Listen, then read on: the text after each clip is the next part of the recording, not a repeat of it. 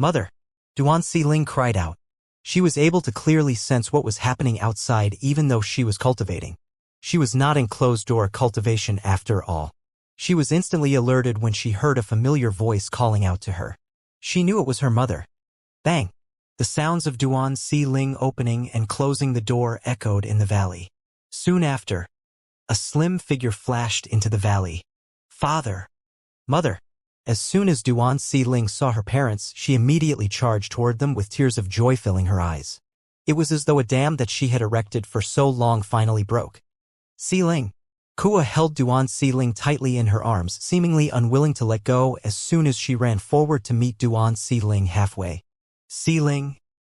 Duan Ling Tian's usual calm and unflappable expression disappeared immediately as soon as he saw Kua hugging the young girl who had grown up. His eyes were filled with affection and a warm smile appeared on his face. Only a few years have passed. But you've grown so much, daughter. Currently, Duan Xiling was already 16 years old. Even then, Duan Xiling's pretty face that she inherited from Duan Ling Tian and Kura still contained innocence. Feng Tianwu, who was standing next to Duan Ling Tian, stared at him as he watched on affectionately as Kura and Duan Xiling hugged. A pang of jealousy appeared in her heart when she saw this. If it was possible, she really wished to have a child with Duan Ling Tian. Han Xuanai, Chen Yiru, and the others stood silently as they watched the mother and daughter hugging. No one made a sound as though they were afraid of disrupting the moment. Zoom! Zoom! At some point, the old prophet and guardian Qing, who formerly from the fire worship sect, made their appearances as well. They were overjoyed to see Duan Ling Tian and the others returned unharmed.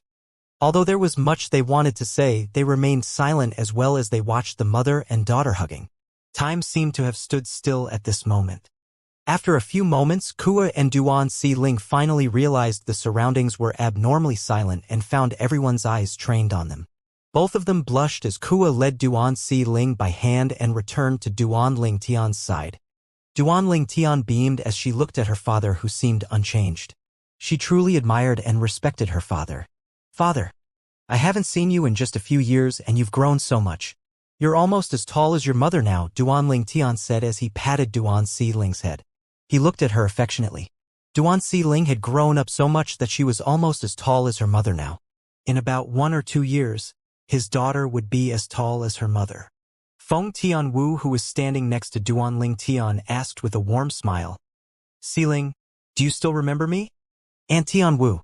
Duan Ling Tian moved next to Feng Tianwu and held her hand. She said with a giggle, how can I forget you, Auntie Tianwu? You're still as youthful and pretty compared to when I last saw you. Although Feng Tianwu did not spend a lot of time with Duan Xiling before entering the Beyond Heaven secret zone, she had showered Duan Xiling with a lot of love during that time. This was also why Duan Xiling had a good impression of her. You're such a sweet talker, Xiling. Feng Tianwu laughed when she heard Duan Xiling's words. Han Xuanai decided to join the fun and asked, Xiling, how about me? How about me? Do you still remember me? After greeting Han Xuanai, Duan Xiling went to Gan Ruyan's side and held her hand. Meanwhile, Duan Ling Tian was deep in discussion with the old prophet and guardian Qinghua. Did you gain anything during your trip to the Sword Saint secret zone? The old prophet asked eagerly as he stared at Duan Ling Tian with hopes shining in his eyes. Junior Uncle Old Prophet, in fact. There's no such thing as the Sword Saint secret zone. Duan Ling Tian had anticipated such a question from the old prophet, so he disabused the old prophet of that notion immediately. There's no Sword Saint secret zone? What do you mean? The old prophet was understandably shocked. The so-called Sword Saint secret zone that we entered is actually a Beyond Heaven secret zone. Duan Ling Tian explained everything he knew to the old prophet.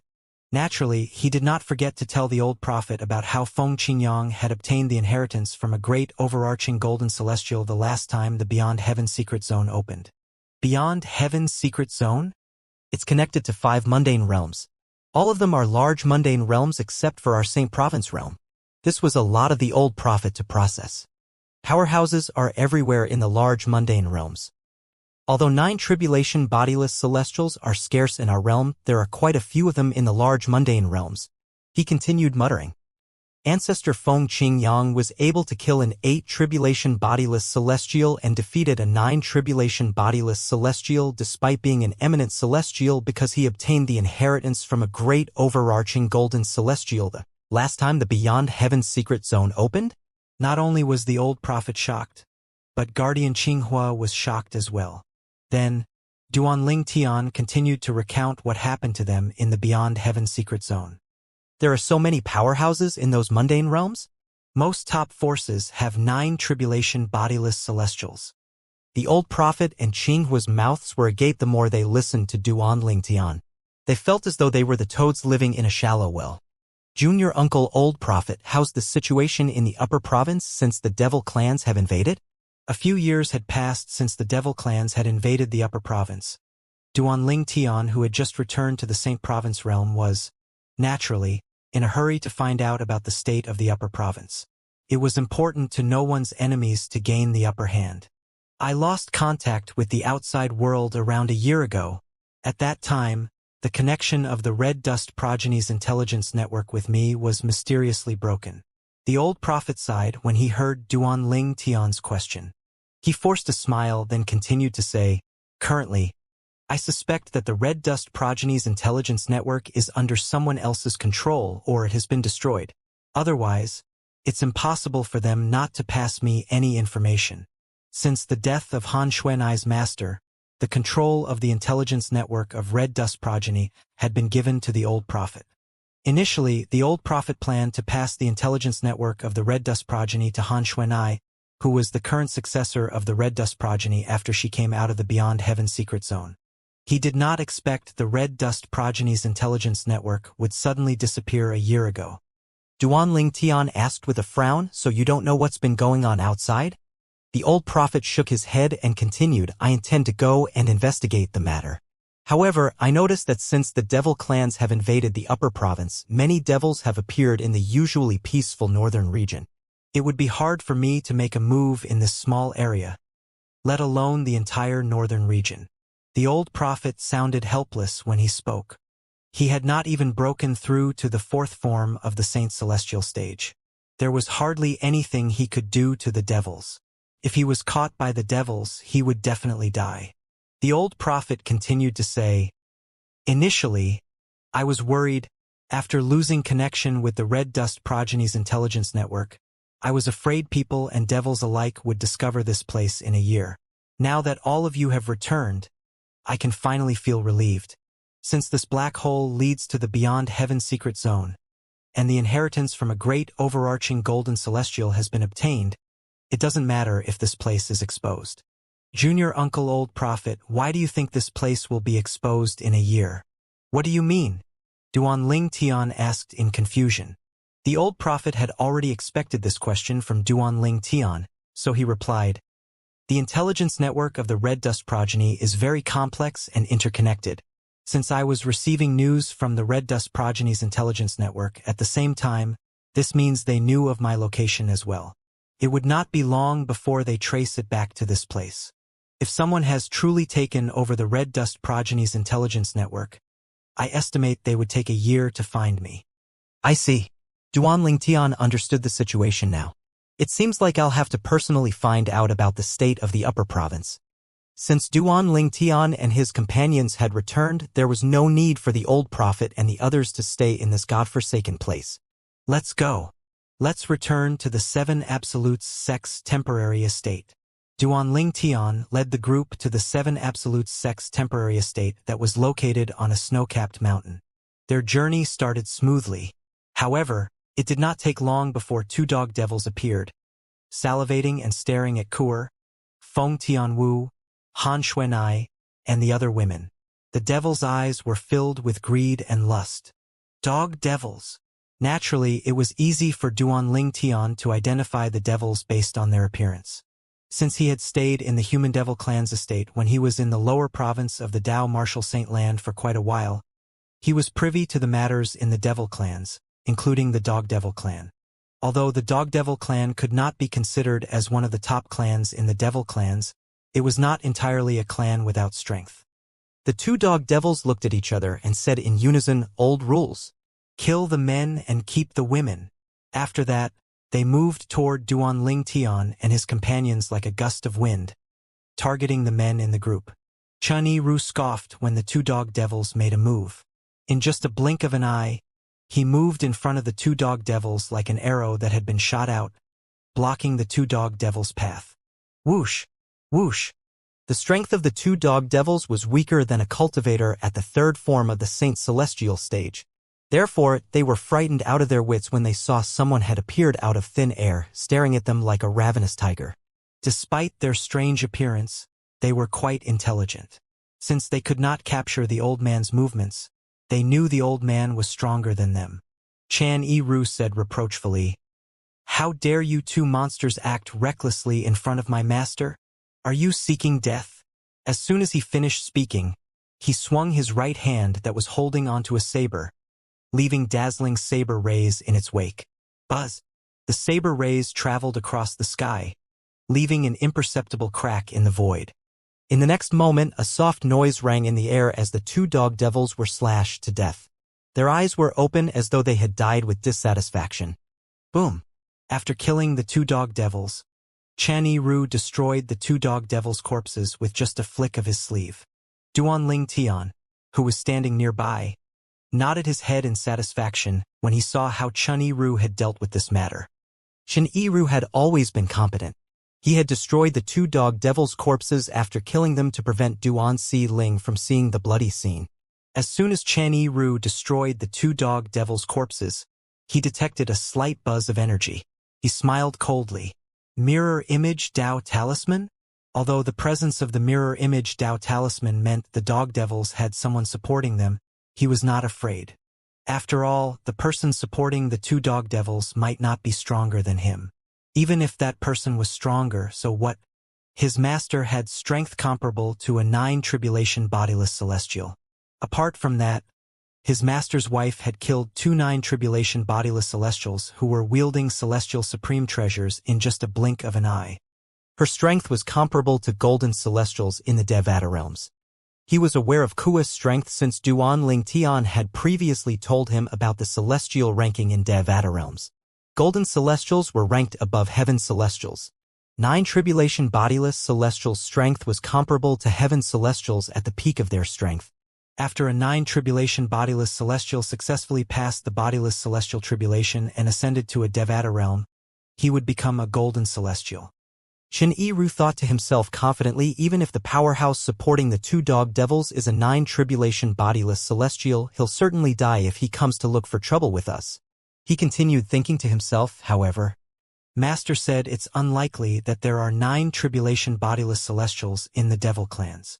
Nevertheless, he was not worried. Even if there were 9 tribulation bodiless celestials in the devil clans, they were no threat after all. Han Xuanai rolled her eyes and smiled when she noticed the aura of the Mirror Image Dao Talisman. They have the Mirror Image Dao Talisman? I'm interested to see whether the person backing them would dare to come looking for us. Probably not. With the strength Senior Chun Yi-Ru displayed, the average devils would be frightened when they see it. It's unlikely they'll try to seek revenge from Senior Chan Yi-Ru, Nangong Yi replied. Chun Yi-Ru was a 4 tribulation bodiless celestial after all. Ordinary devils would not dare to look for trouble with him. The appearance of the two dog devils was just a slight disturbance to Duan Ling Tian and his companions. After that, they encountered a few groups of devils who tried to look for trouble with them during their journey, but they were all killed by Chan Yi-Ru. The strongest among the devils was only at the 5th form of the Saint Celestial stage. Let alone a 4 tribulation bodiless celestial like Chan Yi-Ru, even the Nangong twins could easily deal with these devils. It did not take long before Duan Ling Tian and his companions arrived at their destination, the 7 Absolutes sect's temporary estate on a nameless snow-capped mountain. We've arrived. At this moment, the old prophet spoke up. I received news from the Red Dust progeny a year ago that our temporary estate had been taken over by a group of devils. He was not worried about this since he had been informed by Nangong Yi that Duan Ling Tian's strength was comparable to a 9 tribulation bodiless celestial. When he first learned about Duan Ling Tian's strength, he was thoroughly shocked. After all, Duanling Tian's strength was comparable to a 9 tribulation bodiless celestial and Feng Qingyang, but Duanling Tian did not even obtain the inheritance from a great overarching golden celestial. He was overjoyed when he thought about this, since this meant the 7 Absolute sect would rise to the top again and regain its glory from the era of Feng Qingyang. The devils who had occupied the 7 Absolute sect's temporary estate were only a group of boar devils. The strongest among them was only at the 7th form of the Saint Celestial stage. Shen Yiru killed all of them on his own. Needless to say, Duanling Tian and his companions successfully snatched their temporary estate back. Dong! Dong! Dong! Please spare my life, sir. Spare my life, sir. In a spacious great hall, a devil with the head of a boar and human body kneeled on the ground and kowtowed repeatedly, even though his forehead was drenched in blood. It seemed as though he was not aware of it as he continued to kowtow and begged for mercy. A purple-clad young man sat on the highest seat in the great hall. An old man stood respectfully behind him. The purple-clad young man was none other than Duanling Tian. Chan Yiru had intentionally spared this boar devil's life earlier under Duanling Tian's order. At this moment, the boar devil was still kowtowing and begging for mercy. His eyes flashed with fear that came from his heart and soul when he looked at Duanling Tian. Chan Yiru was already so strong, but he was so respectful toward Duanling Tian and addressed Duanling Tian as master. Shen Yiru had effortlessly killed all the boar devils. How terrifying would his master be then? As Duanling Tian stared at the boar devil, he said indifferently, "Tell me what I want to know, and I'll let you go." Upon hearing this, the boar devil realized his life had been spared because Duanling Tian had questions to ask him. "Sir, please ask away. I'll tell you everything I know." The boar devil replied deferentially. He had finally stopped kowtowing and begging for mercy. Since the devil clans invaded the upper province of Dao Martial Saint Land, the upper province has been in chaos. I want to know if devil clans or the humans have the upper hand now. Duanling Tian asked indifferently. The boar devil was originally worried and convinced that Duanling Tian would ask him some tricky questions. Therefore, he was stunned when he heard Duanling Tian's question. The boar devil thought he had heard wrongly, so he asked, "Sir, may I know what is it you want to ask? Was there a need to inquire about the current state of the upper province of the Dao Martial Saint Land?" "I don't want to repeat myself," Duanling Tian said with a slight frown on his face. His eyes flashed with impatience when he saw the boar devil looking at him skeptically. Yes, yes.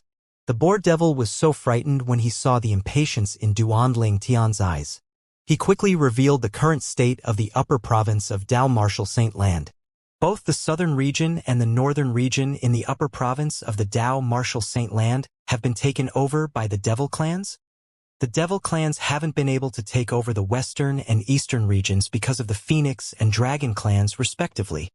Currently, the central region of the upper province has become the main battlefield for the devil clans from the land of exile and the humans from Saint Province realm. Through the boar devil, Duanling Tian had a rough understanding of the state in the upper province of the Dao Martial Saint Land. The strongest existence in the devil clans is an 8 tribulation bodiless celestial. Both the 8 tribulation bodiless celestials from the Dragon and Phoenix clan and the 8 tribulation bodiless celestial in the devil clan fought to a draw. Duanling Tian muttered under his breath. After thinking about it for a moment, he thought to himself, this shouldn't be the extent of the devil clan's strength. Although it was said that the devil clans did not have any 9 tribulation bodiless celestial, it might not be the case. After a while, Duanling Tian looked at the boar devil who was kneeling before him and said nonchalantly, "Since you're pretty cooperative, you can fuck off now." To him, the boar devil was nothing more than an insignificant existence in the devil clans. It did not matter to him if he killed the boar devil or not. "Thank you, sir. Thank you, sir." The boar devil thanked Duanling Tian joyfully and quickly rushed out of the great hall and left the snow-capped mountain. After the boar devil left, Duanling Tian rose to his feet. His eyes flashed with fury as he said, "Now, I'll go to the Dragon clan and settle our old scores." He would never forget the deaths of 2 successors in the 7 Absolute sect that was caused by the Dragon clan. The Dragon clan had killed Gu Li, the successor of the Kratos progeny, the 3rd Absolute, and Yu Wuing, the successor of the Dark Shadow progeny, the 4th Absolute. In just a blink of an eye, Duan Ling Tian left the hall. He stared at the sky as he murmured, "Senior Brother Guli, if you're watching from heaven, please watch carefully as I seek revenge from the Dragon Clan for you. San Dao." Duan Ling Tian beckoned Chen Yiru, who had just exited the Great Hall after he regained his senses. "Master," Chen Yiru replied respectfully.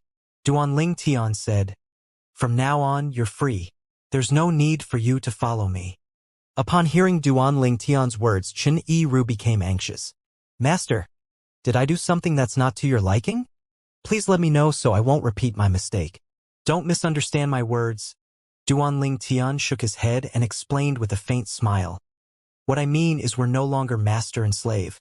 You may choose to stay or leave the Seven Absolute sect. It's up to you." Chen Yiru had been faithful in serving Duan Ling Tian for quite a period of time, and he was extremely satisfied with Chen Yiru. For this reason, he decided to release Chen Yiru from his promise. "I'm sorry for misunderstanding you." Chen Yiru realized that he had misunderstood Duan Ling Tian's meaning. He continued to say, "Thank you for your grace, Master. However, I'm willing to follow you." Duan Ling Tian said decisively, "Well, in any case, you're free from today onward. I'll stay in the Seven Absolutes sect as a guardian." Chen Yiru said determinedly. Duan Ling Tian smiled faintly. "The Seven Absolutes sect welcomes you." Soon after, Duan Ling Tian informed the other members of the Seven Absolutes sect about the matter. "Welcome, Guardian Chen." "Welcome, Guardian Chen." The members of Seven Absolutes sect led by the old prophet welcomed Chen Yiru, who was a four-tribulation bodiless celestial. Chen Yiru joining the sect would only make the sect stronger. Previously, he was not a member of the Seven Absolutes sect even though he followed Duan Ling Tian and followed Duan Ling Tian's orders. If Duan Ling Tian ascended to a Devata realm, he would have left the sect. However, now that he became a guardian of the Seven Absolute sect, he would stay in the Seven Absolute sect whether or not Duan Ling Tian was around. After this matter was dealt with, Duan Ling Tian went to look for Kuer to inform her about his intention to seek revenge from the Dragon Clan. "Kuer, I'm planning to head to the Dragon Clan." Kuer said without any hesitation, "Brother Tian, I'll come with you." "There's no need for that." Duan Ling Tian shook his head as a faint smile appeared on his face. "With my current cultivation, I'm not afraid even if the Dragon Clan has a 9-tribulation bodiless celestial. Moreover, don't you have the Jade token I've given you? If I need your help, I'll notify you through the Jade token, so don't worry. With your current strength, it'll only take you a couple of dozens of breaths to travel across half of the upper province. Furthermore, you can protect Xiling and the others if you stay here. With you around, I don't have to worry about their safety." After listening to Duan Ling Tian's words, she knew she could insist on going to the Dragon Clan with Duan Ling Tian.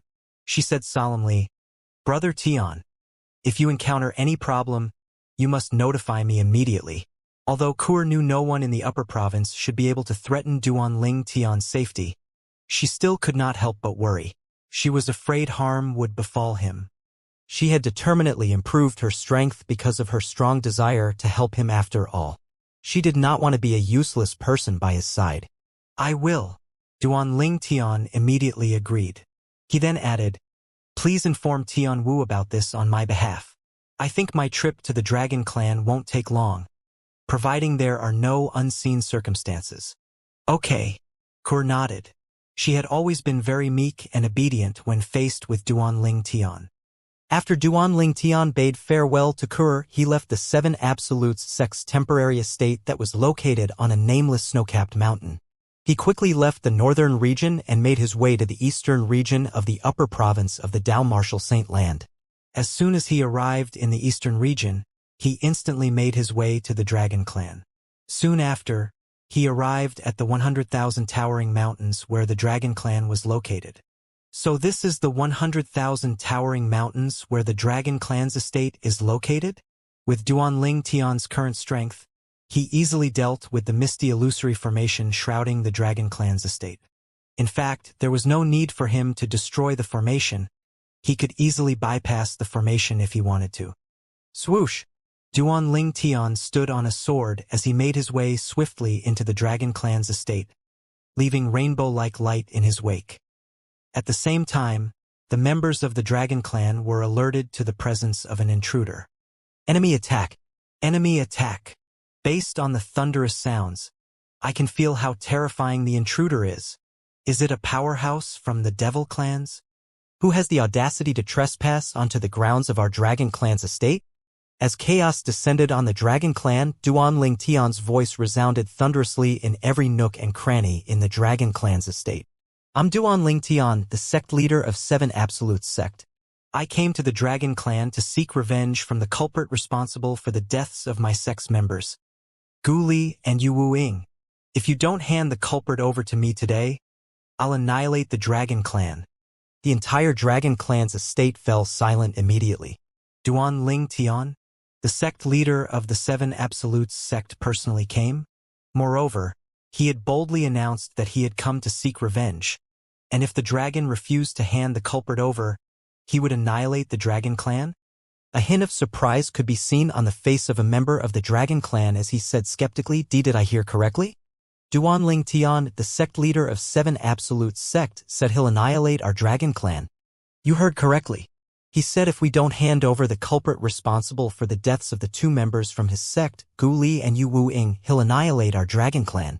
He's crazy. Crazy. The sect leader of the 7 Absolute sect is insane. Who does he think he is? He thinks he can destroy our Dragon Clan. The sect leader of 7 Absolute sect is seeking death. When the members of the Dragon Clan regained their senses, they erupted in anger. All of them thought Duan Ling Tian was courting death. Above the Dragon Clan's estate in the 100,000 towering mountains, a purple-clad young man hovered in the air as he looked down indifferently. His eyes flashed viciously as he murmured, Senior brother Gu Li, I'll avenge you today. The purple-clad young man who had invaded the Dragon Clan's estate was none other than Duan Ling Tian. Duan Ling Tian was not lying earlier when he said he would annihilate the Dragon Clan if they did not hand over the culprit responsible for Gu Li, Yu Wuing, and Han Xuanai's master's deaths. Initially, he had thought to directly annihilate the Dragon Clan since he had Kur's help. If Kur got involved, let alone one Dragon Clan, she would be able to annihilate more than one Dragon Clan. However, after thinking about it, he decided to only kill those responsible for Gu Li and Yu Wuying's deaths. After all, the Dragon Clan still had its uses. They could suppress the Devil Clans. Well, that was under the condition that the Dragon Clan no longer provoked the 7 Absolutes sect. If the Dragon Clan would not cooperate, then he would no longer be kind and annihilate the entire Dragon Clan. Duan Ling Tian had boldly come alone because he had learned from Chan Yi-Ru that there were no bodiless celestials who had cultivated the soul congregation embodiment technique in the Dragon Clan. Otherwise, he would not have been so foolish to come alone. Even if the Dragon Clan had 3 tribulation bodiless celestials who had cultivated the soul congregation embodiment technique, he would fall into a disadvantageous position. Knowing this, he had boldly announced that he would annihilate the Dragon Clan if they did not hand over the culprit who killed Gu Li and Yu Wuing. Duan Ling Tian thought to himself, anyway, it doesn't matter even if they have bodiless celestials who cultivated the soul congregation embodiment technique. If I summon Kur over, and with my current strength, even if they have 9 tribulation bodiless celestial who cultivated the soul congregation embodiment technique, there's no need for me to be afraid at all. Duan Ling Tian felt reassured when he thought about Kur. With Kur's strength that's comparable to a golden celestial in a Devata realm, and her soul that's also similar to an ordinary golden celestial, it should be easy for her to counter the attack from a 9 tribulation bodiless celestial who has cultivated the soul congregation embodiment technique. Before entering the Beyond Heaven's secret zone, Duan Ling Tian did not expect that a day would come when he could rely on Kur. Her strength had also raised his confidence. Duan Ling Tian continued thinking to himself, if the Dragon Clan doesn't accede to my request, I'll just annihilate them. With Kur and my strength, even if the Dragon Clan ceases to exist, there's no need for us to fear the Devil Clans from the land of exile. His eyes shone brightly as he thought about this. The breeze was soft and fresh up in the sky above the Dragon Clan's estate where Duan Ling Tian was hovering. On the contrary, it was total pandemonium in the Dragon Clan at this moment. Annihilate the Dragon Clan. Someone actually said he wants to annihilate our Dragon Clan. In the long history of our dragon clan, I don't think there's anyone who dared to say they want to annihilate our clan. Is the sect leader of 7 Absolutes sect trying to cause chaos here? Someone scoffed. Since the devil clans have invaded our upper province, there isn't any news of Duanling Tian over the past few years already. As soon as he reappears, not only did he appear in our dragon clan, he also threatens to annihilate us if we don't hand over the culprit. How audacious! I think our patriarch, the supreme elder, and the others must have already heard Duanling Tian's words, right? Another person snorted. If our patriarch and supreme elders appear, Duanling Tian would surely die. Similar discussion could be heard everywhere in the Dragon Clan's estate. All the members of the Dragon Clan did not take Duanling Tian seriously. They were confident he was not strong enough to annihilate the Dragon Clan. In their opinion, him coming here was akin to committing suicide. Somewhere in the Dragon Clan estate, I was the one who killed Gu Li. However, I was merely obeying the order of Supreme Elder, Elder Di Huan. Based on Duanling Tian's words, he wants us to hand over Supreme Elder Di Huan to him. A middle-aged man muttered disdainfully. When he heard Duanling Tian's words, he was sitting cross-legged, cultivating. He wants us to hand over Elder Di Huan to him? How preposterous! Even if we hand over Elder Di Huan to him, is he even a match for Elder Di Huan? Would he even be able to avenge the members of 7 Absolutes sect? The 2 Dragon Clan's members who received orders from Di Huan's order to kill Yu Wuing and Han Xuanai's master smiled contemptuously. Their words dripped with disdain when they spoke. Di Huan, the supreme elder of the Dragon Clan, was also Di Chen's father.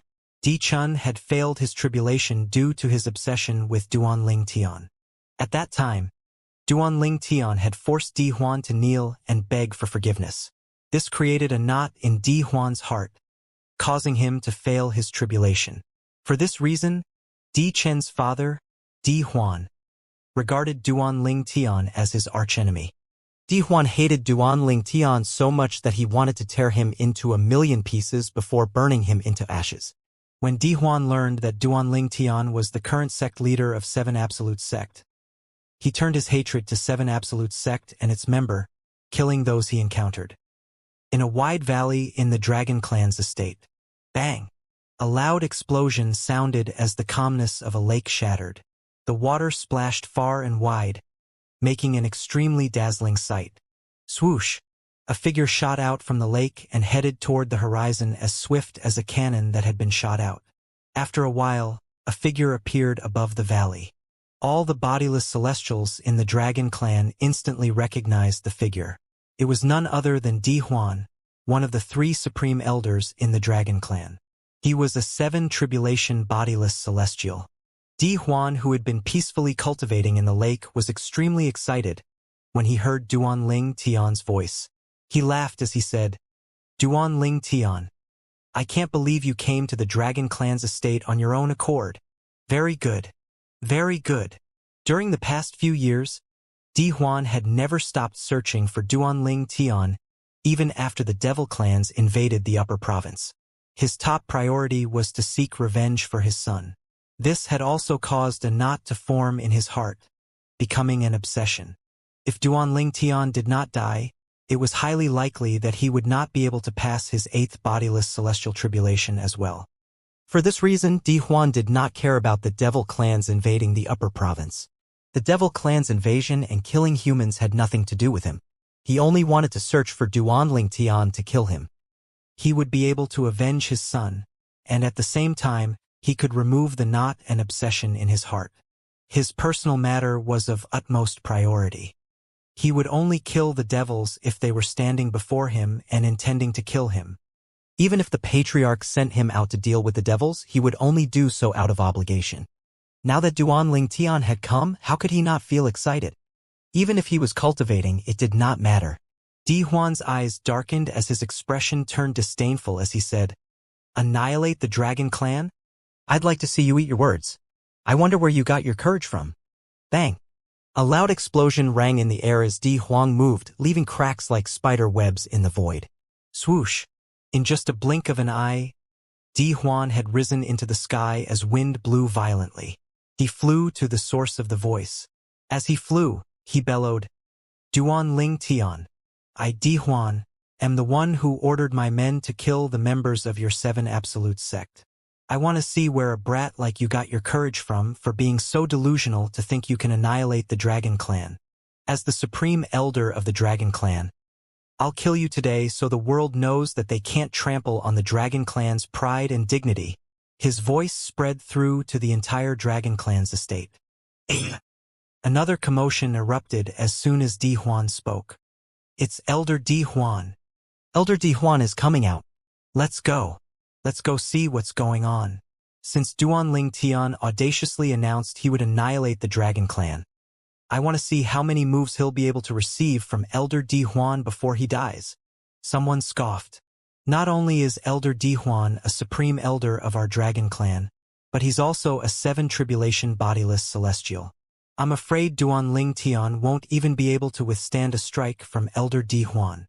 I agree. The members who were enraged by Duanling Tian's words became excited when they heard Di Huan's voice that resonated in the entire Dragon Clan's estate.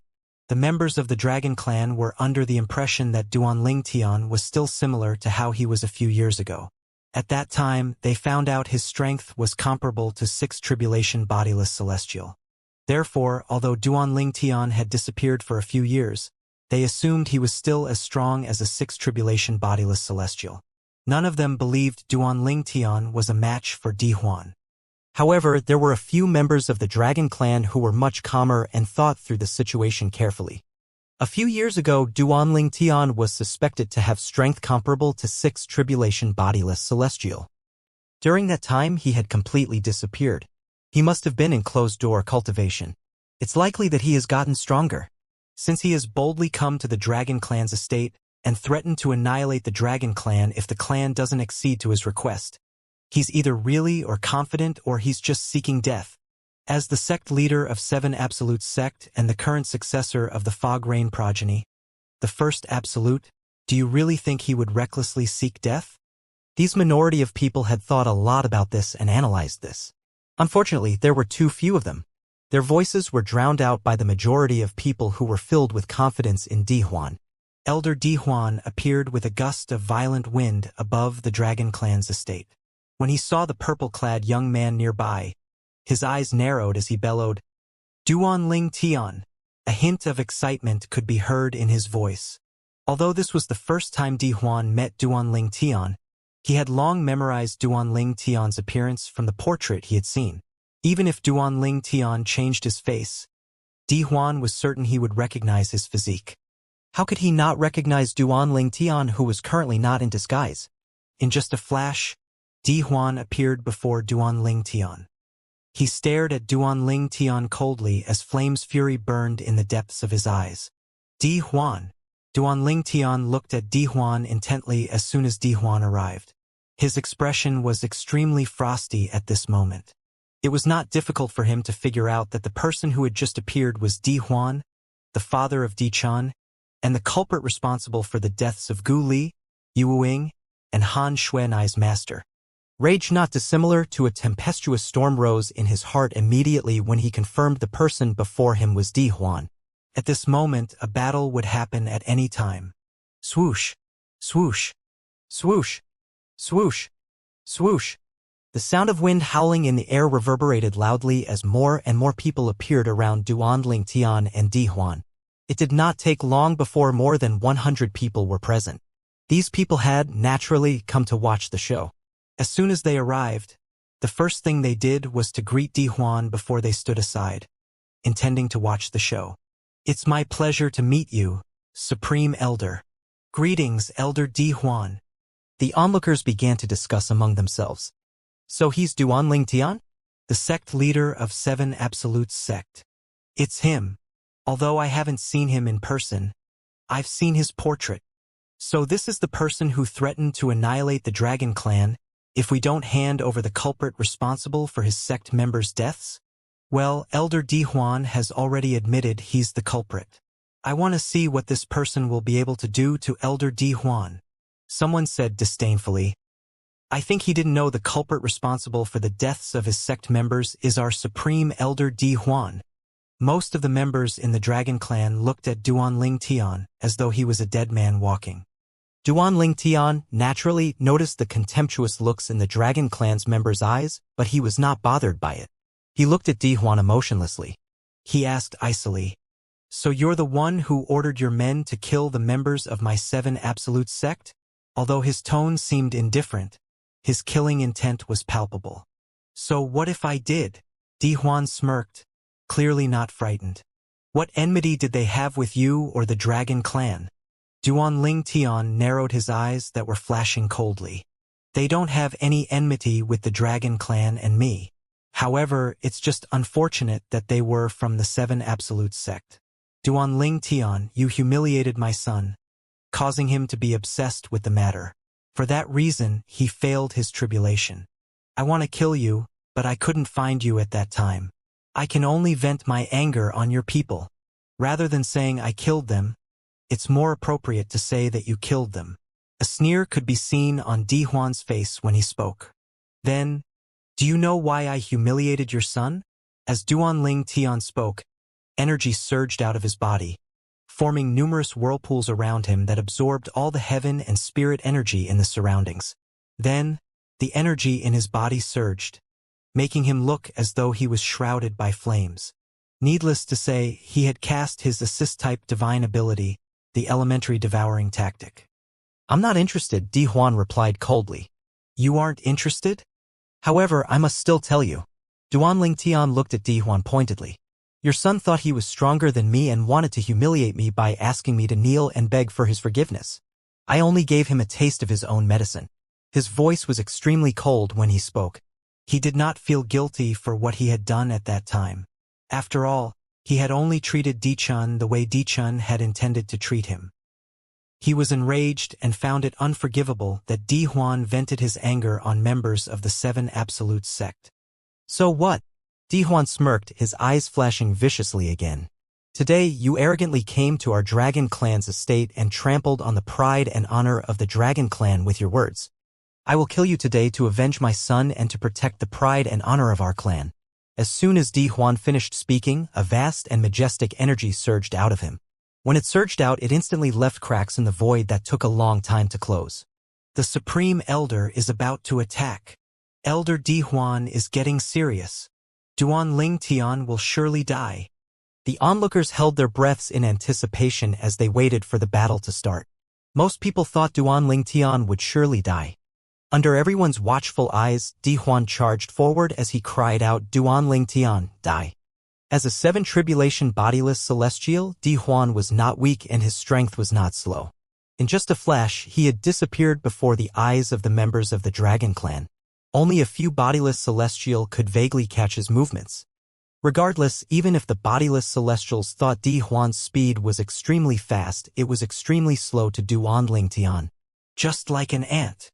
Duan Tian smiled sarcastically when he saw Di Huan attacking without even knowing his own capability. He lifted his hand, revealing a sword. This was the celestial sword he had used when he was in the Beyond Heaven secret zone. Body-sword fusion. At this moment, millions of sword rays shot out from the celestial sword. Whoosh! Whoosh! Whoosh! Even Duan Tian's body was shooting out millions of sword rays before he finally transformed into a simple and unadorned sword. The sword hovered in the air, restraining its aura, looking ordinary. In the next moment, under the onlookers' watchful eyes, the simple sword that Duan Tian had transformed into flew toward Di Huan at a speed that was neither fast nor slow. "Xiao!" A crisp sound of a sword cry rang in the air. Everyone present on the scene could clearly see the sword. Even those weaker members of the Dragon Clan could vaguely see the sword. For this reason, everyone felt this sword was extremely ordinary. Suddenly, a member of the Dragon Clan who was a 6 tribulation bodiless celestial laughed. "I thought Duan Tian's body sword fusion would be extraordinary. Who knew it's so ordinary? He thinks he can fight Elder Di Huan? How reckless!"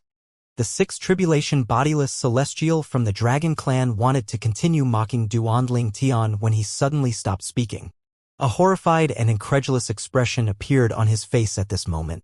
He cried out, "Heavens! How's this possible?" "Xiao!" A short-lived sword cry rang in the air. A few 6 tribulation bodiless celestials who were present on the scene widened their eyes in horror immediately. "Have mercy! Stop this!" 2 voices laden with urgency rang out in the air in unison, accompanied by the appearances of a middle-aged man and an old man. Unfortunately, they had arrived too late. Puff!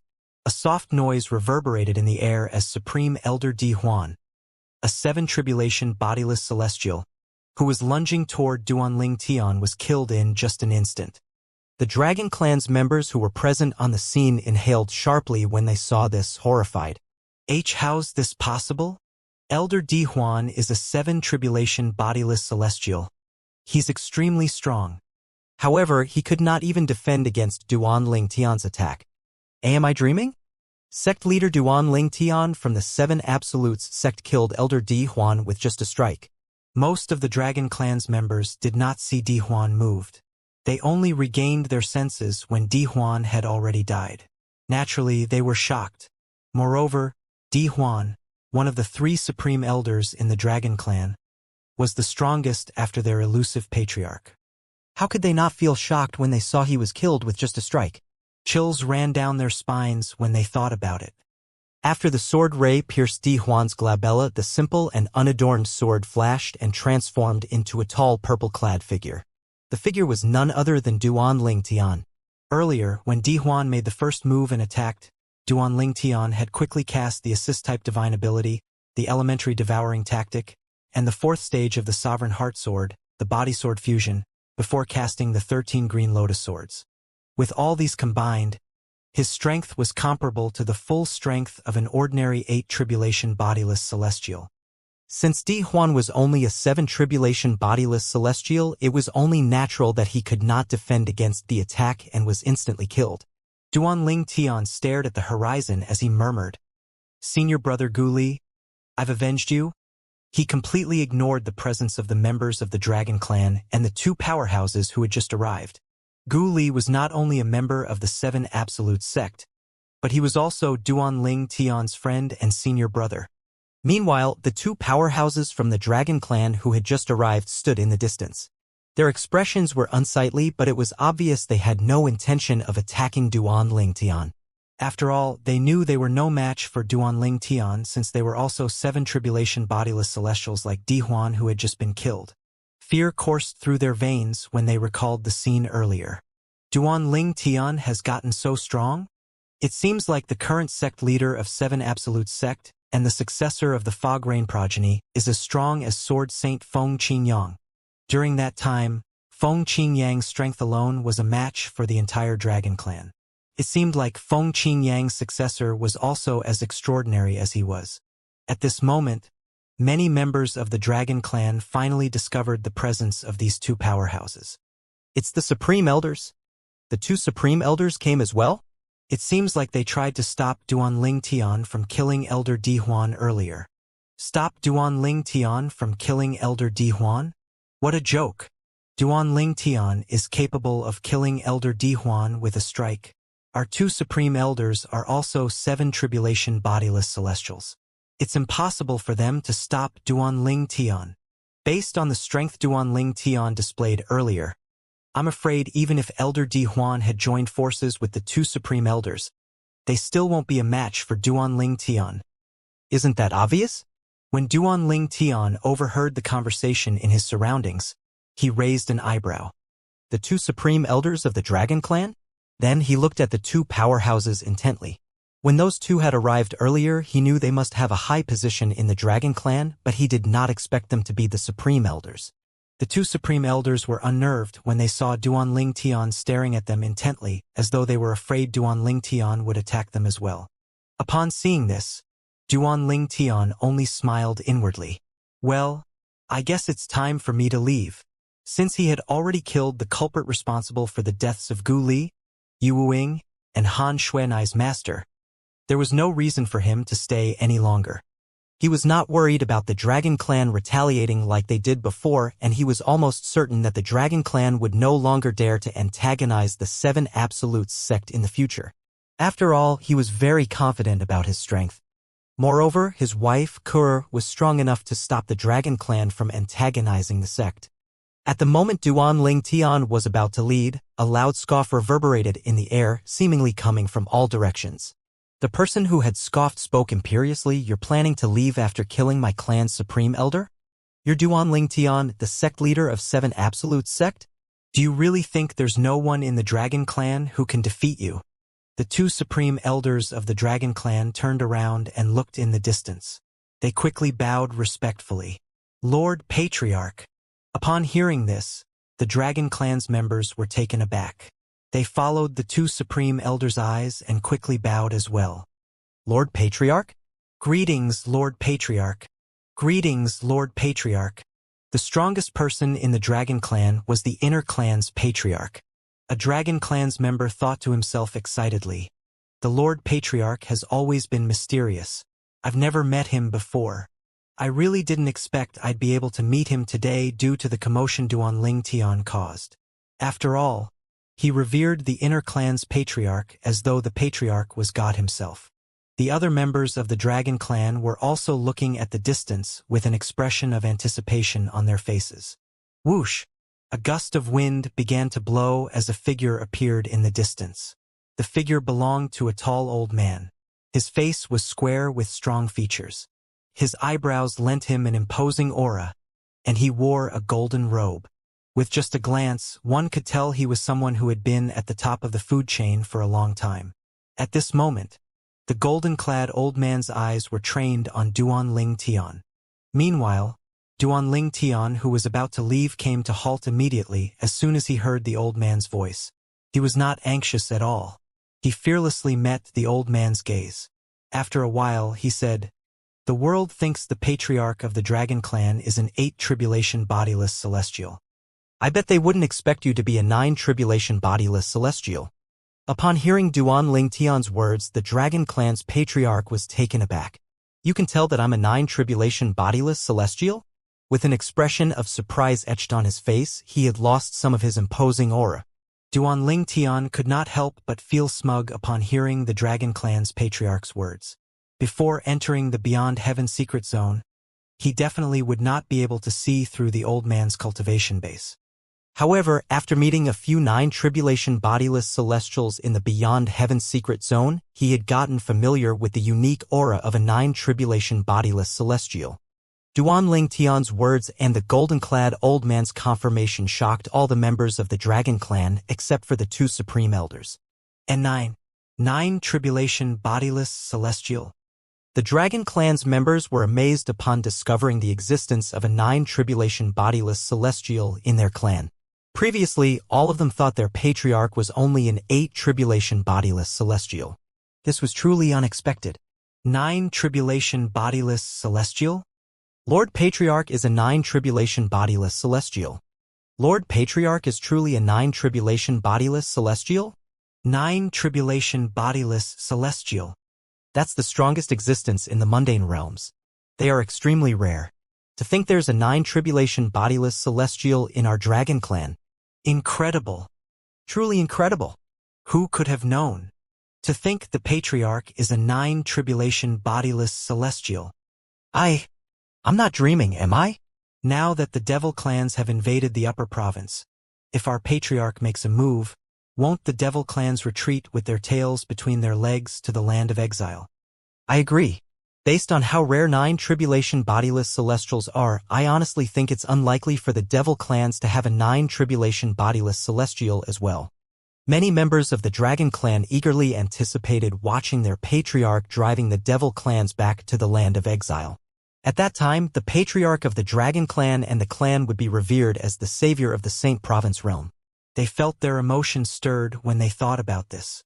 After all, they had all dreamed of becoming heroes in this time of crisis. Although they would only be basking in the glory of their patriarch, they still felt excited. On the other hand, among the members of the Dragon Clan, only the 2 supreme elders maintained their composure at this reveal. After all, as the supreme elders of the Dragon Clan and 7 tribulation bodiless celestials, there were many instances where they had met the patriarch. They were, naturally, privy to a lot of matters. They, including Di Huan who had just been killed, had long known about their patriarch's cultivation base.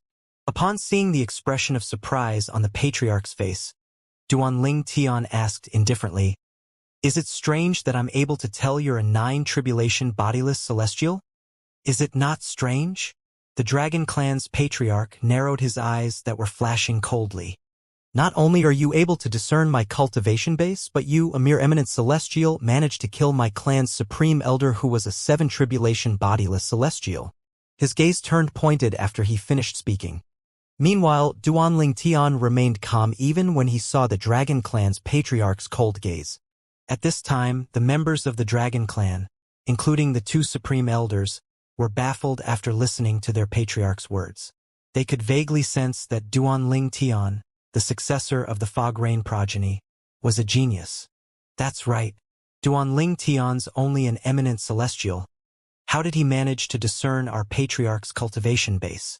Normally, an eminent celestial's divine consciousness can't even compare to that of a 3-tribulation bodiless celestial, and 3-tribulation bodiless celestials are definitely not capable of discerning the cultivation base of a 9-tribulation bodiless celestial.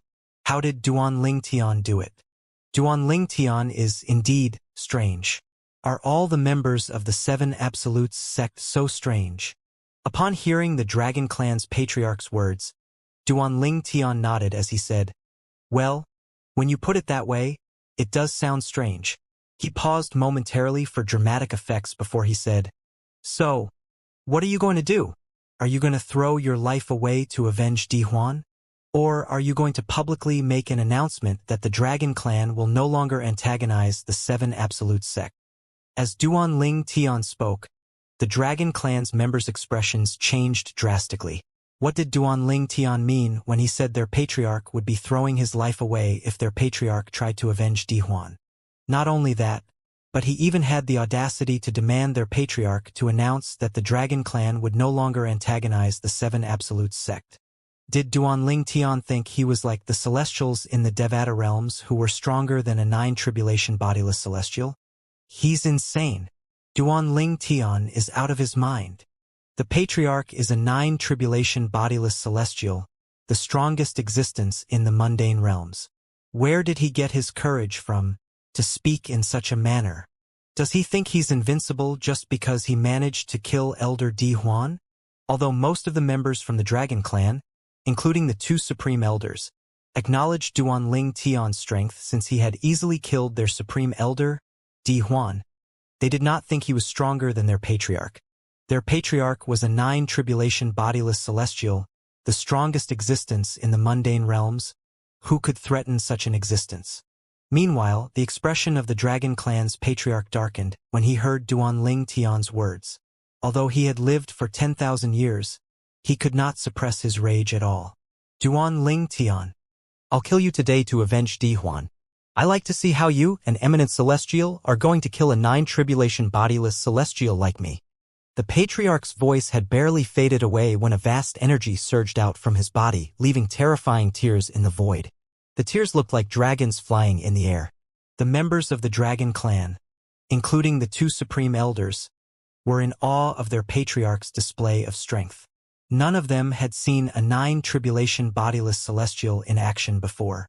Some of the members from the Dragon Clan with a weaker cultivation base were sent flying by the shockwave from the energy that surged out their Patriarch. They could only watch from the distance as he prepared to attack Duanling Tian. To this is the power of a 9-tribulations bodiless celestial. Meanwhile, Duanling Tian narrowed his eyes when he saw the energy surging out of the body of the Dragon Clan's Patriarch. It seems like you intend on fighting me. As soon as he finished speaking, his celestial sword appeared in his hand. It shone dazzlingly when he sent his energy into it. Whoosh, whoosh, whoosh. As the sword rays flowed and ebbed, the sounds of sword whistling in the air rang clearly and deafeningly.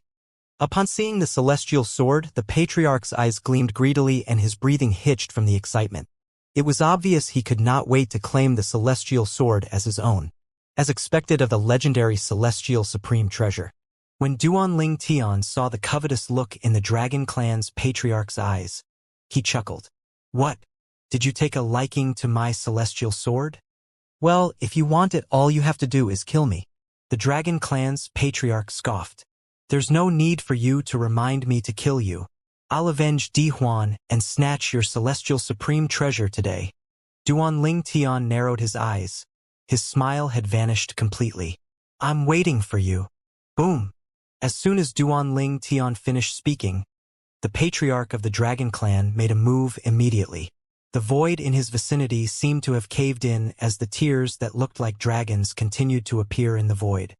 Since you want to die, Duan Ling Tian, I shall fulfill your wish.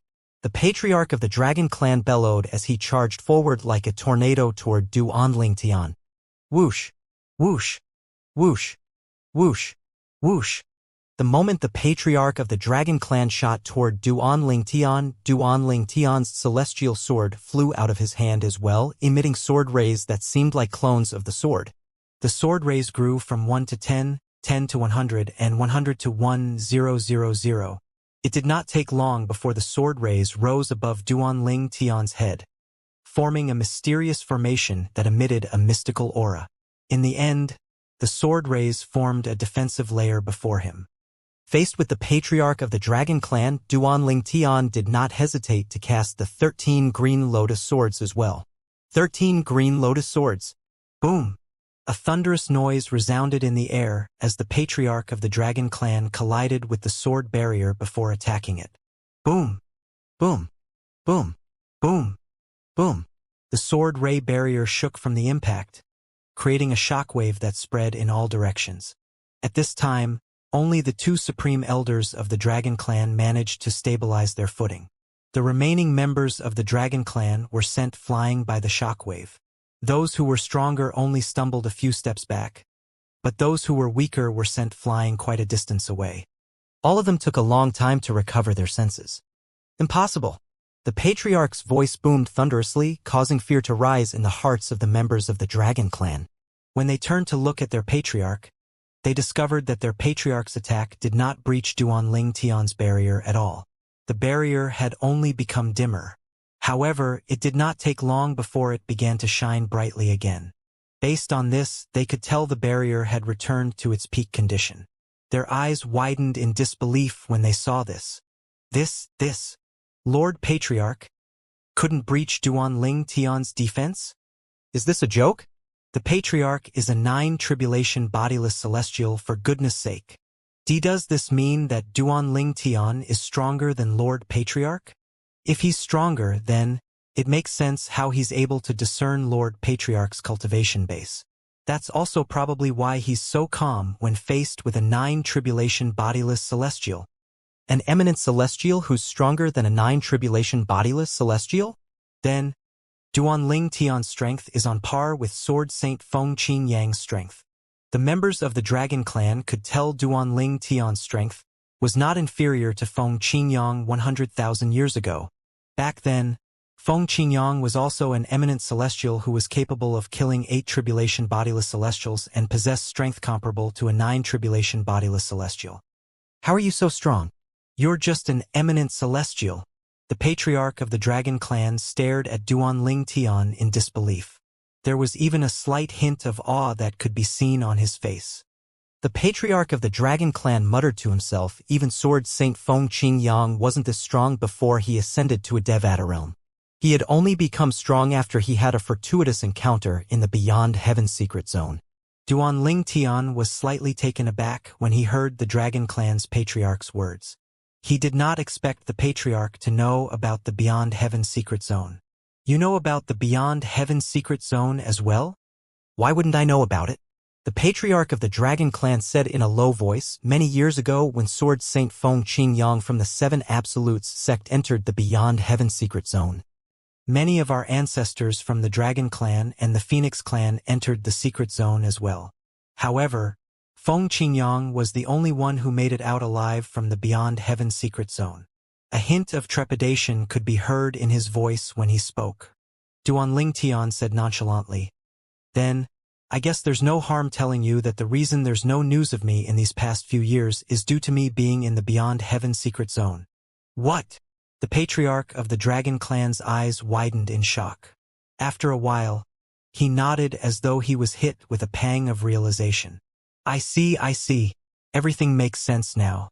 No wonder you possess strength comparable to a 9-tribulation bodiless celestial.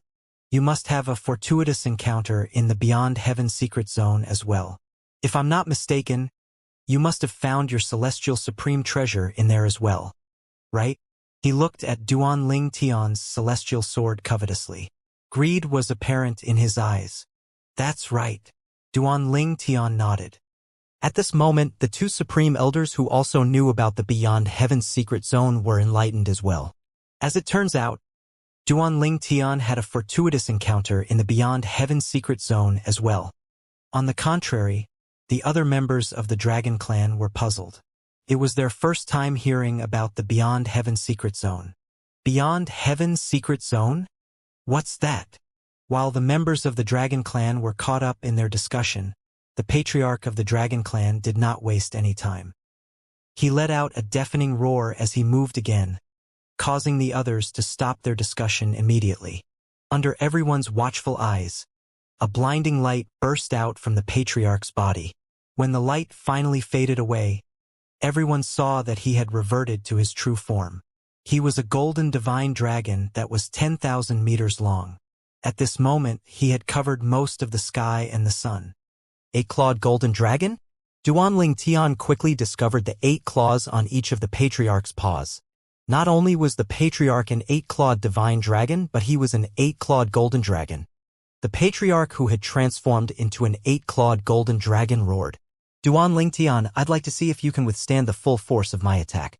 His voice resounded like a tolling bell. It was deafening. In the next moment, under everyone's watchful eyes, the patriarch's colossal body seemed to vanish into thin air. Duan Ling Tian was the only one who was able to capture the patriarch's movement. The patriarch moved with lightning speed. He seemed to have turned into a thick golden whip as he charged toward Duan Ling Tian, leaving tears in the void in his wake.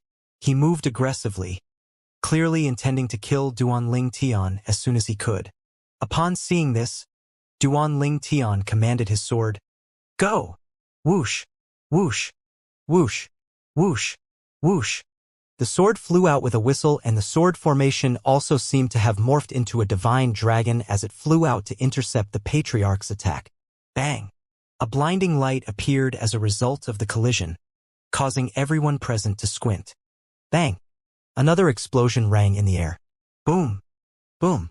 Boom! Boom! Boom!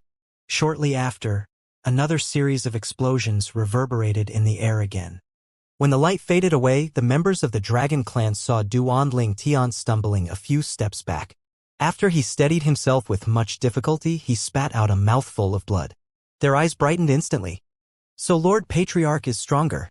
Unfortunately, a wretched cry rang in the air soon after. The members of the Dragon Clan discovered that their patriarch had returned to his human form. He was standing further away as he spat out a mouthful of blood as well. He looked worse for wear. Lord Patriarch is injured as well? Then, this means neither side has won? It did not take long for the members of the Dragon Clan to figure this out. After all, their patriarch could not defeat Duan Ling Tian even after he had reverted to his true form, an 8-clawed golden dragon. After the patriarch of the Dragon Clan caught his breath, he said in a deep voice, "Duan Ling Tian, although I can't kill you, you can't kill me as well. You better give me a satisfactory explanation or compensation for killing a supreme elder of my clan.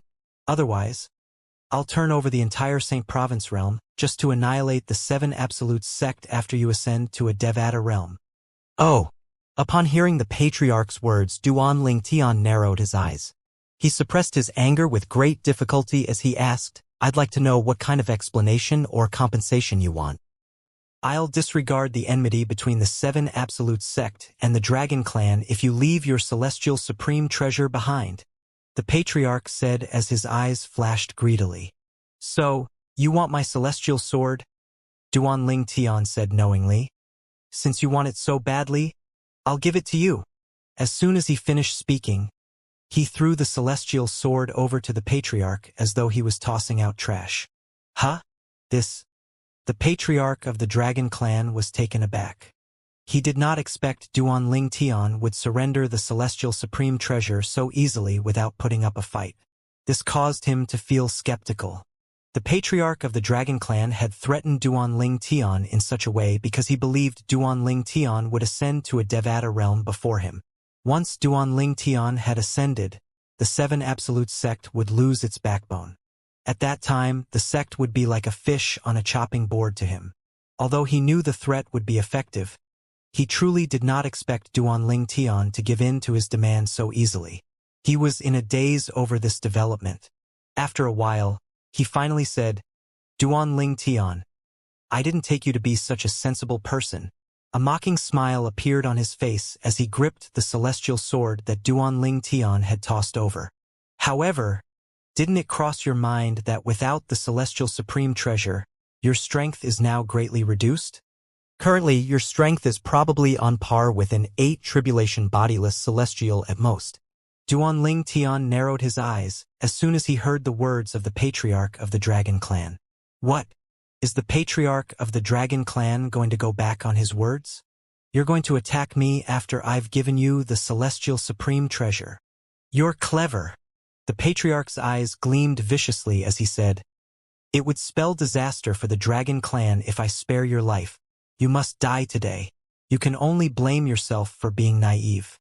You should have made me swear on the lightning penalty oath before surrendering the celestial sword. You cut off your own path of retreat, so you can't blame me for this." His voice was laden with killing intent when he spoke. When the patriarch of the Dragon Clan finished talking, many of the members of the Dragon Clan burst into laughter. Duanling Tian has brought about his own destruction.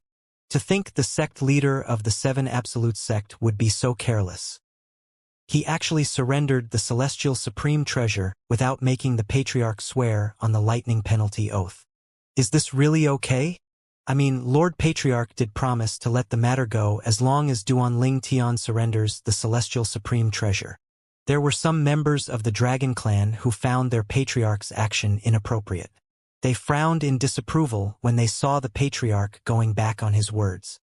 Someone said with a snicker, "Well, Lord Patriarch said that he wouldn't annihilate the Seven Absolutes sect if he hands the celestial sword over. Lord Patriarch didn't say anything about not killing Duanling Tian." Well, you're right. I guess the patriarch didn't go back on his words. Yes, as long as Lord Patriarch doesn't annihilate the Seven Absolute sect, he wouldn't be going back on his words. After discussing it among themselves, all of the members of the Dragon Clan were convinced their patriarch did not go back on his words. They only felt that Duanling Tian, the sect leader of Seven Absolute sect, was too foolish and naive for not making their patriarch swear on the lightning penalty oath. They felt that Duanling Tian had caused his own downfall and only had himself to blame. At this moment, the members of the Dragon Clan looked at Duanling Tian as though he was a dead man walking. They did not think Duanling Tian would survive without his celestial supreme treasure. After all, they knew a celestial supreme treasure could raise one's strength tremendously. Now that Duanling Tian has lost the celestial supreme treasure, he's definitely not as strong as a 9 tribulation bodiless celestial. Even without using the celestial supreme treasure, I'm certain it would be easy for Lord Patriarch to kill Duanling Tian now. You're right, they were evenly matched earlier. However, now that Duanling Tian has lost the celestial supreme treasure, he's certainly not a match for Lord Patriarch. It seems like the sect leader of Seven Absolute Sect will fall in our Dragon Clan today. At this moment, Duanling Tian asked calmly, "So are you going to kill me now?" Even now, he showed no signs of being anxious. "Of course," the patriarch said with certainty. "You can only blame yourself for being too stupid for not making me swear on the lightning penalty oath after obtaining the celestial supreme treasure." Although he was slightly puzzled by Duanling Tian's calmness, he did not think too much into it. After all, he was convinced that Duanling Tian was not a threat without the celestial supreme treasure. In his opinion, Duanling Tian was completely at his mercy like a fish on a chopping board. Duanling Tian continued to ask nonchalantly, "Well, will you keep your promise of leaving the Seven Absolutes sect alone?" The patriarch of the Dragon Clan was stunned when he heard Duanling Tian's words. He did not expect Duanling Tian would still think about his sect members even when he was on the brink of death. He said, "You can rest assured that I'll keep my promise. Since you surrendered the celestial supreme treasure, I won't harm the 7 Absolutes sect. Upon hearing this, the members from the Dragon Clan who were more righteous sighed in relief. They were genuinely worried their patriarch would go back on his words and attack the 7 Absolutes sect. Good. Very good. A brilliant smile appeared on Duan Ling Tian's face as soon as he heard the patriarch's words. Because of these words, I'll leave the Dragon Clan alone after you die. As soon as Duan Ling Tian finished speaking, the entire place fell silent. His words were just too shocking. It took a while before the crowd broke into an uproar. Has Duan Ling Tian gone mad? What nonsense is he spouting? He has already surrendered the celestial supreme treasure. Does he still think he has a chance to kill Lord Patriarch? Even before he surrendered his celestial supreme treasure, he was only evenly matched with the Patriarch. Now that he has lost his treasure, how could he speak so audaciously? Is he mad? I really wonder where he gets his courage from. All of the members of the Dragon Clan thought Duan Ling Tian was delusional. Meanwhile, the Patriarch of the Dragon Clan laughed when he heard Duan Ling Tian's words. It took a while before his laughter finally subsided. He said scornfully, Duan Ling Tian, I don't know where you get your courage from to say something like this even after losing your celestial supreme treasure. After I die, you'll leave the Dragon Clan alone? I'd like to see how you're going to kill me without a celestial supreme treasure. Without a celestial supreme treasure? Duan Ling Tian smiled sardonically when he heard the Patriarch's words and saw the mocking looks from the members of the Dragon Clan. He raised his arm as another sword appeared in his hand. The sword burst into a blinding light as soon as he sent his energy into it. Whoosh! Whoosh! Whoosh! As the sword rays ebbed and flowed, waves of powerful energy spread outward. The energy was comparable to the energy Duan Ling Tian had unleashed earlier with the celestial sword. The members of the Dragon Clan felt the energy and their expressions changed drastically. Even the Patriarch's expression was frozen. What's this? Another celestial supreme treasure? The two supreme elders exchanged a glance and saw the incredulity and awe in each other's eyes. They did not expect that Duan Ling Tian would possess another celestial supreme treasure. Why did it seem like celestial supreme treasures were worthless? That's a celestial supreme treasure. I think so. Good heavens.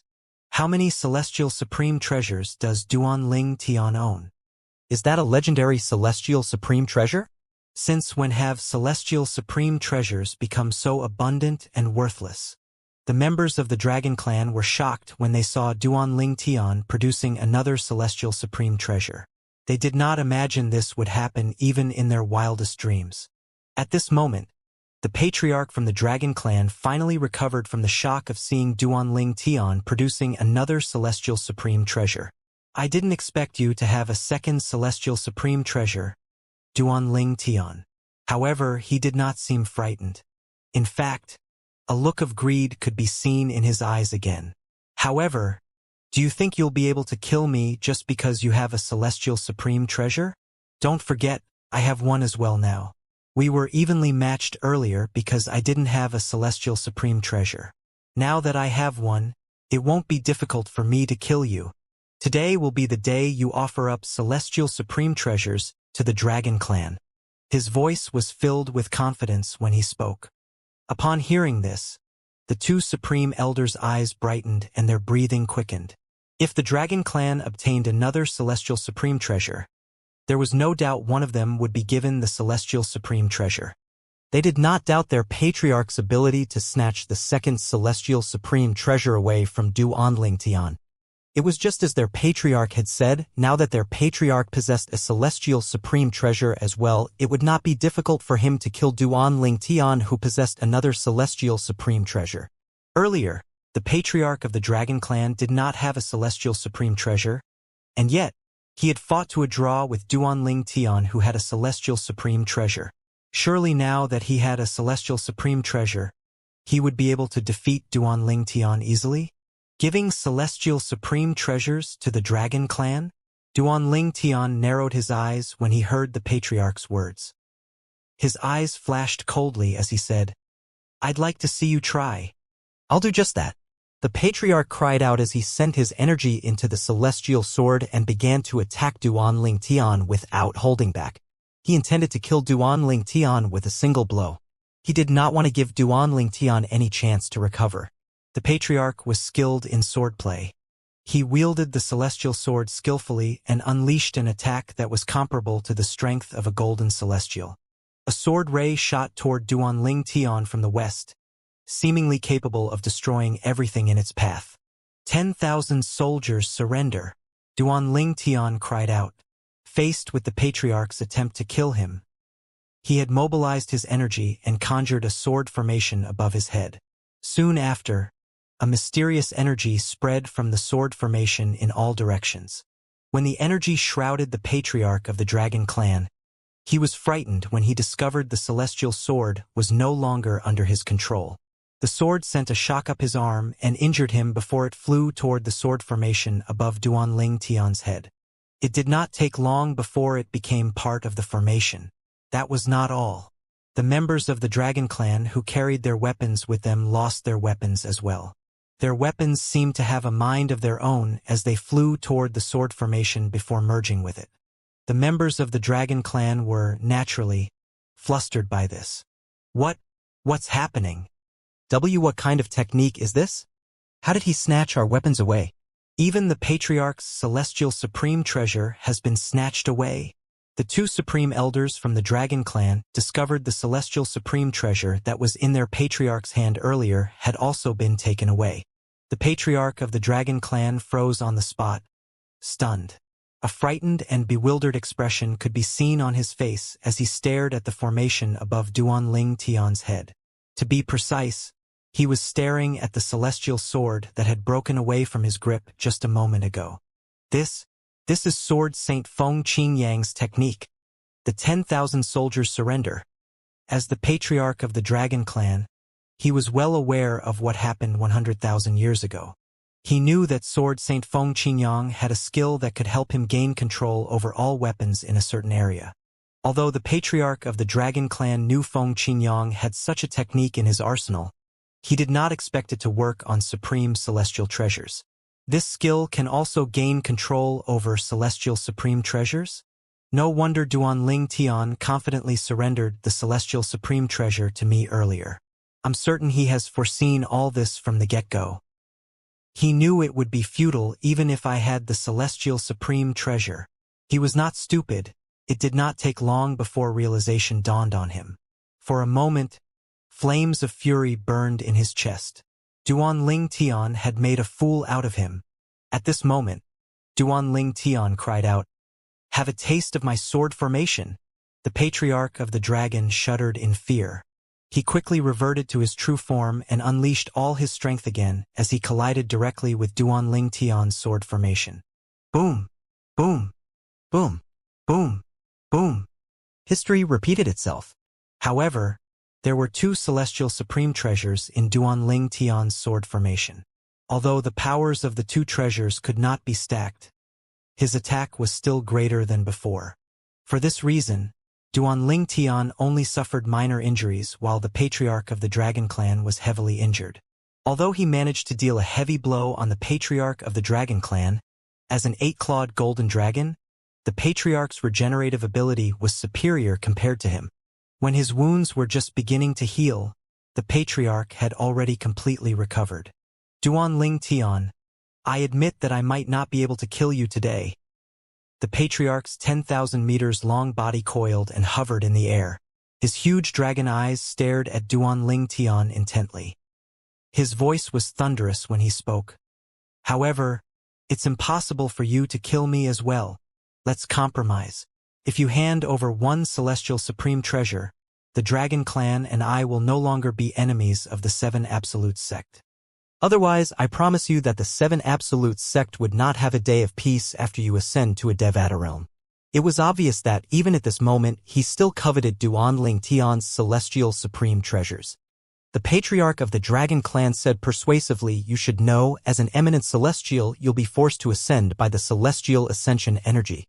On the other hand, I've just passed my 9th bodiless celestial tribulation, and I've only been a 9 tribulation bodiless celestial for less than a century. I can stay in the mundane realm for more than 9 centuries. You should think about this carefully. With only one celestial supreme treasure, we can bury the hatchet. He was confident he would be able to convince Duan Ling Tian. You're right. Duan Ling Tian nodded. It's indeed impossible for me to kill you. The patriarch of the Dragon Clan said hastily, in that case you should hand over one celestial supreme treasure. It's the best for both the 7 Absolute sect and the Dragon Clan. Why are you in such a hurry? Duan Ling Tian sneered. I've not finished my sentence. It's impossible for me to kill you. However, it's not an impossible feat for someone else to kill you. Someone else. The patriarch of the Dragon Clan was stunned. When he regained his senses, he said with a scoff, Duan Ling Tian, don't try to fool me. Currently, in this mundane realm, nobody can kill me. However, you might stand a chance if you join forces with a 9 tribulation bodiless celestial from the Devil Clans. Devil Clans? A 9 tribulation bodiless celestial? Duan Ling Tian raised an eyebrow when he heard the words from the patriarch of the Dragon Clan. He was slightly taken aback. The Devil Clans truly have a 9 tribulation bodiless celestial? Aren't 9 tribulation bodiless celestials supposed to be rare and only a few would appear in every generation? There's already a 9 tribulation bodiless celestial in the Saint Province realm, and now there's another one in the Devil Clans. The members of the Dragon Clan were frightened and shocked by this news as well. There's a 9 tribulation bodiless celestial in the Devil Clans as well? Is this why Lord Patriarch didn't make a move when the Devil Clans invaded the Upper Province years ago, even though he's a 9 tribulation bodiless celestial? To think that there's a 9 tribulation bodiless celestial in the Devil Clans as well. How unexpected. If Lord Patriarch joins forces with the sect leader of the 7 Absolute sect, it's not impossible for them to kill the 9 tribulation bodiless celestial in the Devil Clans. The members of the Dragon Clan discussed among themselves before they finally came to the conclusion that their patriarch should not feud with Duan Ling Tian, the sect leader of 7 Absolute sect. Instead, they should join forces to deal with their common enemy, the 9 tribulation bodiless celestial from the Devil Clans, and drive the Devil Clans away.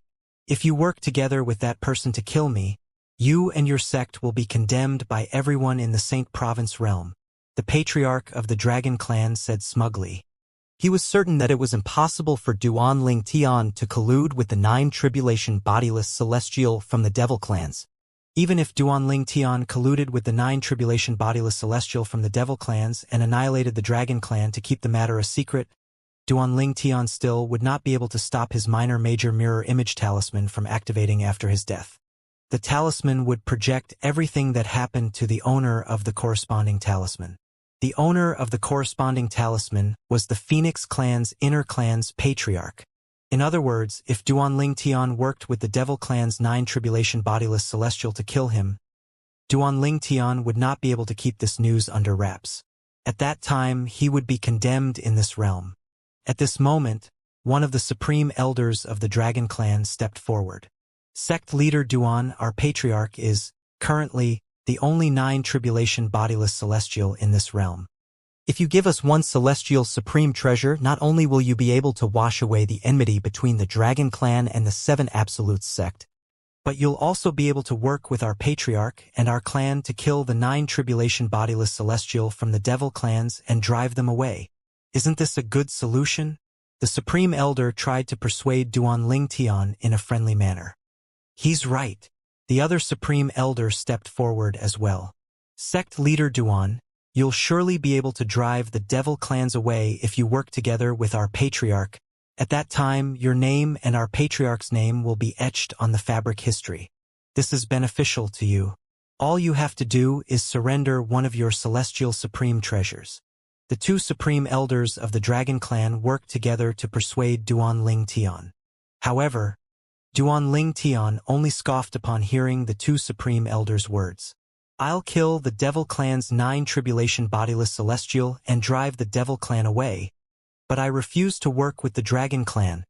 Moreover, there's no need for me to collude with the 9 tribulation bodiless celestial from the Devil Clans to kill your patriarch. When he spoke, he looked at the patriarch of the Dragon Clan coldly. I'd like to see how you plan to kill me without working together with the Devil Clan's 9 tribulation bodiless celestial. When the patriarch of the dragon clan heard Duanling Tian's words, he felt offended. He was so angry that he burst into laughter. I don't think you'll be able to kill me with the techniques you've used so far. At this moment, most of the members of the dragon clan shook their heads. They thought Duanling Tian was delusional. Does Duanling Tian think Lord Patriarch is a pushover? Even if Lord Patriarch doesn't have a celestial supreme treasure, he's still a bona fide 9 tribulation bodiless celestial. How could he, an eminent celestial who took a shortcut, kill the Patriarch? Judging from the battle earlier, it's obvious that Duanling Tian has unleashed all his strength. Even then, he's only evenly matched with Lord Patriarch at best. With his strength, it's impossible for him to kill Lord Patriarch if he doesn't have the help from the Devil Clan's 9 tribulation bodiless celestial. Based on Duanling Tian's words, it seems like he's not colluding with the 9 tribulation bodiless celestial from the Devil Clans. Then, where does he get his confidence from? The members of the Dragon Clan were baffled by Duanling Tian's confidence. In their opinion, it was impossible for Duanling Tian to kill their patriarch with the strength he had displayed so far. The patriarch smirked disdainfully. Suddenly, Duanling Tian looked at the horizons as though he had just seen something or someone. He called out, "Kur!" Upon hearing this, the members of the Dragon Clan were stunned. "Kur? There's someone there?" They quickly looked in the direction of Duanling Tian's gaze and extended their divine consciousness. However, they did not discover anything. "There's nobody there. Is there really someone there? Why can't I sense them? Is Duanling Tian trying to pull wool over our eyes?" At this moment, the members thought Duanling Tian was only trying to be mysterious. All of a sudden, the patriarch detected a presence behind the clouds that was moving in their direction. He cried out, "Who's there?" Upon hearing the patriarch of the Dragon Clan's words, the members of the Dragon Clan, including the 2 supreme elders, felt chills running up their spines. There really is someone there? They kept their eyes trained on the clouds, waiting to see the person who was hidden from them. Whoosh! Under everyone's watchful eyes, the clouds parted suddenly, and everyone saw a flash before their eyes. They barely had the time to register that, when a graceful figure that clearly belonged to a woman had already appeared next to Duanling Tian out of thin air. Who is she? How fast? The 2 supreme elders' expressions changed drastically when they saw the woman. The woman's speed was so fast that they could not even catch any of her movements earlier. This meant the woman's speed had exceeded what was perceptible by their eyes. Naturally, they understood what this meant. Even when the patriarch moves, we can still catch a trace of his movements. However, I can't see any movements from the woman before she appeared. Me too. The 2 supreme elders communicated via voice transmission. At this moment, a horrified expression had appeared on their faces. In that case, there are only 2 possibilities. This woman is either stronger than a 9 tribulation bodiless celestial, or her sudden appearance caused us to miss her movements. Indeed, it's probably the latter, since the former is too ridiculous to even think about. If it's the latter, then this woman is definitely not simple. As the 2 supreme elders spoke to each other through voice transmission, they looked at the woman standing next to the purple-clad young man with trepidation in their eyes. At this moment, the members of the Dragon Clan were also looking at the woman who had appeared next to Duanling Tian. Who is she? The woman was a peerless beauty. Her appearance could topple a nation. There were even a few of them whose eyes brightened at the sight of her beauty and lithe body. However, the remaining members of the Dragon Clan wore a grim expression on their faces. Who is this woman? What an incredible speed! I'm a 5 tribulation bodiless celestial, but I didn't see how she appeared. I only know she came from the sky. Is she Kur? Duanling Tian called out this name earlier. Duanling Tian seems confident that he could kill Lord Patriarch. Moreover, he said he doesn't need the help from the Devil Clan's 9 tribulation bodiless celestial. Was he talking about this woman? Is it possible that this woman is a 9 tribulation bodiless celestial? Fear began to rise in the hearts of the members of the Dragon Clan as they looked at the woman who appeared next to Duanling Tian. Many of them felt this woman was probably a 9 tribulation bodiless celestial. Otherwise, why would Duanling Tian be so confident? At this moment, the patriarch of the dragon looked at the woman fearfully and asked, Who are you? His divine consciousness had sensed the presence of this woman earlier, and he could tell this woman was not a simple person. This was also evident based on her speed. He could barely catch any traces of her movements when she had appeared earlier. This meant that the woman was quicker than he was. Similar to the others, he was convinced this woman was most likely a 9 tribulation bodiless celestial like him. As for her speed that was superior to his, he attributed it to some movement-type celestial supreme treasure. The woman who had appeared did not deign to reply to the patriarch of the Dragon Clan. She was none other than Duan Ling Tian's wife, Kur. Earlier, when Duan Ling Tian had tossed the celestial sword to the patriarch of the Dragon Clan, he had sent a voice transmission jade token to his wife, Kur, who was in the north, asking her to come to the Dragon Clan. This was because it was truly difficult for him to kill the patriarch of the Dragon Clan. He did not expect the patriarch of the Dragon Clan to be a 9 tribulation bodiless celestial. Initially, Duan Ling Tian had no intention of making an enemy out of the Dragon Clan or its patriarch, who was a 9 tribulation bodiless celestial.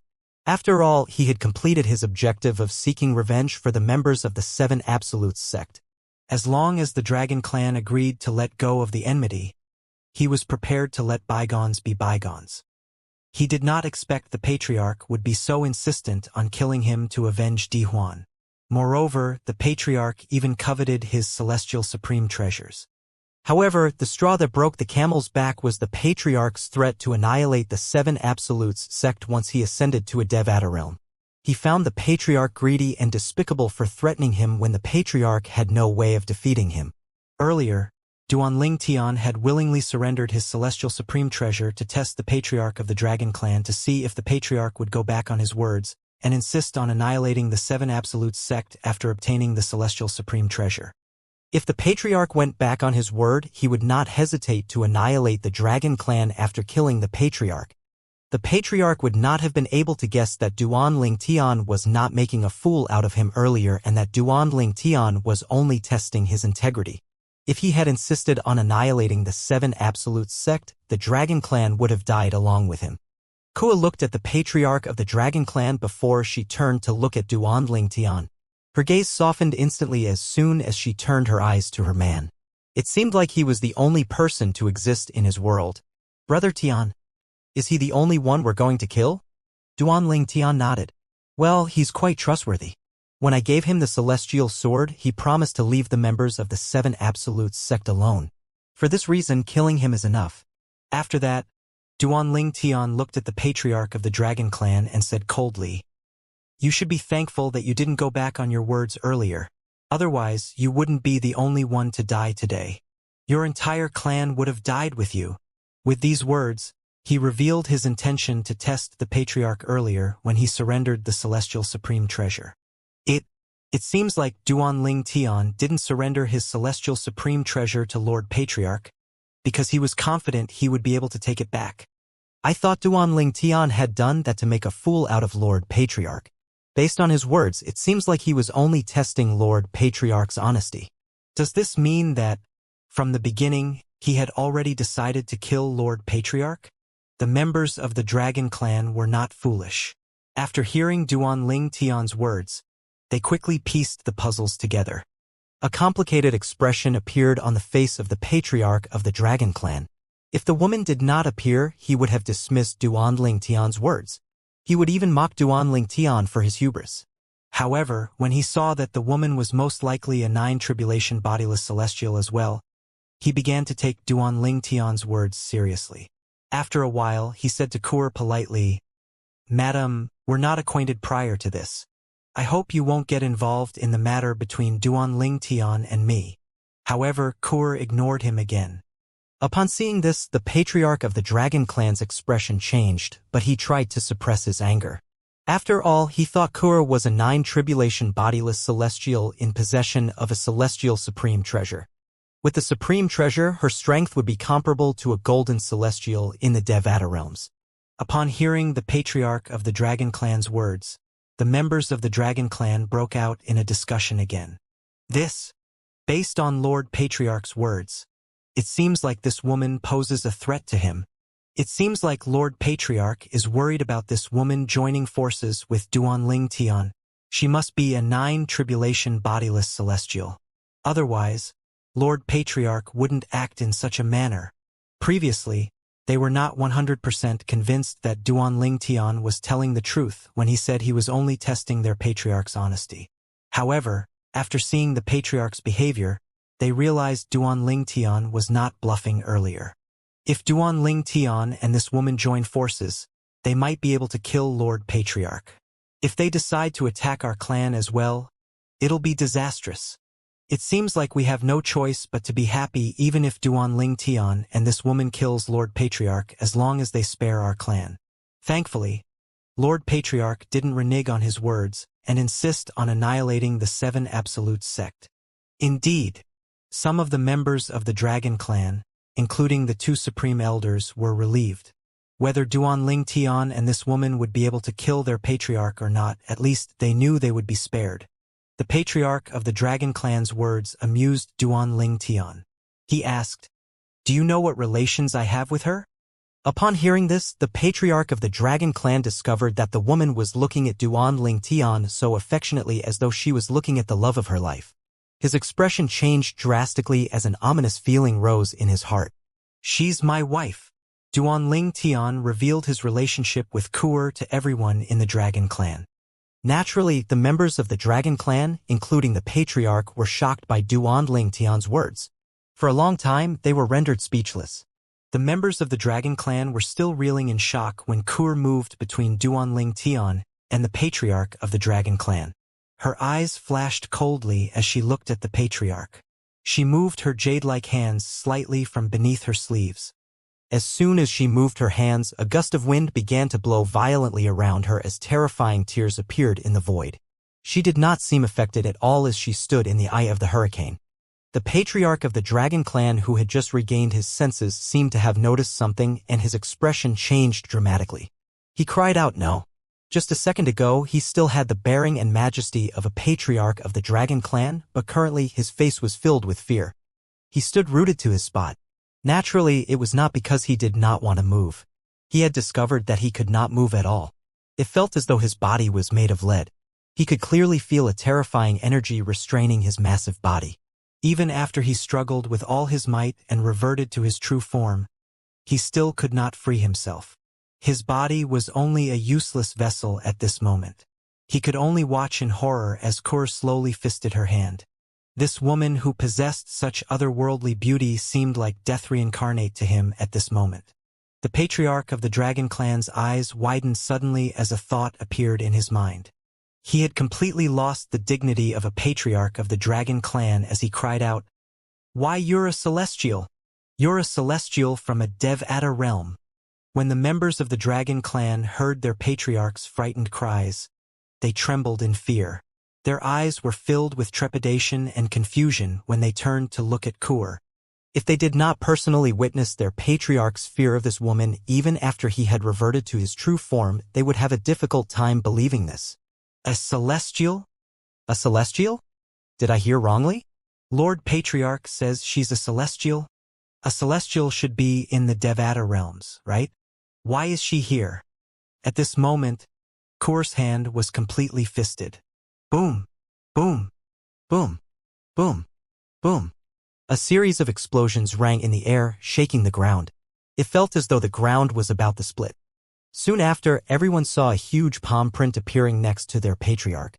The palm was slim, and upon closer inspection, one would be able to see the palm print was a huge replica of Kuer's palm. This palm that appeared out of thin air was a few hundred thousands of meters in length and width. It covered the sky completely. Everyone, including Duanling Tian, was shocked. Duanling Tian asked, "Kuer, what technique is this?" He could clearly see the tears in the void that the palm left in its wake. Soon after, a cry laden with despair and regret resounded in the air. "No!" Duanling Tian saw the palm that had formed in the air grasp the patriarch of the Dragon Clan before squashing him to death. The patriarch of the Dragon Clan's aura disappeared immediately as soon as he died. Faced with the palm that was more than a few hundred thousands of meters in length and width, the patriarch of the Dragon Clan's true form, an 8-clawed golden dragon, was just like an eel. Everyone had only heard the patriarch's cry after his death since light traveled faster than sound. The entire place was deathly silent at this moment. Even Duan Ling Tian was stunned speechless. Although he knew Kur was capable of killing the patriarch, he did not expect her to cast a technique that directly squashed the patriarch to death.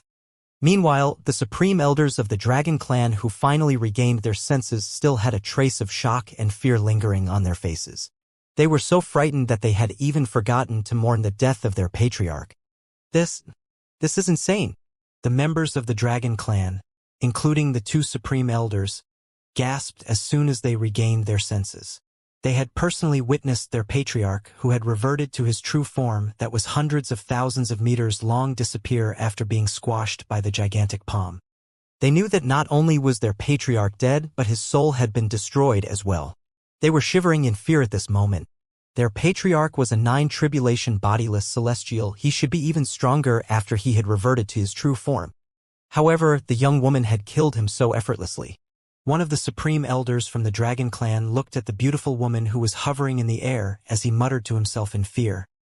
Is she really a celestial from a Devata realm, just like Lord Patriarch had said? The other supreme elder smiled bitterly as he said, apart from a celestial from a Devata realm, do you think anyone in the mundane realm is capable of killing Lord Patriarch with just a palm strike? She had squashed him to death. If the two supreme elders did not witness their patriarch, a 9-tribulation bodiless celestial, being squashed to death in such an effortless manner, they would have a hard time believing it. It was not just them who would believe this unless they personally witnessed it. At this moment, the members of the dragon clan looked at Kur in terror as they discussed furtively among themselves. Is she really Duan Ling Tian's wife? His wife is so strong? That's not the main point. The main point is his wife is a celestial from a Devata realm. Is it possible that his strength has something to do with her? Well, that's possible. At this moment, no one doubted that Kua was a celestial from a Devata realm. Moreover, she had to be a strong celestial to be able to easily squash a 9-tribulation bodiless celestial to death. They also began to doubt that Duan Ling Tian had gained his strength from the Beyond Heaven secret zone. They thought it was more likely that his wife had helped him. Meanwhile, it took a long time for Duan Ling Tian to accept the fact that his wife had just effortlessly squashed a 9-tribulation bodiless celestial to death. On the other hand, Kur's expression was calm as she looked at the people in the surroundings and asked, Brother Tian, the members of the dragon clan's expressions changed greatly when they noticed Kua's eyes on them as though they were about to die. Didn't Duan Ling Tian say that he wouldn't kill us? Earlier, he had said he would spare us since Lord Patriarch didn't go back on his words. Is he changing his mind? Is he going to take this chance and annihilate the dragon clan? Everyone, including the two supreme elders from the dragon clan, was frightened out of their wits at this moment. They were afraid this couple would kill all of them, let alone both of them. Even if only one of them attacked, killing them was as easy as killing ants. Now that the patriarch had died, the strongest people in the clan were the two supreme elders who were only 7-tribulation bodiless celestials. At this moment, all of them stared at Duan Ling Tian anxiously. They knew his wife would only listen to him. If he said he wanted them dead, there was no doubt that she would not hesitate to kill all of them. If I were to have a wife like this, I wouldn't even mind if I only have 1 or 2 years to live. What did Duan Ling Tian do to deserve a wife like this? I still can't believe Duan Ling Tian's wife is a celestial. Amidst the fear in their hearts, the male members of the dragon clan also felt envious and jealous of Duan Ling Tian.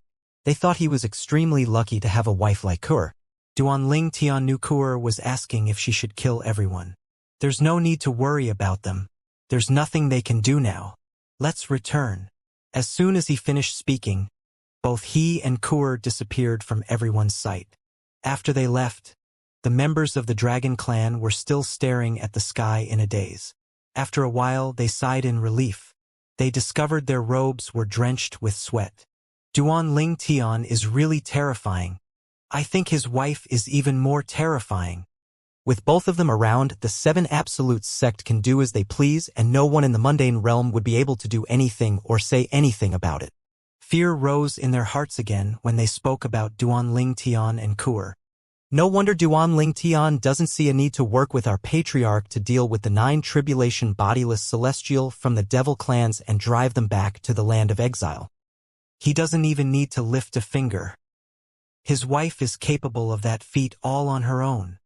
After witnessing Kuer's strength, the members of the Dragon Clan thought that the Devil Clan's future looked really bleak at this moment. Someone said enviously, "The 7 Absolute Sect is going to rise to the top." Since Duan Ling Tian was the sect leader of the 7 Absolute Sect, his wife would naturally be a part of the sect as well. If both of them drove the Devil Clans back to the land of exile or killed all of them, they would be considered as the saviors of the realm. Moreover, they would also bring glory to their sect. At that time, there was no doubt that the sect would become the most powerful and influential sect in the Saint Province realm. Duan Ling Tian was, naturally, unaware of those people's thoughts. At this moment, he and Kuer were traveling back to the northern region where the temporary estate of the 7 Absolutes sect was located. During their journey, Duan Ling Tian could not help but ask, "Kuer, it seems like you've gotten stronger?" Kuer nodded gently. "Yes, it seems like it has increased a little." Duan Ling Tian could tell the technique Kuer had just used was much stronger than the technique she had used to kill a 9 tribulation bodiless celestial when they were still in the Beyond Heaven secret zone. He asked solemnly, "Are there any side effects?" He was worried that her gaining so much strength would be detrimental to her. No, Kuer shook her head gently as she smiled at Duan Ling Tian affectionately. "That's good." Duan Ling Tian heaved a sigh of relief. After a while, he said, "When we return, let's head back to the lower province of the Dao Martial Saint Land to look for father and mother. After we find them, we'll deal with the devil clans and send them back to the land of exile." Kuer smiled and said, "I'll do whatever you want." Duan Ling Tian smiled as he reached out to touch Kuer's head. He was extremely gentle. With Duan Ling Tian and Kuer's speed, it did not take long before they arrived on the snow-capped mountain in the northern region. After spending a few days there, they decided to leave for the lower province of the Dao Martial Saint Land. Kuer asked, "Brother Tian, do you think Little Black, Little White, and Little Gold are all right?" She was worried that the 3 little ones did not survive the Beyond Heaven secret zone. She had found out previously that the 3 little ones had entered the Beyond Heaven secret zone. However, after leaving the secret zone for such a long time, she still did not see those 3. How could she not feel worried? Although Duan Ling Tian was also slightly concerned about this matter. He hid his concern since he had to reassure his wife. "Didn't you hear that they have gotten stronger?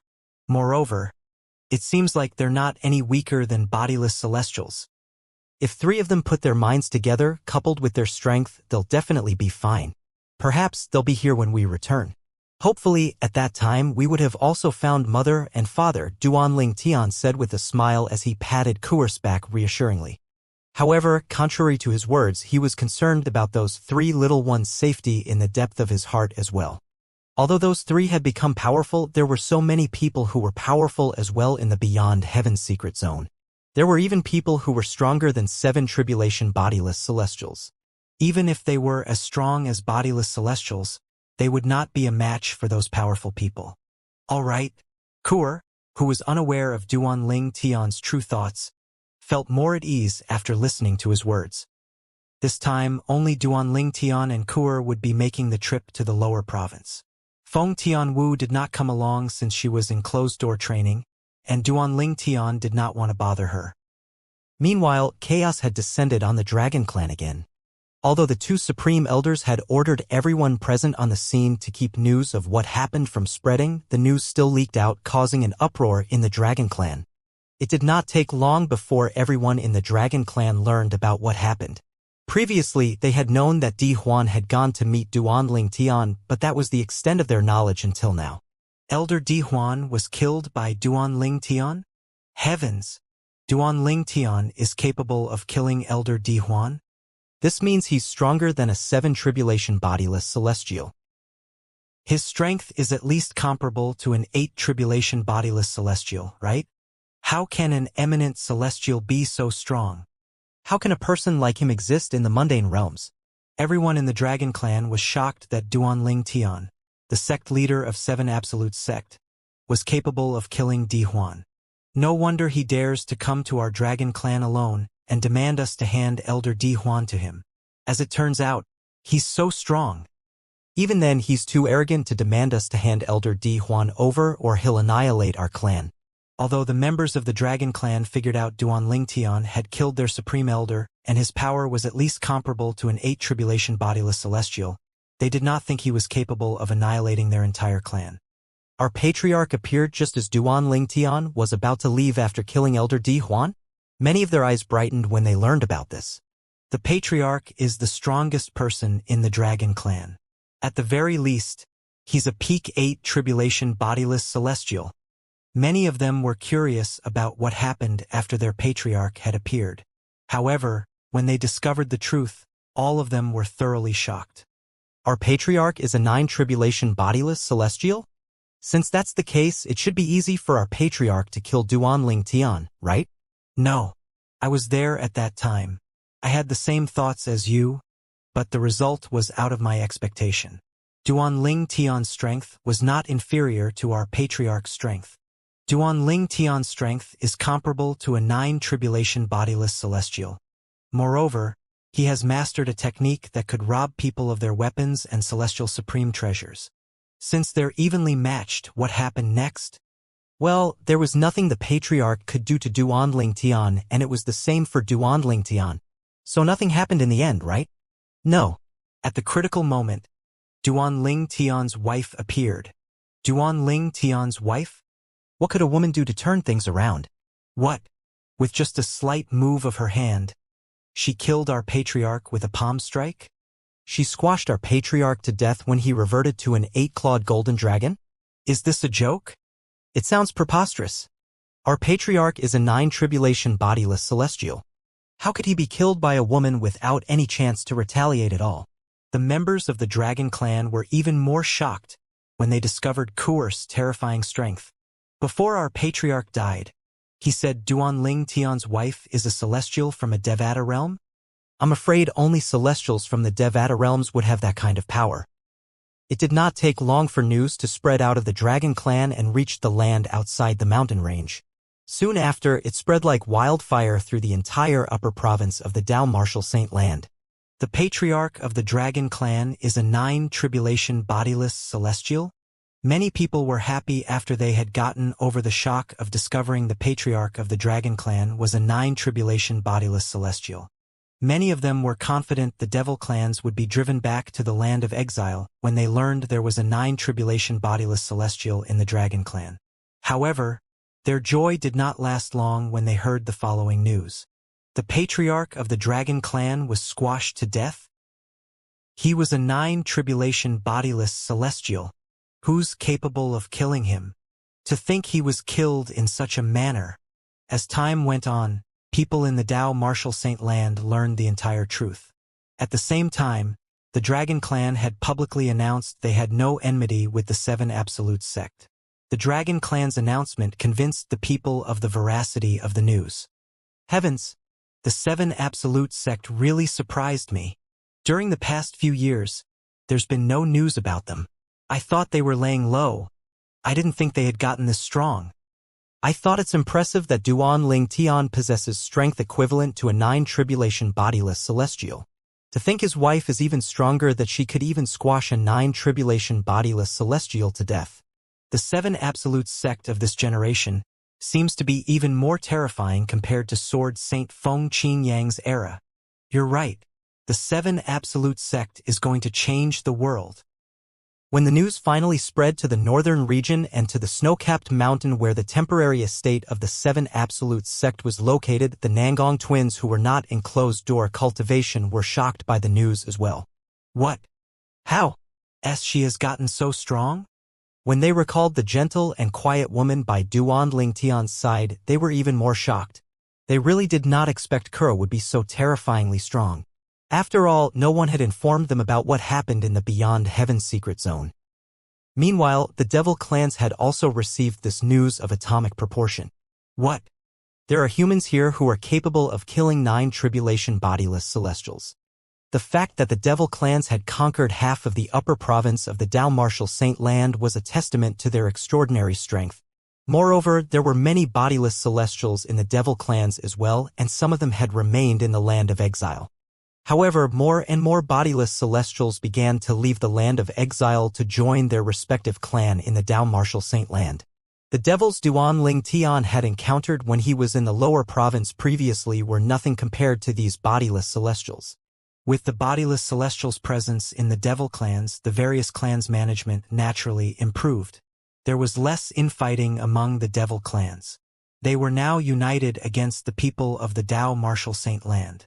With that, how could the devil clans not be strong? It was not an exaggeration to say they were as tough as an iron board now. The devil clans had conquered the northern and southern regions in the upper province, but the lands were not divided by the clans. All kinds of devils from different clans could be seen living harmoniously. When news about Duan Ling Tian and Kur's feat spread to the northern and southern region, the devils were naturally shocked. They were also shocked to find out that the Dragon Clan's patriarch was a 9-tribulation bodiless celestial. A human capable of effortlessly killing a 9-tribulation bodiless celestial exists. Moreover, that person is the wife of Duan Ling Tian, the sect leader of the 7 Absolute sect. In the first place, I didn't even think there's a 9-tribulation bodiless celestial in the Saint Province realm.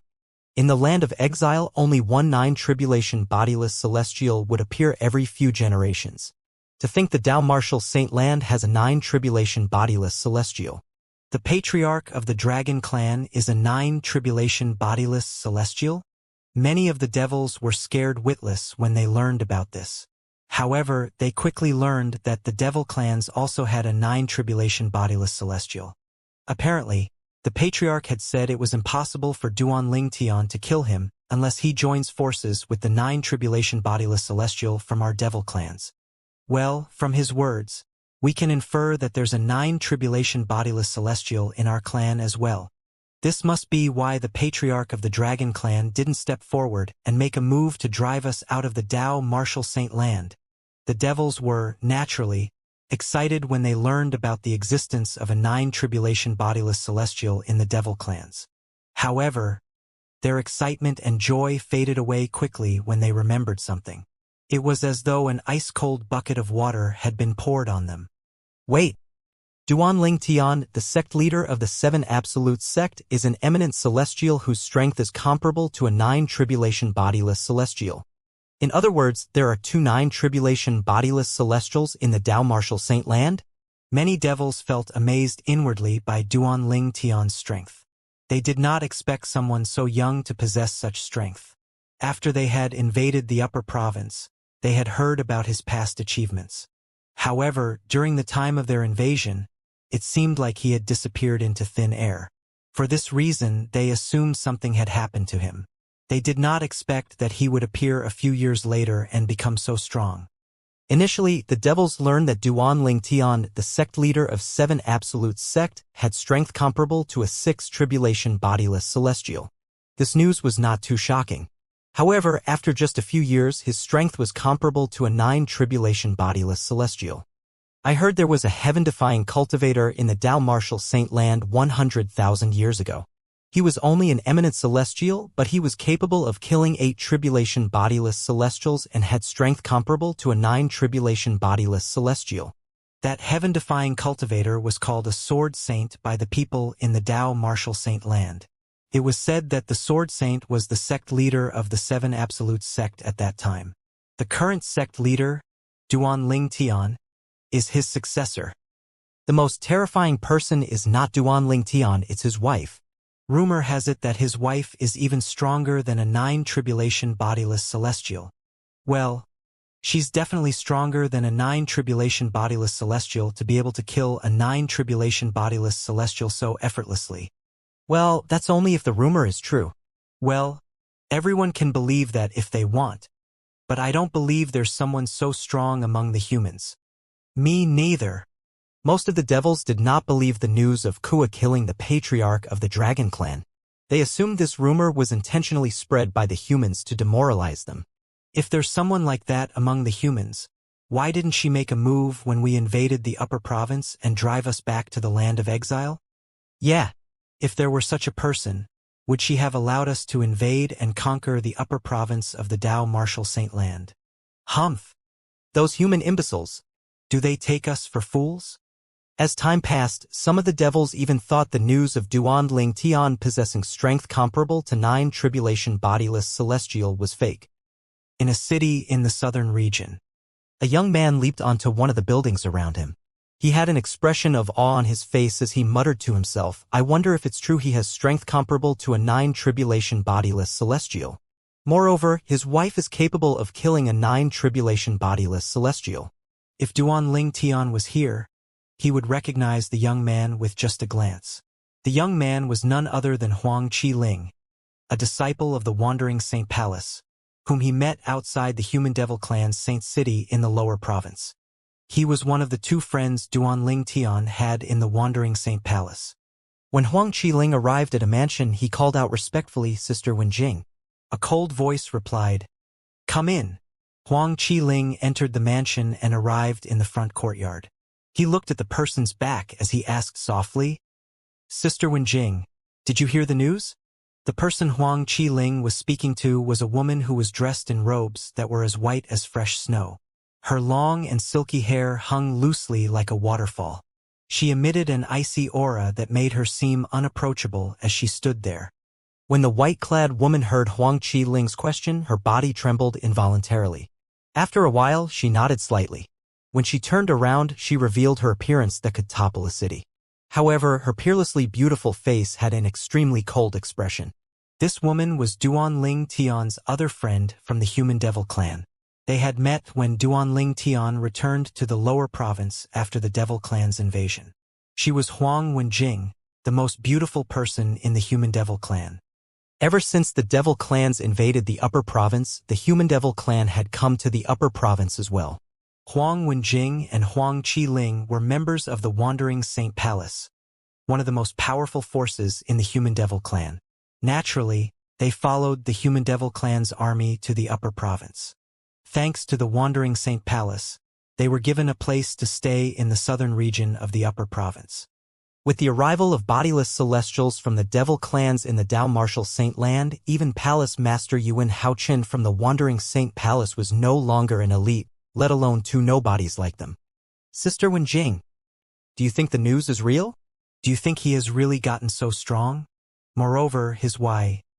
Huang Qiling suddenly ceased his questions. He remembered the woman before him had unrequited feelings for Duan Tian. He knew if he continued his line of questioning, he would only poke on her sore spot. However, Huang Wenjing said, Moreover, his wife is capable of killing a 9 tribulation bodiless celestial. That's what you wanted to say, right? Huang Qiling forced a smile on his face and said apologetically, I'm sorry, Sister Wenjing, There's nothing to be sorry about, Huang Wenjing said indifferently. To begin with, there's nothing between us. There was nothing, there is nothing, and there won't be. She could not bring herself to finish her sentence. In the depth of her heart, she still held onto a shred of hope even though she knew the gap between her and that man was only getting wider and wider with each passing day. There are some women who thought they would never fall in love with a man in their lives. However, when they finally met the man who managed to sway their hearts, they would discover that their hearts had been completely occupied by the man. Their hearts would not have the space to fit another man. Huang Wenjing was one of these women. Years ago, when Huang Wenjing met Duan Tian, he had displayed his strength in the Wandering Saint Palace. He had killed the Human Devil Clan's ancestor, Liao Nai, a 3 tribulation bodiless celestial, before leaving the Wandering Saint Palace. At that time, she knew a relationship with that man would never bear fruit. Even then, she could not seem to forget the man even after all these years. When Huang Wenjing had first arrived in the upper province of the Dao Martial Saint Land, she heard that man had strength comparable to 6 tribulation bodiless celestial. Although she was shocked, she could not help but feel proud as well. As expected, this was the man she liked. His strength was a testament to her good taste in men. In the following years, she no longer heard news about that man. She had been worried about his safety and feared he had been killed by the Dragon Clan. Currently, after all these years, she finally received news about him, causing her to sigh in relief and feeling proud at the same time.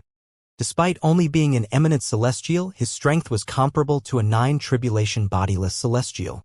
After a while, Huang Wenjing finally replied to Huang Qiling, I think the news is true. As for the news about his wife, I don't think it's fake either. When she spoke about Kur, a hint of envy that she could not suppress could be seen in the depths of her eyes. She was not envious of Kur's strength, she was envious that Kur could stay by his side. I agree. Huang Qiling nodded in agreement. Although the news seems exaggerated, I can't help but feel it's possible for someone like him. Meanwhile, Yuan Haochun, the palace master of Wandering Saint Palace, was stunned as well when he received the news. There's news about Master? Years ago, Yuan Haochun had sworn on a lightning penalty oath to acknowledge Duanling Tian as his master before Duanling Tian left. He could not help but laugh bitterly when he finally received news about Duanling Tian. Previously, Duanling Tian had ordered Yuan Haochun to look for his family. Regardless if the news about Master is real or fake, there's no doubt that he has reappeared. However, I've made no progress with the matter he entrusted me with back then. How can I bring myself to face him? Although he did not spare any efforts in carrying out Duanling Tian's order, he failed to find any traces of Duanling Tian's family. Somewhere in the northern region, Yang Zhenxing, the former patriarch of the Human Devil clan, had also received news about Duanling Tian and Kur. His expression darkened as he shook his head in disbelief. Impossible! Impossible! How could he and his wife be so strong? The news must be fake. Back then, Yang Zhenxing had personally witnessed Duanling Tian kill his master. He only managed to escape because he had used a fiery blood evasion talisman. After his successful escape, he returned to the land of exile to meet the bodiless celestials in his clan. Unfortunately, when he returned to the Wandering Saint Palace with the bodiless celestials in tow, Duanling Tian had left and vanished without a trace. He could not seek revenge from Duanling Tian at all. When Yang Zhenxing came to the upper province, he assumed Duanling Tian had been killed by the Dragon Clan. After all, this would explain Duanling Tian's disappearance. He was happy. At the very least, Duanling Tian's death could be considered as a revenge for his master. It was out of his expectation that he would receive news about Duanling Tian after all these years. Moreover, it was said that Duanling Tian possessed strength comparable to a 9-tribulation bodiless celestial. How could he accept this? In the northern region, in a snowy land where everything had remained frozen for the past 100,000 years. At this moment, the peace in the land was disrupted. Whoosh! Whoosh! Whoosh! The sound of wind whistling loudly shattered the silence as several figures flew in from different directions, leaving tears in the void in their wake. In just a blink of an eye, 7 figures appeared in the sky of the snowy land. All of them came to a halt at the same time as though they had a tacit agreement before this. A black-robed middle-aged man looked at the other 6 people and asked coldly, I'm sure everyone has heard the news? The cold expression on his face was not feigned. This was his default expression. It gave him an unapproachable air. MHM. I have. The others nodded when they heard his words. Bang! They had only been here for a few minutes when a loud explosion sounded from the glacier beneath them. It seemed like the glacier had suffered from a tremendous impact as it began to crack, looking like a spider web. Boom! As the cracks continued to spread, another explosion sounded in the air. This time, the glacier was shattered, causing ice shards to fall into the cold water. The water splashed as ice shards continued falling. An indifferent voice said, What happened? Although the voice was not loud, it caused chills to run up the 7 people's spines. Master Wuji! Master Wuji! When the 7 people recovered from their shock, they quickly bowed reverently to an old man who had just appeared out of thin air. If people were to see these 7 people behaving in such a manner, they would have been greatly shocked. This was because these 7 people were extremely strong in the devil clans. All of them were 8-tribulation bodiless celestials.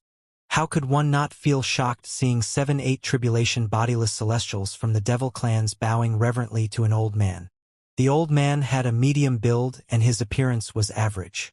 He would not have stood out in a sea of people. However, since the seemingly average old man was treated so reverently by the 7 8-tribulation bodiless celestials, it was obvious his status was extremely high. Indeed, he was the only 9 tribulation bodiless celestial in the devil clans. Is it true that the patriarch of the dragon clan has died? The old man, Wuxia, had a dark expression on his face when he learned about this news from these 7-8 tribulation bodiless celestials. When he had first arrived in the upper province, he had found out the patriarch of the dragon clan was a 9 tribulation bodiless celestial. They had fought, but their fight ended in a match. Neither one could defeat the other. When he learned about the death of the dragon clan's patriarch, an ominous feeling rose in his heart. If that person could kill the patriarch of the dragon clan, that person could, naturally, kill him as well. After the incident, the dragon clan has announced they have no enmity with the 7 Absolutes sect.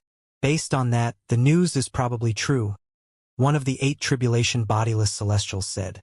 I agree, another 8 tribulation bodiless celestial said.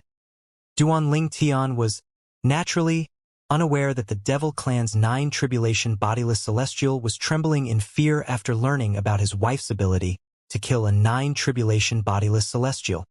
When Duanling Tian and Ke returned to the lower province, they searched every corner for his parents, wife, and friends. However, even after searching for 2 months, they could not find anything. Duanling Tian muttered to himself, is it possible that father, mother, and the others have gone to the upper province as well? Upon hearing Duanling Tian's words, Ke suggested, Brother Tian, since we can't find them here, should we return to the upper province to look for them? Duanling Tian nodded. After a while, he said gently, Ke, it must have been tough for you lately. If it weren't for you, I wouldn't have been able to search every corner of the lower province in just 2 months. If it were not for Ke's powerful divine consciousness, it would have been impossible for him to complete his search in such a short time. Brother Tian, there's no need for these words between us. Ke shook her head lightly as she looked at Duanling Tian tenderly. When Duanling Tian and Ke were about to return to the upper province of the Dao Martial Saint Land, a voice suddenly rang in the air. It seemed to have come from all directions. Duanling Tian was stunned while Ke's expression changed drastically. Currently, she had a panicked expression on her face. My dear cousin. The voice belonged to a man and was laden with fury. At this moment, Duanling Tian felt an extremely powerful energy bearing down on him without any warning. It felt as though he had been hit on the chest with a sledgehammer. His internal organs seemed to rattle from the impact. Soon after, he spat out a mouthful of blood. Ke cried out angrily, Xianxia, stop it. The gentle expression on her face had disappeared and was replaced with a furious expression as she stood next to Duanling Tian. She looked at Duanling Tian tenderly and affectionately, but when she looked at the newcomer, her eyes were as cold as ice. Duanling Tian did not know who the newcomer was. He wondered how the newcomer was so strong. When he heard Ke's furious cry, he was shocked. This was his first time seeing her so angry. Naturally, he knew her anger stemmed from her love for him. He could not help but feel warm in his heart. Suddenly, a thought appeared in Duanling Tian's mind. That person seemed to have addressed Ke as his cousin. I is he. There was something Duanling Tian had buried in the depth of his heart and refused to think about. It was the fact that Ke was a reincarnated goddess. According to Xianxia, the sect leader of Fire Worship Sect, not only was Ke a reincarnated goddess, but she also had a cousin who seemed to have ambiguous intentions toward her. Her cousin was most likely a powerhouse from a Devata realm. Although Duanling Tian possessed extraordinary strength now, he knew he was no match for the mighty celestials from the Devata realms. Those golden celestials or stronger could easily kill him. Based on Xianxia's words, it was clear Ke's cousin from her past life was not your run-of-the-mill celestial. Ke seems to know his name. He's most likely that person. It seems like Ke had regained her memories about her cousin but neglected to inform Duanling Tian about it. Naturally, he understood that Ke had kept this from him because she did not want to worry him. The voice that seemed to have come from all directions rang in the air again. It seems like you've regained your memories, cousin. At the very least, you remember me. Ke stared ahead with her limpid eyes before a figure suddenly appeared. The figure belonged to an azure-clad young man. He was handsome, muscular, and tall. His dark green hair fell loosely on his back, untied. A wicked smile seemed to be permanently etched on his face. The azure-clad young man's wicked smile and handsome appearance would definitely be a lethal combination for young girls who had just learned about love. At this moment, the azure-clad young man was staring intently at Kuer. Duan Tian's expression changed greatly when he noticed the azure-clad young man's intense stare toward Kuer. Without paying mind to his safety, he moved at blinding speed and planted himself between the azure-clad young man and Kuer. He was truly worried the azure-clad young man would hurt Kuer. At this moment, he was only driven by instinct to protect his wife. He seemed to have forgotten he was no match for the azure-clad young man at all. Just a few moments ago, he had been grievously injured by the azure-clad young man before the azure-clad young man had even appeared. As soon as Duan Tian stood in front of Kuer, shielding her, the azure-clad young man's expression turned icy before it darkened. His body instantly emitted a strong killing intent. He spoke in a tone so cold that it seemed to cause the surroundings' temperature to drop. To think that you'd come to me before I go looking for you. You're seeking death. In the next moment, the void around Duan Tian seemed to have shattered like glass, even though the azure-clad young man did not seem to move. Duan Tian began to sway on his feet. It seemed like he was about to collapse at any moment. He felt a domineering energy surrounding him from all directions. His energy was completely suppressed. A sense of danger quickly rose in his heart. Elementary devouring tactic. Sword formation. 13 green lotus swords. Duan Tian did not hesitate as he quickly cast all the techniques in his arsenal to break free from the shackle. How's this possible? It did not take long before Duan Tian discovered that the assist-type divine ability, the elementary devouring tactic, was being suppressed and nullified by the energy that surrounded him. Since he could not cast the elementary devouring tactic, how could he absorb the heaven and earth spirit energy in his surroundings to raise his strength? How's he so strong? Duan Tian discovered he could not unleash his other techniques as well. At this moment, he felt as though he was standing at death's door. This feeling intensified as the azure-clad young man said coldly, "You're seeking death." The moment the azure-clad young man's voice faded, waves after waves of destructive energy pressed down on Duan Tian, seemingly capable of killing him at any time. At this moment, Kuer cried out, "Xianxia, if you kill Brother Tian, I won't live as well." She said this in a tone that brooked no arguments. "You should know you won't be able to stop me if I want to die." Duan Tian's eyes widened in fear and his expression changed when he heard Kuer's words. He said with great difficulty, "Kuer." He had never felt so helpless before. Although his strength could be considered as the strongest in the mundane realms, he was still powerless before this azure-clad young man. Even if the azure-clad young man did not kill him now, he still would not feel happy. The azure-clad young man, Kuer's cousin Xianxia, stood still with a darkened expression on his face. The aura he emitted was sinister. "Cousin, you'll throw away your life for this vermin?" Xianxia's attention was solely focused on Kuer at this moment. His eyes were filled with jealousy when he spoke. Underneath that jealousy was killing intent. Naturally, that killing intent was directed at Duan Tian, not Kuer. Kuer said coldly, "He's no vermin, he's my husband." "Your husband?" Xianxia's eyes widened in anger when he heard Kuer's words. His expression turned even darker and his killing intent was so strong that it would make one's hair stand on ends. He said grimly, "Cousin, I'd like to remind you that we have a marriage agreement. Since he became your husband before you regained your memories, if he dies today, I'll overlook everything that happened between you and him. After all, I would have no quarrel with a dead man." He truly did not expect this result after years and years of his meticulous planning. Kuer scoffed. "Marriage agreement? Xianxia, if I'm not mistaken, when I died in my past life, our marriage agreement had been dissolved. In my current life, I have no relations with you at all." Xianxia asked in a deep voice, "Cousin, why do you hate me so much? Why won't you be with me? I've told you this in my past life. I only see you as an older brother. However, you could not accept it and destroyed everything we had. You made me give up life so I didn't have to marry you. Even after I reincarnated, you meddled and placed me in this mundane realm, sending someone to keep an eye on me. Unfortunately, you didn't expect that even with your meticulous planning, You still failed, Kur said. Upon hearing this, Duan Ling Tian realized Kur had died in her past life because of Yun Qingyang. She had died so she did not have to marry Yun Qingyan. However, Yun Qingyan meddled and placed Kur in the mundane realm after she had been reincarnated. It was not difficult to figure out that the person Yun Qingyang had sent to keep an eye on Kur was Tang Xin, the former sect leader of fire worship sect. Yun Qingyang's expression darkened when he heard Kur's words. Back then, he had gone to a lot of trouble to arrange the fate of this woman's reincarnation and placed her in this remote mundane realm. He had done it so she would not come in contact with her family so soon, giving him more time to approach her. Before she regained her memories, he had planned to build a relationship with her, win her over, conquer her.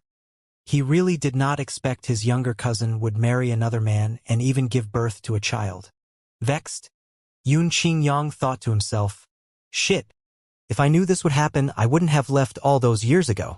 Many years ago, he had to leave the mundane realm after arranging for his cousin to be reincarnated here to attend to some matter. It had taken him many years before he returned. Naturally, those years were not long to him. Since he had found someone to keep an eye on Kur, he felt at ease leaving her in this mundane realm. Who knew the person he had entrusted to keep an eye on his cousin had died, and his cousin had been won over by another man when he returned. He could not accept this. "Cousin, you should know that uncle and aunt won't allow you to be with this mortal vermin. If they were here today, they would kill him as soon as they find out he has defiled you," Yun Qingyang said in a deep voice. Kua said coldly, "That's the Xia family's business and it's none of your business." "Cousin, have you forgotten that my mother is your aunt? She's a member of the Xia family as well. As her son, I'm considered a half-member of the Xia family. Therefore, I can't shirk my responsibility when it comes to the Xia family," Yun Qingyang said as he stared at Duan Ling Tian with killing intent. He struggled to suppress the urge to tear Duan Ling Tian into pieces. "Don't make yourself sound so noble," Koa scoffed. "Do you dare say you have no selfish motives behind your actions?" Yun Qingyan, "I advise you to give up and not waste any more time on me, whether it's in my past life or my current life. I'm not interested in you, nor will I ever be your cultivation partner. The marriage agreement between us in my past life had been destroyed along with my body in my past life," Koa said determinedly. Yun Qingyan's expression turned unsightly immediately. "We'll put aside the matter regarding our marriage agreement for now, but you must return with me today. Your parents have asked me many times about your reincarnation. They care about you a lot." "What a joke." Kua laughed scornfully when she heard Yun Qingyang's words. She looked at him pointedly and said, "If you truly care about my parents' feelings, you wouldn't have placed me in this remote mundane realm. If I'm not mistaken, you didn't tell them that I was reincarnated in this mundane realm, right?" When she saw the change in Yun Qingyan's expression, she scoffed again. "It seems like I'm right." After a moment, the frown disappeared from Yun Qingyang's face. "So what? No matter what, you have to follow me back today. She's my wife. Who are you to bring her back with you?" Duan Ling Tian, who had remained silent thus far, could not help but speak up when he heard Yun Qingyang said he intended on bringing Kur away. His expression soured as well in the past. He was helpless when Kur was taken away by Gan Ruyen in the lower province of the Dao Martial Saint Land. Today, it seemed like history was about to repeat itself. This time, he would not sit back and do nothing. He had promised Kur that they would not part again as long as he still had one lingering breath in him. "Who am I?" Yun Qingyang remained calm when he heard Duan Ling Tian's words. A sneer appeared on his face before he said mockingly, "I'm someone who's invincible in front of someone like you. I don't even have to lift a finger to kill you or make you wish for death. I can do that with just a thought." His eyes flashed coldly when he spoke. In the next moment, boom, boom, boom, boom, boom. A series of explosions rang in the air as the void around Duan Ling Tian that had just mended itself crumbled again. Bang, bang, bang, bang, bang. Shortly after, an extremely powerful force hit Duan Ling Tian, dispersing the energy he had mobilized through his 99 saint veins. The force that hit him seemed to be just the right amount. He had no way to mobilize his energy faced with the sweeping force, nor did he have any way to cast his techniques. It seemed like he had been reduced to a puppet, powerless to resist the evil force that assaulted him. He kept spitting out mouthful after mouthful of blood, causing his aura to weaken. He could not even maintain his position in the air, and he fell with a crash on the peak of a mountain. He was further weakened from this. Yun, Qing, Yan, Kur said through clenched teeth when she saw this. Her body trembled with rage, and no warmth could be seen on her peerlessly beautiful face at this moment. Her eyes were filled with killing intent when she stared at Yun Qingyang. However, pain flashed in her eyes when she looked at Duan Ling Tian. Kur could not move because Yun Qingyang had bound her, so she could not act when he attacked Duan Ling Tian. Yun Qingyang did not even move a muscle when he bound Kur and attacked Duan Ling Tian. It was one thing for him to be able to deal with Duan Ling Tian so effortlessly. However, his strength was made evident when he could even act on Kur, whose strength was on par with a golden celestial from the Devata realms at the same time. Yun Qingyang did not bother with Kur's cries of anger. He descended from the sky on the mountain peak and arrived before Duan Ling Tian, who was lying on the ground, heavily injured. He squatted down as Duan Ling Tian lifted his head with great difficulty to look at him. He said mockingly, "Didn't you ask who am I to take your wife away? Are you going to ask the same question again? How dare a vermin like you scream and shout before me? Seeking death." Duan Ling Tian's heavy injuries rendered him immobile. He only lay on the ground silently. However, when he heard Yun Qingyan's words, he gritted his teeth and spoke with great difficulty in a hoarse voice, "You better kill me today, Yun Qingyang. Otherwise, you'll regret it in the future. Mark my words." Smack! Yun Qingyang slapped Duan Ling Tian as soon as Duan Ling Tian finished speaking. He said scornfully, "You dare boast about making me regret this in the future if I let you live, you scum? Fine. If you wish to die, I'll fulfill your wish." Yun Qingyang had no qualms about killing Duan Ling Tian. If his cousin did not interfere earlier, he would have already killed Duan Ling Tian. How dare this vermin defile his cousin and even have a child with her? He could not tolerate this. He wanted to tear this man into thousands of pieces. "Yun Qingyan!" Kur cried out just as Yun Qingyang was about to kill Duan Ling Tian. "If you kill brother Tian, I'll end my life immediately to follow him." Yun Qingyang's hand came to a stop when he heard Kur's words. His expression was extremely grim. His anger began to boil again as he said, "Cousin, you're of noble birth, and yet, you're willing to discard your life for this mortal? Is he worth it?" His cousin had been a beauty with a cold character in her past life. She would keep him at arm's length no matter what he did. Even when they had a marriage agreement, she still did not submit to him. To think she was willing to discard her life for man after she had been reincarnated. Yun Qingyang's heart was filled with jealousy. Why? Why would the woman who remained out of his reach, even though he went through great pains to pursue her, willingly discard her life for another man? She would not even give him a chance. If this man was superior to him, he might have been able to accept it. However, this man was just a mortal vermin in this mundane realm. He did not even have to lift a finger to kill this man. He really felt unresigned. He's the man I, Xianxia, have chosen. No matter how many times I'm reincarnated, I'll live and die together with him. If he lives, I live. If he dies, I die," Kur said coldly, causing the temperature in the surroundings to drop even further. "If he lives, I live. If he dies, I die." Kur's voice was filled with determination. She did not even hesitate when she said those words, causing Yun Qingyan's expression to change drastically. "Cousin, Yun Qingyang looked at Kur, speechless. Rage had consumed him, and he found it difficult to talk. "Brother Tian." Contrary to the domineering way she had spoken to Yun Qingyan, Kur's tone was gentle when she spoke to Duan Ling Tian. Her eyes flashed with pain as she said, "I've told you that I don't ever want to leave your side. I want to be with you always, even in death." "Kur?" Duan Ling Tian, who was stirred by Kur's words, coughed up blood again. His face was devoid of colors at this moment. When he regained his breath, he said urgently, "I've promised you that I won't part with you again. Nobody can take you away from me unless they kill me." "If you die, Kua won't live as well," Kua said resolutely and decisively. She was not afraid of death as long as she could be with her man. Good. Very good." What a touching sight! Yun Qingyang's expression was truly unsightly when he saw the deep relationship between his cousin and this vermin from the mundane realm. He only laughed angrily. After a while, he calmed down and said confidently, "However, do you think I'll reveal myself if I didn't make any preparations beforehand?" Duan Lingtian only frowned slightly when he heard Yun Qingyang's words. On the contrary, Ku's expression changed drastically.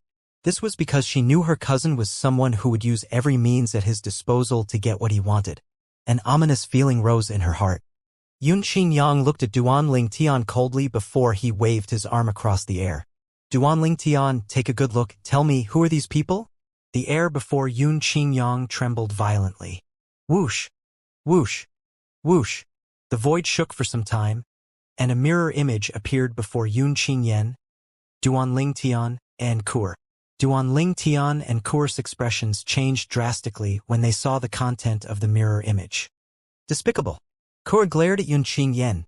"Yun Qingyang, you're not only an embarrassment to yourself, but you're an embarrassment to the Yun family as well." Yun Qingyang ignored Kur's furious cry. He looked at Duan Lingtian, who was lying on the ground, and said, "What do you think? Do you like this huge present I prepared for you? Father, mother, little fair, Nian Tian." Duan Lingtian did not seem to hear Yun Qingyang's words. His attention was solely focused on the mirror image before him that displayed his parents, his wife, Li Fei, and his son, Duan Yentian. He could also see his senior brother, Bai Li Hong, his soon-to-be father-in-law, Feng Wudao, and his other friends. Duan Lingtian saw his family and friends being imprisoned in a cramped and ice-cold room. They looked listless as though they had lost their souls. Nevertheless, his family and friends could not hear him regardless of how loud he shouted. It did not take long before the mirror image shifted to a different scene of another group being imprisoned in a small room, causing another drastic change in Duan Lingtian's expression. Senior Uncle Prophet? Tian Wu. Si Ling. All his close friends who were supposed to be in the temporary estate of the Seven Absolutes sect in the northern region of the Upper Province had been imprisoned with the exception of Zhang Yi from Yan Huang realm. Si Ling. Kur cried out when she saw her daughter, Duan Si Ling. Her expression further darkened. "Yun Qingyang, if you touch even a single hair on my daughter's head, I'll kill you."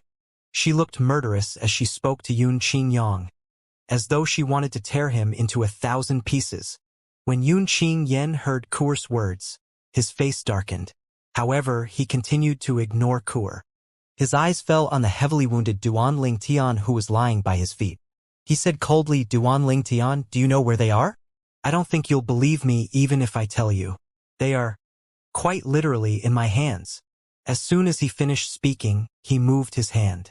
Duan Lingtian saw something appearing in Yun Qingyang's hand. His eyes widened in shock and disbelief. A small prison that looked similar to the prison shown in the mirror image had appeared in Yun Qingyang's hand. "This is a peak celestial weapon I stumbled upon when I was roaming the Devata realm many years ago. This is a spatial celestial weapon. It's capable of containing all life forms. I've turned it into a prison on a whim, but it seems like it has come in handy now," Yun Qingyang said flippantly as though he was speaking of something trivial as he shook the celestial weapon in his hand. "My family, my friends, they're all kept in there," Duan Lingtian asked in a hoarse voice as he looked at Yun Qingyang coldly. "That's right," Yun Qingyang said nonchalantly, "they're being held in this spatial celestial weapon that I made. All it takes is a mere thought to turn all of them into dust." Duan Lingtian's face was pale as he spat out, "Despicable." He did not expect Yun Qingyang would resort to this tactic. Yun Qingyang was from the Devata realms and was likely not inferior to a great overarching golden celestial, and yet someone like that stooped so low as to hold his family and friends hostage just to threaten him. "Yun Qingyang," Kur cried out again. "Leave them out of this. This is too much." At this moment, Yun Qingyang finally turned to look at Kur. He took his time as he said, "Cousin, I don't think there's anything outrageous about this. Didn't you refuse to leave with me? Didn't you want to die with him? You even said you'll die along with this vermin. I don't want you to die, so I don't dare to kill him. And if he doesn't die, you won't leave with me. Can't you see the conundrum I am in? I guess I can only fulfill your wish and let him live." His smile widened as he looked at the prison-shaped spatial celestial weapon in his hand. He continued to say, "However, I'll have to bring these people away with me. I can't say what's going to happen to them once I bring them away. After all, you won't be by my side to remind me not to harm them, dear cousin." As he spoke his words that held hidden meaning, he looked at Kura meaningfully. Duan Ling Tian and Kura's expressions were extremely grave upon hearing this. "Yun Qingyan, you call yourself a celestial from the Devata realm. You should just come at me if you want to kill me. You're despicable. How dare you use my family to threaten me when you think I'm nothing more than vermin? Aren't you worried that you'll incur heaven's wrath?" Duan Ling Tian cried out fiercely with whatever strength he could muster. "Heaven's wrath." Yun Qingyang laughed when he heard Duan Ling Tian's words. "Duan Ling Tian, I'll show you that I am heaven itself before someone like you. If heaven wants you dead, none of you can escape." As soon as he finished speaking, one of the people in the small room, as seen from the mirror image, suddenly exploded into a blood mist. The room was dyed red from blood. Duan Ling Tian cried out in horror, "Gold Thug!" The person who was killed by Yun Qingyan with just a thought was a loyal servant of his. He was the golden hellhound Xianxia. He had ordered Gold Thug to stay with his father in the Azure Cloud Mansion. His father was the mansion master of Azure Cloud Mansion, Duan Rufeng. Although Duan Ling Tian had not seen Gold Thug for a long time, he had treated Gold Thug as one of his own. He felt anger rise in him upon watching Gold Thug die. His eyes were so cold at this moment that it seemed as though he could freeze everything he laid his eyes on. In the next moment, the image on the screen shifted. "I told you, before vermin like you, I am heaven." The instant Yun Qingyan's voice reached his ears, Duan Ling Tian's expression changed drastically again. This was because another person imprisoned in that small room was killed again. Xiong Quan. The person whom Yun Qingyang killed was Xiong Quan, who had followed Duan Ling Tian for a long time. Regardless if it was Xiong Quan or Gold Thug, they were both Duan Ling Tian's people. He had never considered them as his slaves. Xiong Quan had been by his side since he was young and had selflessly helped his family. He treated Xiong Quan like family. It was agonizing for him to witness the death of Xiong Quan, whom he regarded as his family. Duan Ling Tian glared at Yun Qingyan, his fury evident in his eyes. "Yun Qingyan, enough!" Kor screamed loudly. Her voice was cold enough to send chills running up one's spine. She was, naturally, aware of Xiong Quan's importance in her man's heart. She understood how he must have felt. She had spoken up because she was afraid Yun Qingyan would continue on his killing spree on those people he imprisoned in the spatial celestial weapon. In the end, she said listlessly, "Let them go. I'll return with you." It was obvious it had taken her a lot to make this decision. "It seems like you've finally regained your senses, cousin sister." Yun Qingyan looked at Kura with a smug expression and smiled victoriously. After all the efforts he had expanded, this was the result he had wanted. "Kura." Duan Ling Tian's face turned even paler, and his eyes were filled with anxiety. Although he did not want his family and friends to be harmed, he did not want Kura to leave as well. "Let them go," Kura said icily as she glared at Yun Qingyan. Yun Qingyan's prisoners were all important to Duan Ling Tian, and they were just as important to her. They were her relatives and friends. She would never let harm befall them. Yun Qingyan replied, "I'll let them go, but not now. Either you let them go or I won't come with you," Kura warned. "Cousin sister?" Yun Qingyan answered flippantly. "I was planning on imprisoning Duan Ling Tian as well before I use him and the others to force you to come home. Well, I can let Duan Ling Tian go for now, but I won't let the others go yet. At least not now. If you dare imprison Brother Tian, I won't return with you even if I have to die," Kura declared with a determined look on her face. "My patience has its limits, cousin," Yun Qingyan said with a hint of impatience. "I'll give you one last chance. I won't harm Duan Ling Tian, nor will I imprison him. However, you must return with me. I'll give you 10 breaths to think this over.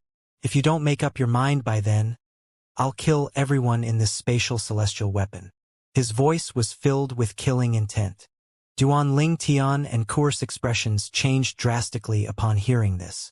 If Yun Qingyan had only wanted to kill Duanling Tian or forcibly drag Kur away, both of them would not let it happen. After all, if he killed Duanling Tian, she would kill herself. If he forced her to leave, Duanling Tian would use his life to stop her from leaving. This would inadvertently lead to Duanling Tian's death, and as a result, her death as well. Yun Qingyan was in a conundrum since he did not want Kur to die, but he had found a way out of it by holding those people hostage. If Kur refused to cooperate, he would kill the imprisoned Duan Rufeng, Li Rou, Feng Tianwu, Han Xuanai, and everyone else. He knew Duanling Tian and Kur would be unwilling to let that happen. After 3 breaths, Kur turned to look at Duanling Tian as her eyes flashed in anguish. Brother Tian.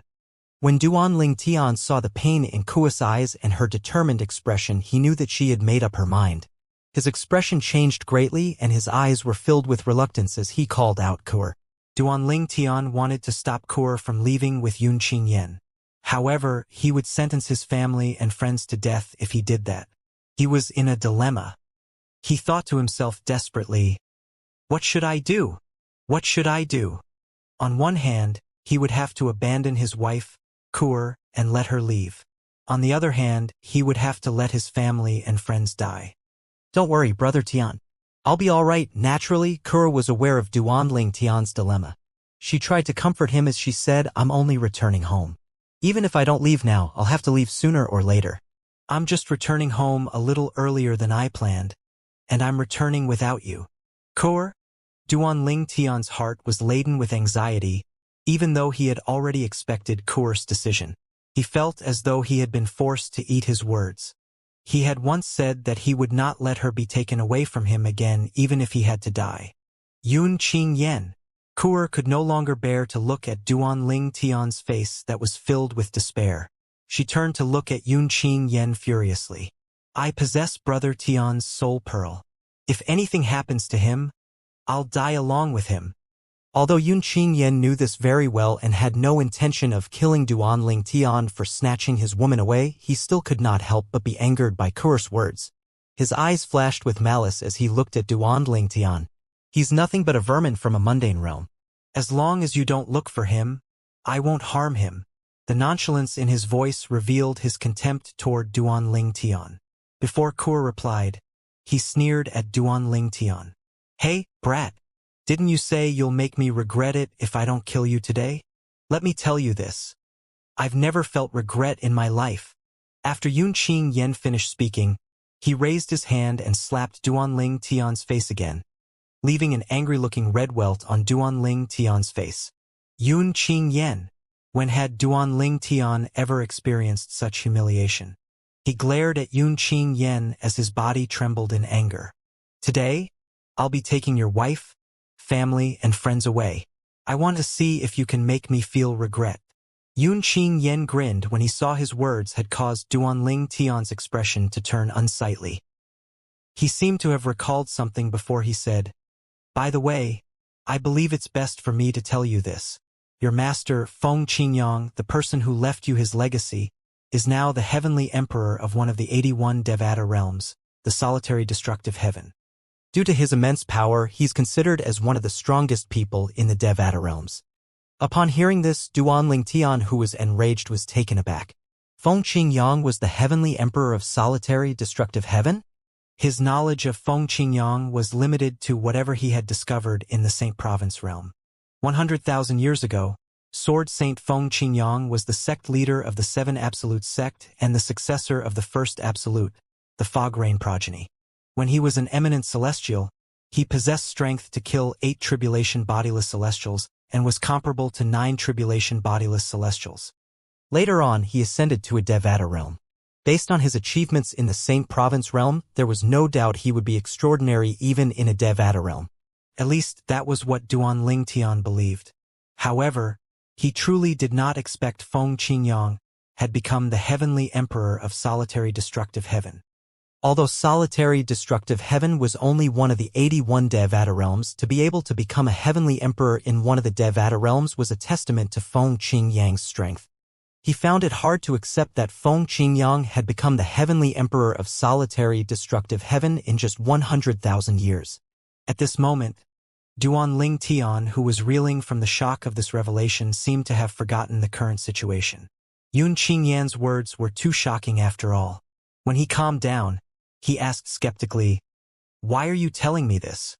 Inwardly, Duan Ling Tian could not help but feel nervous.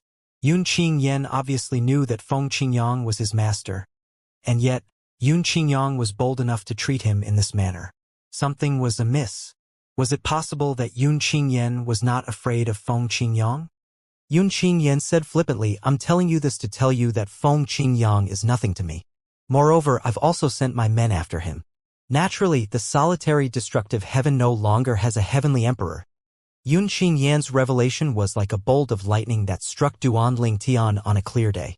Feng Qingyang, the heavenly emperor of solitary destructive heaven, one of the Devata realms, was one of the strongest people in the Devata realm. Not only was Yun Qingyan unafraid of him, but he even sent his men after him.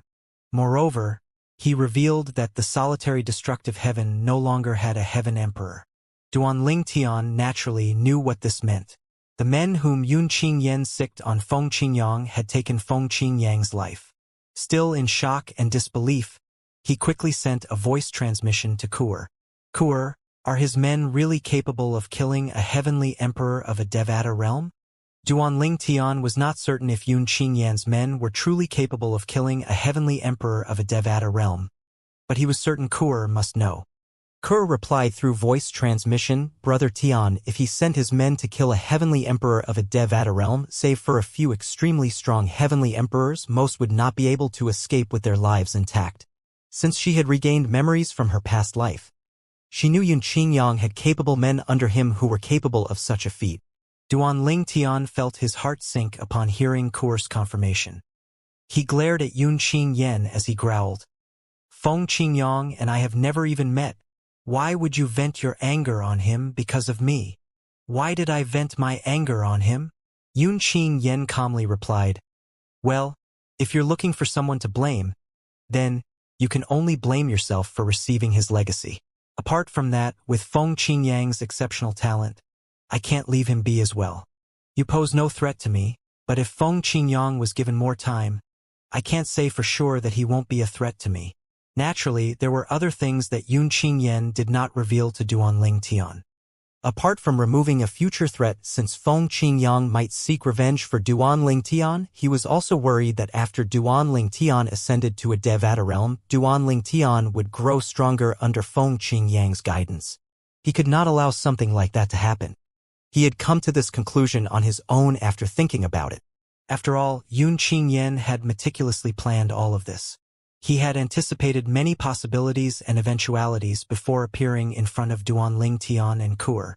He had also anticipated this today. He had anticipated that his cousin would not willingly return with him, and he would be unable to kill Duan Ling Tian due to his cousin's threat. However, he knew once he imprisoned Duan Ling Tian's family and friends, his cousin would have no choice but to obediently return with him. Leaving Duan Ling Tian alive meant he was giving an opportunity for Duan Ling Tian to grow stronger. Despite his conviction that Duan Ling Tian would never pose a threat to him, even with Feng Qingyang's help, he decided to get rid of Feng Qingyang as an extra precaution. With this, he felt he no longer needed to fear Duan Ling Tian's heaven-defying talent. You deserve death." Duan Ling Tian glared at Yun Qingyan furiously. His body was trembling all over. His body had just regained some power and had now become agitated. "Even if I deserve death, you don't have the power to do anything to me." Yun Qingyan looked at Duan Ling Tian disdainfully. He sneered as he rose into the sky and looked at Kur. He waved his hand as he said, "Cousin, it's time to go." Then, Kur's figure turned into an afterimage, just like Yun Qingyan, and disappeared. "Kur!" Duan Ling Tian cried out as though his heart had been hollowed out, and he had lost his soul as he watched Kur disappear before his eyes. He felt as though he was drowning in a sea of anguish. Before Kur left, she sent a voice transmission that rang clearly in Duan Ling Tian's ears. "Brother Tian, don't worry. I'll protect father, mother, sister Fair, sister Tian Wu, and the others. I won't let harm come to them. There's another thing. My name in the past was Xianxia. I'm from the Xia family, one of the 10 great clans in Divine Offering Land. The Divine Offering Land is... Unfortunately, before Kur could finish explaining the Divine Offering Land, her voice transmission was cut off. It was obvious she had been taken away before she could finish sending the voice transmission. Xianxia. The Divine Offering Land. I'll remember this. Duanling Tian summed up the important parts of Kur's voice transmission. She was Xianxia in her past life, and her family, the Xia family, was one of the 10 great clans in the Divine Offering Land. Her words, her name, and the place he was unfamiliar with were deeply etched in his mind. At this moment, Duanling Tian could finally use a little of his power, and he began to heal his wounds.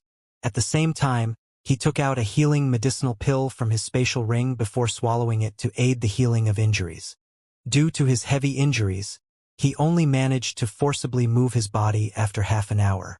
After an hour had passed, Duanling Tian finally managed to flip around and lay on his back, staring at the boundless azure sky. His eyes were filled with despair as though he had lost his soul, and he did not move for a long time. Those who were unaware of what was going on would have thought he was a corpse if they saw him from afar.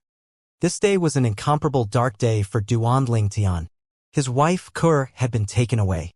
Moreover, his family and friends had been taken away as well. He had to helplessly watch as Xianxia take Kur, his family, and friends away. Trash. I'm trash. I'm trash. This was the first time Duanling Tian had mercilessly belittled himself. Faced with Xianxia's overwhelming strength, his strength that was considered the peak in the mundane realms was useless and not worth mentioning at all. He was like an ant in front of Xianxia, and Xianxia could easily squash him to death. Xianxia did not even need to move. With just a thought from Xianxia, he would meet a tragic end. Who on earth is Xianxia? Even his men are capable of killing a heavenly emperor from a Devata realm. Moreover, where's the Divine Offering Land? Duanling Tian's mind was filled with confusion. He had assumed Xianxia was just a powerful celestial from a Devata realm. He did not expect Xianxia was capable of killing a heavenly emperor from a Devata realm. Unexpectedly, Xianxia did not even need to personally make a move. His men were more than capable of that job. Even if Xianxia was not as strong as a heavenly emperor, to have such men under him meant his background was extraordinary. Senior Feng Qingyang. When Duanling Tian thought about his master who had left him the legacy and whom he had never met before, his heart felt heavy with guilt. The feeling of guilt stubbornly remained in his heart, refusing to leave. After all, his master had died by association to him. He would not have grown so strong if he did not have the legacy. How could he not feel guilty that Feng Qingyang had died because of him? As time passed, Duanling Tian's eyes were eventually filled with determination. Don't worry, master.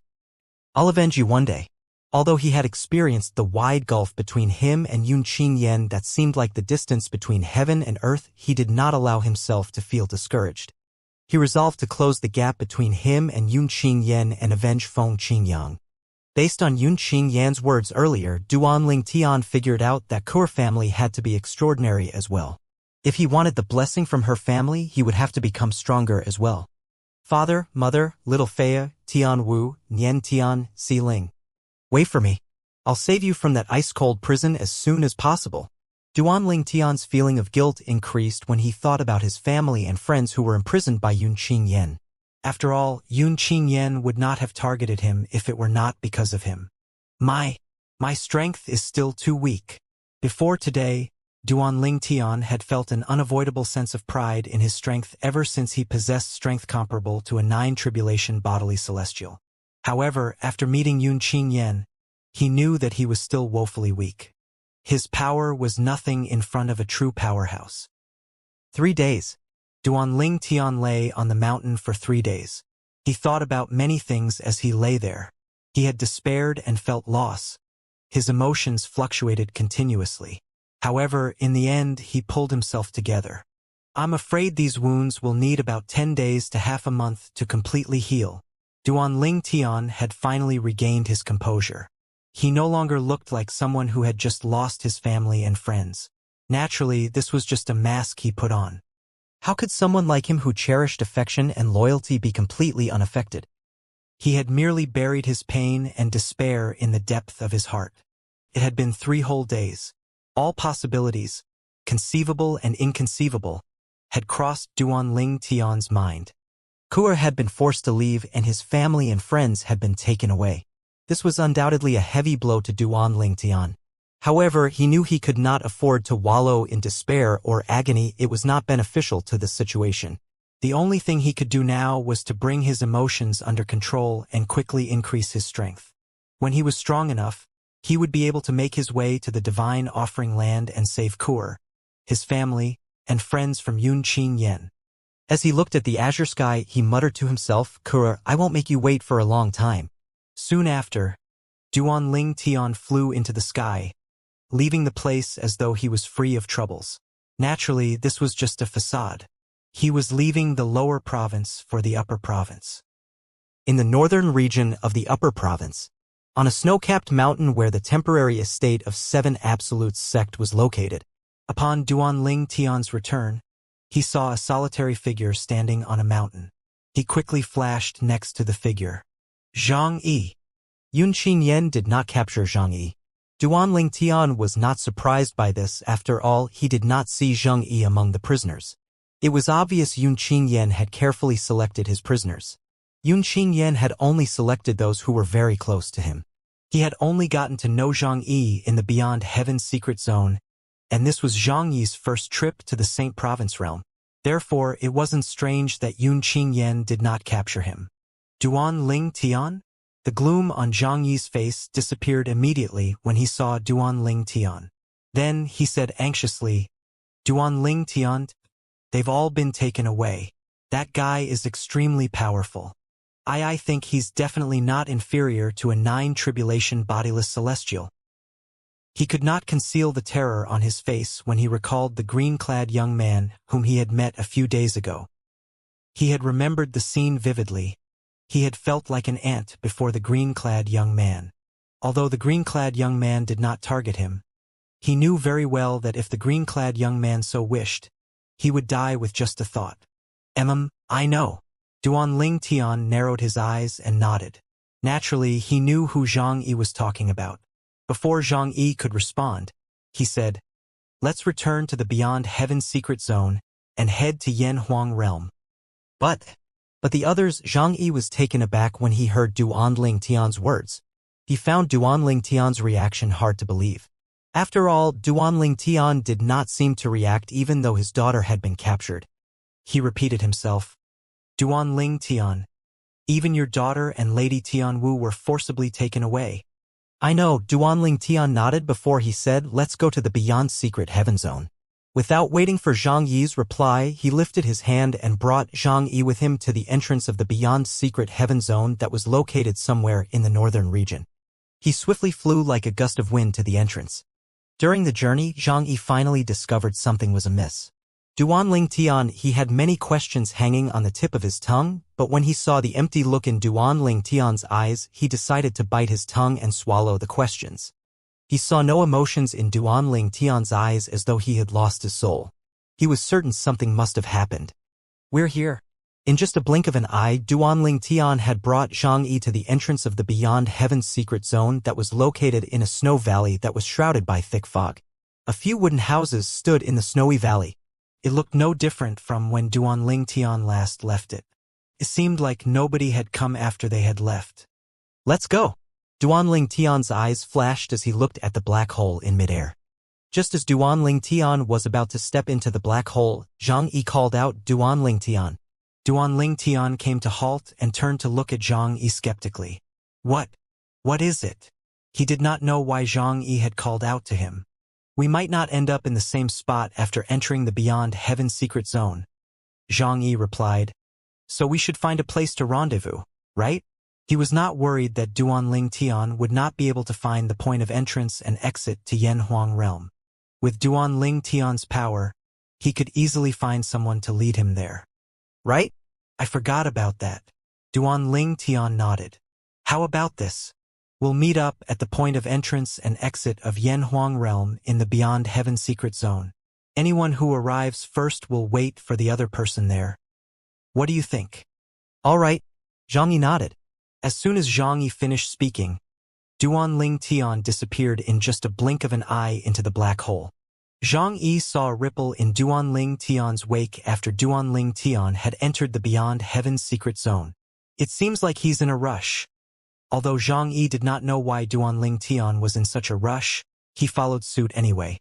Duanling Tian was in a rush before he did not know when he would ascend to a Devata realm. It was beyond his control when he would have to ascend.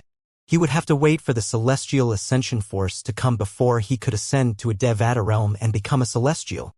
He had no way of getting any stronger in the Saint Province realm, and he was in a rush to get stronger due to Yunqing Yen.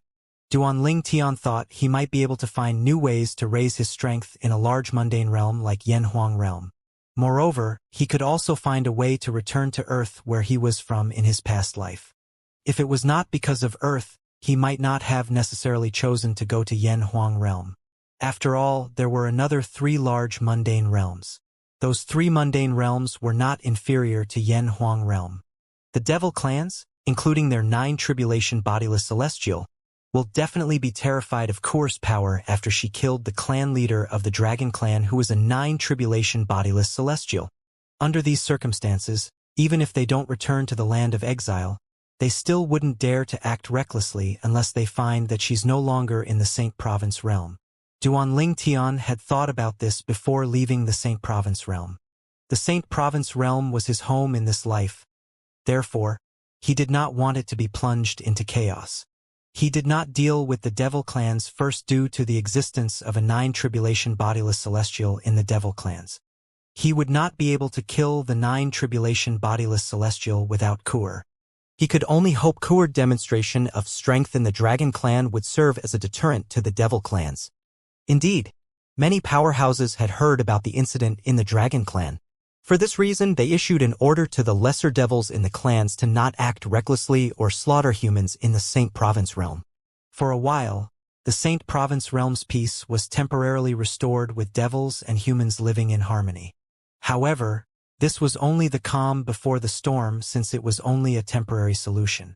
Once the devil clans found out Kur was not around, they would certainly continue their effort to conquer the Saint Province realm.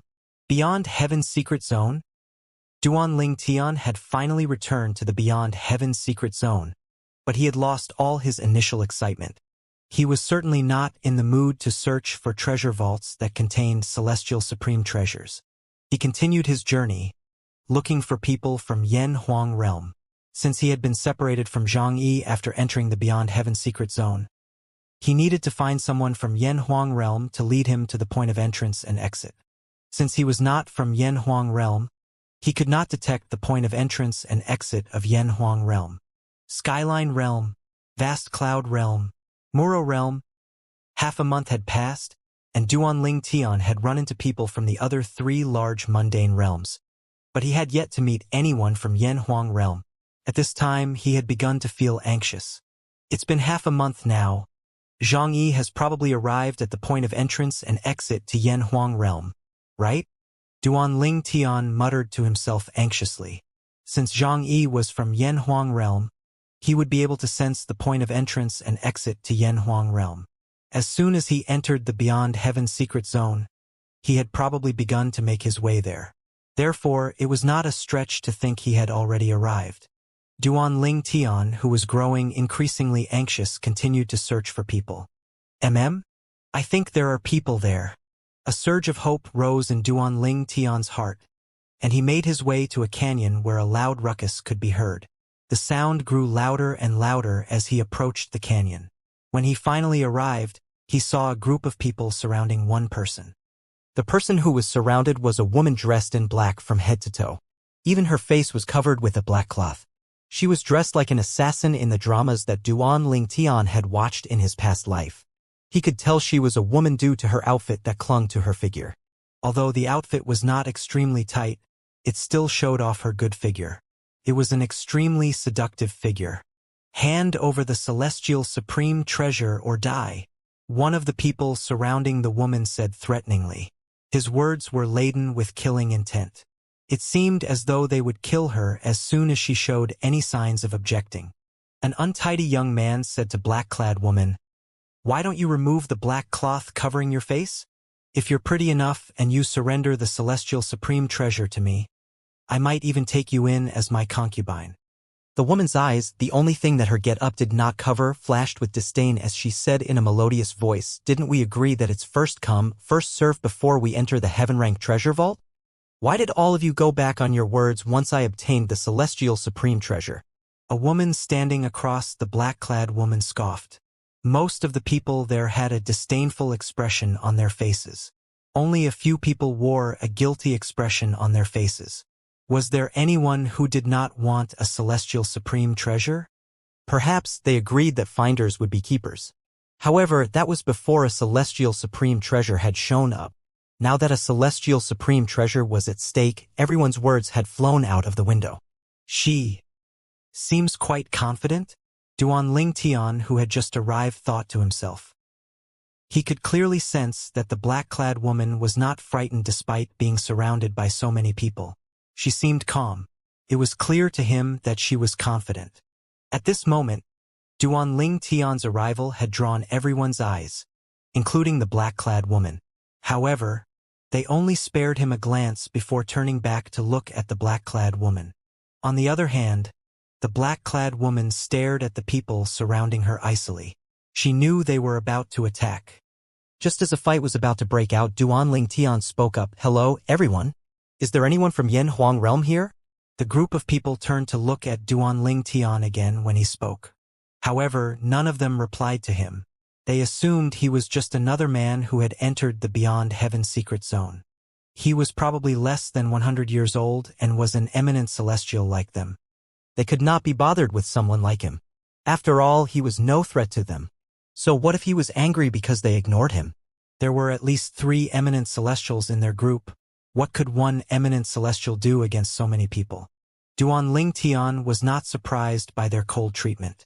He closely observed their expressions when he spoke, and he managed to determine, based on their expressions, that one of them was from Yen Huang realm.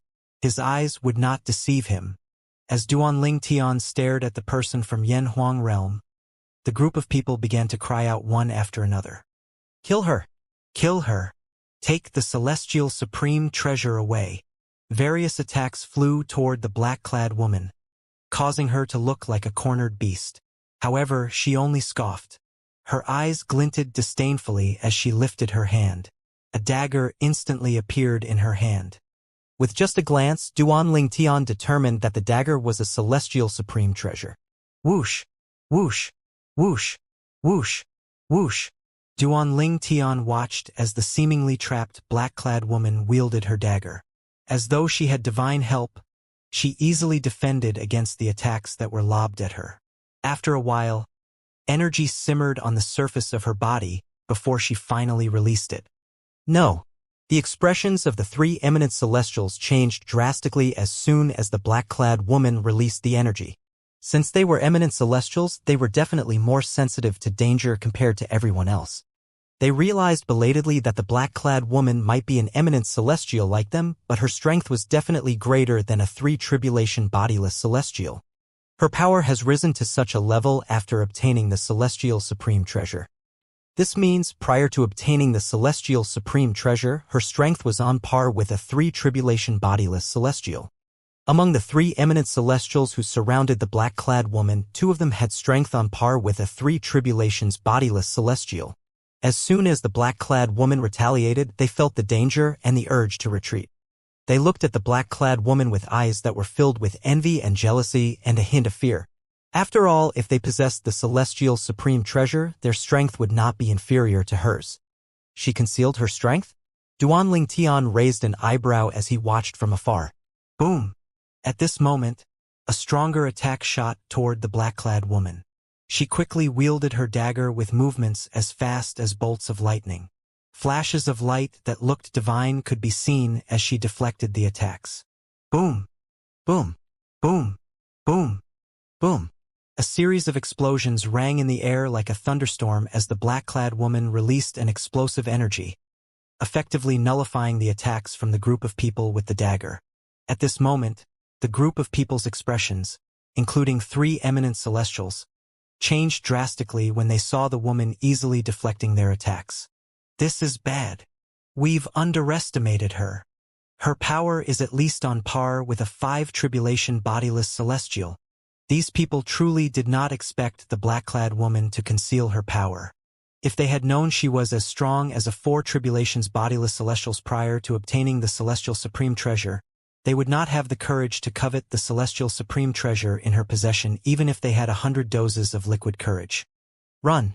The 3 eminent celestials decided to flee as soon as they realized the black-clad woman was stronger than them. However, could they escape? In just a blink of an eye, the black-clad woman killed all 3 eminent celestials and the people who had surrounded her earlier before they could even react. Soon after, Duanling Tian and the black-clad woman were the only ones left in the vast canyon. Duanling Tian looked at the black-clad woman as he asked slowly, "Are you from Yen Huang realm?"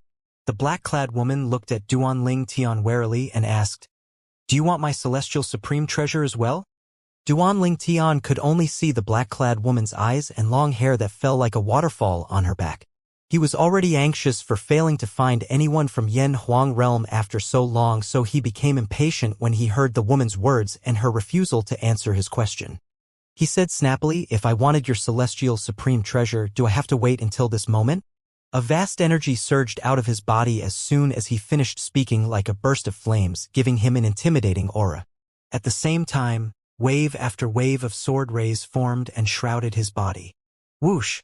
Whoosh! Whoosh! Whoosh! Whoosh! The piercing sound of swords whistled in the air as sword rays gathered around Duanling Tian before they finally rose above his head. This was his sword formation. It emitted a formidable aura as it hovered above his head, encompassing a large area in his surroundings. The black-clad woman's expression changed drastically when she felt the mysterious aura. Naturally, her expression was hidden underneath the black cloth. However, the hint of shock in her eyes could not be concealed at all. It was obvious that she longer had her composure from before. Whoosh! While she was in a state of shock, the black-clad woman's dagger injured her hand before it flew out of her grasp as though it was being summoned by something. She could only watch as the dagger flew to the sword formation above Duanling Tian's head. The black-clad woman was thoroughly shocked. Duanling Tian had taken the dagger into his hand. He waited before flipping it around. As he held the dagger in his hand, he stared at the black-clad woman and asked indifferently, "Now, do you still think I covet your celestial supreme treasure?" You're Duanling Tian. The black-clad woman, once again, failed to answer Duanling Tian's question. Her eyes revealed her shock. Duanling Tian raised an eyebrow. "You know me. Are you really Duanling Tian?" The black-clad woman gasped when she heard Duanling Tian's confirmation. Is it true that you killed the strongest 8 tribulation bodiless celestial in Muro realm despite being an eminent celestial? Also, are you really as strong as a 9 tribulation bodiless celestial? Why would I lie? Based on the black-clad woman's words, Duanling Tian knew she must have heard of his deeds in the location of the inheritance from a great overarching golden celestial. "So it's you." The black-clad woman sighed in relief. The fear in her eyes had disappeared and it was replaced by curiosity as she gazed at Duanling Tian. If the man standing before her was Duanling Tian, there was no doubt he would not covet her celestial supreme treasure. After all, if he had wanted it, he could easily kill her. There was no need for him to waste words with her. "When I asked if any of you were from Yen Huang realm, I could tell, based on the look in your eyes, that you're from Yen Huang realm. Am I right?" Duanling Tian asked. He had noticed a change in the black-clad woman's eyes when he had asked that question earlier. Yes. The black-clad woman finally answered Duanling Tian's question. She had avoided answering his question earlier and asked him if he coveted her celestial supreme treasure. As a result, he had taken her celestial supreme treasure as a show of power. Now that she had given him an answer, her eyes darted toward the dagger he held in his hand. She had obtained the dagger from a heaven-rank treasure vault. Duanling Tian's eyes lit up when he heard the black-clad woman's reply. He quickly asked as he weighed the dagger in his hand, "Do you want me to return this celestial supreme treasure to you?" The black-clad woman's eyes brightened upon hearing Duanling Tian's words. "You'll return it to me?" When he had taken the dagger away, she was prepared for the eventuality of losing the dagger. Unexpectedly, it seemed like he intended to return it to her. If he was willing to return it, she naturally wanted it. It was a celestial supreme treasure after all. Duanling Tian did not beat around the bush and stated his condition immediately. As long as you take me to the point of entrance of exit to Yen Huang realm, I'll return this celestial supreme treasure to you. It was not easy for Duanling Tian to find someone from Yen Huang realm. Therefore, he was determined to seize this chance. He was willing to use every means available to him to get the black-clad woman to show him the way to the point of entrance and exit to Yen Huang realm in the Beyond Heaven secret zone. You want to go to Yen Huang realm? The black-clad woman naturally understood Duanling Tian's intention. She finally knew why he had asked her and the group of people if they were from Yen Huang realm. Duanling Tian nodded. Don't you have a companion from the Celestial Masters sect? Why didn't you ask him to lead you there? The black-clad woman asked skeptically. She was familiar with Duanling Tian's feats in the Beyond Heaven secret zone. Not only did she hear about his strength that was on par with 9 Tribulation's bodiless celestials and how he had killed the strongest 8 Tribulation bodiless celestial in Muro realm, but she had also heard that one of his companions was from the Celestial Masters sect in Yen Huang realm. You even heard about this? Duanling Tian could not hide his surprise. I brought him with me to the Saint Province realm. However, we were separated when we entered the Beyond Heaven secret zone again. I see. The black-clad woman nodded. Her eyes darted around as a cunning light flashed in her eyes. Duanling Tian frowned. He did not miss the cunning glint in the black-clad woman's eyes. He vaguely felt an ominous feeling rising in his heart. The black-clad woman said, I don't have a problem with leading you to the point of entrance and exit to Yen Huang realm. However, before that, you'll have to help me pass the challenges in the Heaven Rank treasure vaults. I want the divine abilities from the Devata realms. I have no interest in the minor inheritance in the Heaven Rank treasure vaults, so you don't have to help me with that. Don't try to take advantage of the situation. Duanling Tian's expression darkened. I'm already being generous by returning you the celestial supreme treasure. How dare you demand I help you to obtain the divine abilities in the Heaven Rank treasure vaults?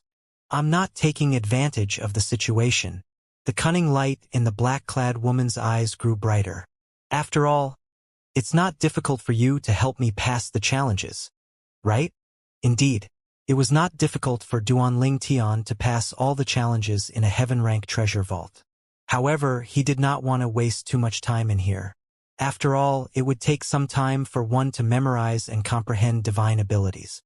He said irritably, My patience has its limit. If you won't do it, I'll just find someone else. You're welcome to do that. It's not like I can't pass the challenges. I just need more time, the black-clad woman said indifferently, putting Duanling Tian in a tough spot. Aren't you afraid that I'll kill you? Duanling Tian glared at the black-clad woman. His eyes were cold as he stared at her. Would you do it? The black-clad woman retorted as she stared at Duanling Tian. The cunning light in her eyes did not disappear at all.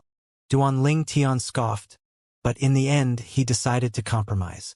After all, it was difficult for him to encounter someone from Yen Huang realm. Who knew when he would find another person from Yen Huang realm if he let her go? The black-clad woman looked extremely pleased with herself when Duanling Tian agreed to her request. It took him 3 days and 3 nights to help her pass the challenges. In fact, he could have done it faster, but he was restricted by the rules in the Heaven Rank treasure vault. Assist-type divine ability? The divine ability in the Heaven Rank treasure vault soon appeared in front of Duanling Tian. It was an assist-type divine ability from a Devata realm. It's an assist-type divine ability, the black-clad woman exclaimed excitedly. She did not waste time and began to memorize and comprehend the divine ability. If she managed to memorize and comprehend it before the time was up, she would be able to obtain it. This process was similar to the one that Duanling Tian had previously gone through in order to obtain the divine ability, the 13 green lotus swords. Duanling Tian, however, did not attempt to comprehend and memorize this assist-type divine ability from a Devata realm. After all, the assist-type divine ability he had mastered, the elementary devouring tactic, was far superior in comparison. An assist-type divine ability that was far inferior to the elementary devouring tactic was not something Duanling Tian was interested in. He would not waste his time trying to memorize or comprehend it.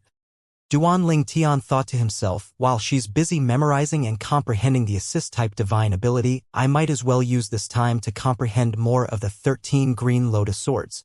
The 13 green lotus swords was an incredibly powerful divine ability from a Devata realm. Duan Tian had only managed to comprehend parts of it, and currently, his mastery of the divine ability only gave it strength comparable to an ordinary divine ability from the Devata realms. To unleash its full potential, he had to continue comprehending it. Duan Tian was so immersed in his cultivation that he had forgotten the passage of time. When the black-clad woman roused him, he discovered the stone table that contained the assist-type divine ability had disappeared. He asked her, "You've obtained it?" The black-clad woman nodded. Duan Tian managed to glimpse a hint of joy and relief in her eyes when she spoke. The black-clad woman said, "After I memorized it, when I opened my eyes, the stone tablet had already disappeared."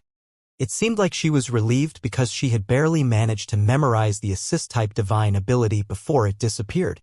Since she had obtained her objective, he asked her, "Can you bring me to the point of entrance and exit to Yan Huang realm now?" "Let's go." The black-clad woman nodded. She would lead Duan Tian to the point of entrance and exit to Yan Huang realm in the Beyond Heaven's secret zone like she had promised him. Whoosh! The black-clad woman was just about to leave the valley and head east when Duan Tian suddenly raised his hand. A wave of energy shrouded her immediately and brought her in the eastern direction, moving at lightning speed. How fast? She thought to herself. She noticed that his speed far surpassed her speed. After a few moments, to her shock, she discovered that it was not even his fastest speed. Duan Tian had moved by creating sword formations and leaping from one formation to another. When the black-clad woman finally regained her senses, she heard Duan Tian's voice. "Hold this." Soon after, he tossed her a dagger as though he was tossing out trash. Upon seeing Duan Tian tossing the celestial supreme treasure to her in such a cavalier manner, she grumbled under her breath. "Come on, that thing you just tossed over is a celestial supreme treasure." They passed the remainder of their journey in silence. In the end, the black-clad woman decided to break the silence. "Okay, let's introduce ourselves. My name is Tang Xiao, and I'm a disciple of Tang sect in Yan Huang realm." She revealed her name and the sect she was from immediately. The Tang sect. Duan Tian narrowed his eyes when he heard Tang Xiao's words. He could not help but ask, did the Tang sect originate from planet Yan Huang? Tang Xiao nodded. Disciples from Tang sect can trace our lineages back to planet Yan Huang just like those from the Celestial Masters sect. However, our sect is slightly weaker because we don't have a 9 tribulation bodiless celestial. It's not a big deal though. The Celestial Masters sect wouldn't dare to simply provoke us. They can try to destroy our sect, but as long as even one of us lives, they'll never have a day of peace. Her eyes shone with pride as she spoke about her sect. Duan Tian asked curiously, is it true that Tang's sect is proficient in using concealed weapons? He had already heard of Tang's sect during his past life on Earth. He had met an old man from the sect who taught him the supreme art of knives throwing. It was thanks to that technique that he had managed to extricate himself from many precarious situations. It was especially useful when he had used up all his ammunition. If it were not for the technique taught by the old man, his body would have been riddled with holes from his enemies' bayonets. Since he discovered Tang Xiao was from Tang's sect, his impression of her improved. Previously, he had assumed Tang's sect was just an ordinary sect with a handful of techniques based on inner energy. Who knew there was nothing ordinary about the sect? The sect had lost its glory and power in the olden days, making it look underwhelming. How do you know about this? Tang Xiao was taken aback by Duan Tian's question. She asked, did you hear it from your companion from the Celestial Masters sect? No, Duan Tian shook his head. He lifted his hand as energy surged out and formed a throwing knife. After that, he threw the knife forward in a rather crude form. A bewildered expression appeared on Tang Xiao's face immediately. She cried out, that's the Tang sect's concealed weapons technique. Although Duan Tian's execution was very crude, it was not difficult for her to tell that the technique was from her sect. How did you learn our special concealed weapon techniques? She asked skeptically. A long time ago, I encountered a senior from your sect by chance. He was the one who taught me this. Duan Tian replied with a smile. Isn't he embarrassed for teaching you this technique when he's clearly not very skilled at it? What an embarrassment to our sect. If I were not extremely familiar with our sect's techniques, I wouldn't have been able to tell that the technique was from our sect. Tang Xiao said with a frown. It seemed like she felt this senior from her sect had done the Tang sect a great disservice. Duan Tian shook his head. His previous incarnation lived in the middle of the post-techniques era. This proved the old man was extraordinary for being able to remember his sect's teachings. Moreover, it was unfair to compare the old man to Tang Xiao, who was in her prime and clearly a successor of the Tang sect. After a while, Tang Xiao exclaimed, "There it is! It's just ahead of us." Due to Duan Tian's unearthly speed, it did not take long before they arrived at the point of entrance and exit to Yan Huang realm in the Beyond Heaven secret zone. Duan Tian nodded. A few moments later, Tang Xiao said, "We're here." On cue, a single black dot appeared in Duan Tian's vision. The closer he got, the bigger the black dot became. When they finally arrived, a huge black hole hovered in the air like the gaping maw of a hungry beast. "Zhang Yi isn't here yet?" Duan Tian muttered to himself after he scanned his surroundings. "He's probably transported to a place far away from here," he concluded in the end. As it turned out, he was right. After a day and a night, Zhang Yi finally arrived. "I didn't expect you to arrive first," Zhang Yi exclaimed in mild surprise when he noticed Duan Tian. When he saw Tang Xiao, he asked curiously, "Who's this?" Tang Xiao's eyes were cold, and her expression was indifferent, making her seem unapproachable. "She's Tang Xiao. She's also from the Yan Huang realm," Duan Tian replied. As soon as Duan Tian finished speaking, Zhang Yi cried out, "Tang Xiao." His expression was one of shock as his eyes darted back to Tang Xiao. You're the strongest among the younger generation in Tang sect." "You're right." Tang Xiao seemed to enjoy Zhang Yi's shock. She looked at Duan Tian with a pride-filled gaze. Her eyes seemed to tell Duan Tian that, yes, she was quite an important person in Tang sect. The strongest among the younger generation in Tang sect? Duan Tian echoed Zhang Yi's words, mildly taken aback as well. He knew she was quite strong, but did not expect her to be the strongest among the younger generation in her sect. Soon after, Duan Tian was prepared to depart to Yan Huang realm with Zhang Yi. It did not take long before Duan Tian and his companions appeared in front of the black hole in Yan Huang realm. "We're back," Zhang Yi exclaimed with a smile.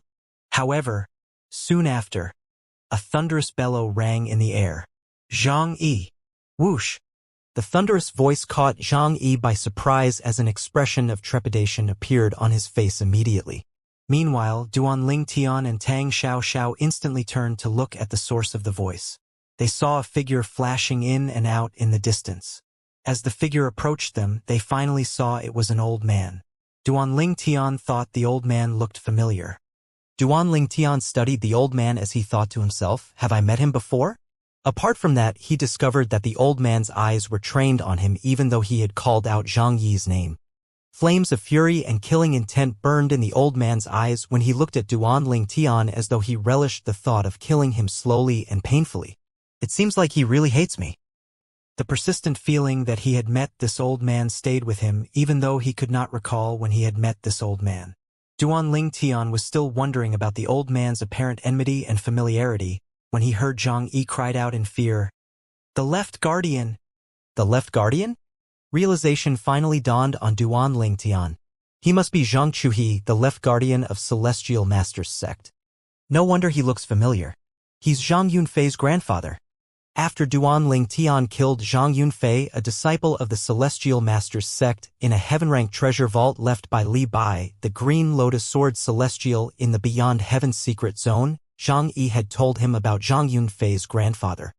Zhang Yi told him that Zhang Chuhi was an 8-tribulation bodiless celestial whose power could rival the other 2 8-tribulation bodiless celestials in the sect. Zhang Chuhi's strength was only second to the strongest person in Celestial Master's sect, the Free Cloud Sage, who was a 9-tribulation bodiless celestial. After confirming the old man's identity, Duan Tian looked at him scornfully. He did not fear Zhang Chuhi at all. It was only natural since his strength was currently comparable to a 9 tribulation bodiless celestial. Why would he fear a mere 8 tribulation bodiless celestial? Xianxia, you colluded with an outsider to murder your sect member. Today, I'll act in accordance with our sect laws and execute you. Xianxia, he closed the distance between them in just a blink of an eye. He glared at Xianxia balefully as energy like tidal waves rolled off his body. At this moment, he seemed like the Grim Reaper about to reap Xiangyi's life with his scythe. Xianxia paled instantly. Xianxia, his speed looked deceptively slow, but he discovered that he had been bound to his spot by an unseen force. No matter how hard he struggled, he could not free himself at all. When Duanling Tian saw Xianxia, he had bound Xianxia.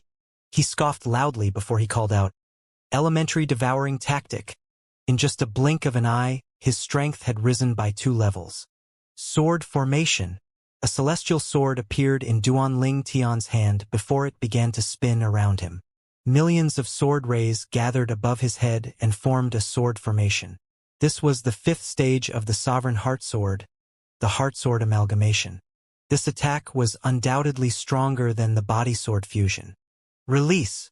Duanling Tian cried out as his eyes glinted coldly. The sword formation above his head began to spin like a hurricane. Boom!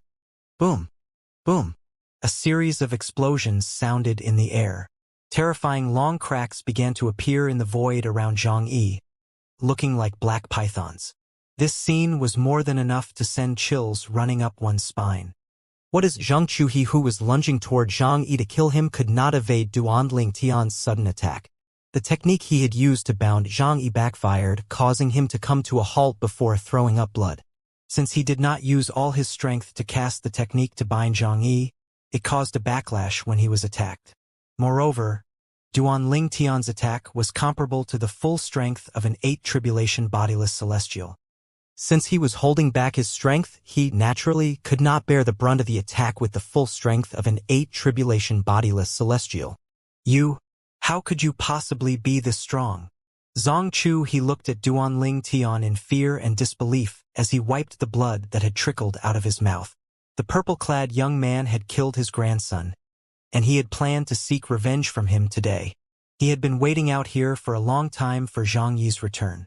He had planned to torture Xianxia for the purple-clad young man's location. He was pleasantly surprised earlier when he saw the purple-clad young man had come to Yanhuang realm with Xianxia. There was no need for him to search for the purple-clad young man. For that reason, Xianxia planned to kill Xianxia first before killing the purple-clad young man. However, he did not expect the purple-clad young man would be so strong. Based on the purple-clad young man's attack, he was not sure if he could defeat him even if he unleashed all his strength. "Are you surprised?" Duanling Tian asked coldly as he studied Xianxia's expression. You're just an eminent celestial," Xianxia exclaimed in disbelief. After a while, a knowing expression appeared on his face. "You don't tell me you obtained the inheritance from a great overarching golden celestial?" Duanling Tian sneered. "What does it have to do with you?" Xianxia, he was greatly infuriated at being treated in such a demeaning manner by an eminent celestial. Although Duanling Tian's strength was not inferior to his, he could not help but feel angry. "You arrogant brat. Arrogant." Duanling Tian narrowed his eyes at Xianxia's words. A cold light flashed in his eyes. "You obstructed our path first. Who do you think is arrogant?" Xianxia, he scoffed. "I have no interest in you. My problem lies with Xianxia. He colluded with an outsider to murder his own sect member. I'm here to deliver punishment on behalf of the Celestial Master's sect. Do not interfere." Duanling Tian laughed uproariously when he heard Xianxia's words as though he had just heard the funniest joke in the world. "What are you laughing about?" Flames of fury burned in Xianxia's eyes as though they were capable of burning everything in his sight. "I find it hilarious that even though you know I killed your grandson, you don't have the courage to say it out loud. Are you trying to stall for time and wait for reinforcement so you can gang up on me later?" Duanling Tian had seen Xianxia subtly sending a signal earlier. He was certain Xianxia knew he was no weaker than an 8 tribulation bodiless celestial. Xianxia was not confident he would be able to defeat him, so he had requested for reinforcement. "Don't make me laugh." Why would I need help to deal with someone like you? Xianxia he flew into a rage out of humiliation since his plan had been exposed. He would not admit to it. Oh, is that so? Duanling Tian smiled. It was deceptively friendly. Upon closer inspection, one would be able to see the shadow of contempt hidden in his smile. He said dismissively, well, since you're so eager for revenge, I'll give you a chance and wait for your reinforcement to arrive. However, let me warn you that there's a limit to my patience. I'll wait for 15 minutes. If your reinforcement doesn't arrive by then, don't blame me for not holding back. His gaze caused Zhang Chui's blood to run cold. Impudent. Zhang Chui's expression turned unsightly. He had assumed Duanling Tian's strength was only comparable to an 8 tribulation bodiless celestial. He might have a hard time defeating Duanling Tian, but the same could be said for Duanling Tian as well. It would not be easy for Duanling Tian to defeat him as well, so why was Duanling Tian behaving so arrogantly? Did this brat treat him like an ant? Left Guardian. Zhang Yi said anxiously. Zhang Yunfei died because he coveted my friend's celestial supreme treasure. If he were not greedy, my friend wouldn't have killed him. More importantly, did you summon the right guardian as well? He continued to say in a grave tone, please reconsider your decision. It's fine if you want to throw your life away, but please don't involve the right guardian. What did you say? Zhang Yi's words further fanned Zhang Chui's flames of fury. He said disdainfully, are you implying that even with the help of the right guardian, I still won't be able to deal with this stupid brat? Preposterous. Do you think he's like Feng Qingyang, who obtained the inheritance from a great overarching golden celestial? Left guardian Duanling Tian killed Wuxia, the strongest 8 tribulation bodiless celestial in Muro realm. His strength is comparable to a 9 tribulation bodiless celestial, Zhang Yi said solemnly. Let alone the right guardian, even our patriarch, the free cloud sage, wouldn't be able to defeat him. He knew Duanling Tian's strength very well. He had divulged this information to Zhang Chui so that Zhang Chui would not drag the Celestial Master's sect down a destructive path just because of his personal grudge with Duanling Tian. Zhang Chui would only cause the downfall of the sect if he persisted. The Celestial Master's sect was a large and influential force in Yanhuang realm. In comparison, Duanling Tian was just a lone wolf with no attachments. If both sides were to fight, the Celestial Master's sect had much more to lose. As a disciple of the sect, Zhang Yi, naturally, did not wish for the sect to be destroyed. For this reason, he had spoken up to Zhang Chui. Zhang Chui, he said, Duanling Tian?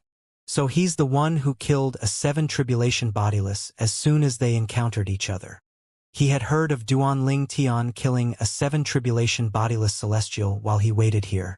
He also heard that Duanling Tian had killed a 7 tribulation bodiless celestial who possessed a celestial supreme treasure. Rumor had it that Duanling Tian had succeeded in killing that 7 tribulation bodiless celestial with celestial supreme treasure due to the technique he had mastered that enabled him to snatch all weapons, including celestial supreme treasures, from his opponents. This was the extent of Zhang Chui's knowledge about Duanling Tian. He was unaware of what had happened near the location of the inheritance from a great overarching golden celestial. For this reason, he did not take Zhang Yi's warning seriously. Instead, he thought Zhang Yi was exaggerating Duanling Tian's strength to intimidate him. If he was cowed by Zhang Yi's words, would it not give Zhang Yi a chance to avoid punishment? Moreover, if Zhang Yi was telling the truth, why did Duanling Tian not kill him the moment he attacked? Why did Duanling Tian bother wasting words with him? Unbeknownst to Zhang Chui, Zhang Yi was the only reason Duanling Tian did not deal with him harshly as he normally would. Just as 15 minutes were about to pass, a booming voice that sounded like the tolling of a giant bell rang in the distance. Guardian Chui, what troubles you that you had to summon me? Soon after, a short and stout old man with a surprisingly muscular body appeared in everyone's sight. He looked at Duanling Tian skeptically before a hint of surprise appeared on his face when he saw Zhang Yi. Zhang Yi. Zhang Yi sighed softly when he saw this old man. He quickly sent a voice transmission to Duanling Tian. This person is Shi Zhong, the right guardian of Celestial Master's sect. If it's possible, can you please show him some mercy? He's my master's benefactor. It was clear he wished to protect the right guardian. Don't worry, Duan Ling Tian replied through voice transmission as he looked at Zhang Yi reassuringly. Apart from Zhang Chuhi, I won't fatally injure other members of the Celestial Masters sect. I know how much you yearn to stay in the sect. Zhang Yi said with a sigh. Well, it's where I came from after all. Zhang Chu, he said in a thunderous voice. Guardian Shi Zhong. Zhang Yi had colluded with an outsider to kill a sect member. He killed my grandson Zhang Yunfei. He should be executed. Whoosh. As soon as Zhang Chuhi finished speaking, the right guardian's expression darkened immediately. His eyes seemed to bore through Zhang Yi as he asked, Is Guardian Chuhi telling the truth, Zhang Yi? Did you collude with an outsider and kill Zhang Yunfei? Zhang Yi's master might be one of Shi Zhong's favorite disciples, but Zhang Yunfei was an important person among the younger generation. He was second only to his older twin brother, Zhang Yunteng. The Celestial Masters sect naturally valued talented youths. For this reason, Shi Zhong was angry when he heard Zhang Yi might have worked with an outsider to kill a promising youth in the sect. Right, Guardian, Zhang Yi began to explain himself.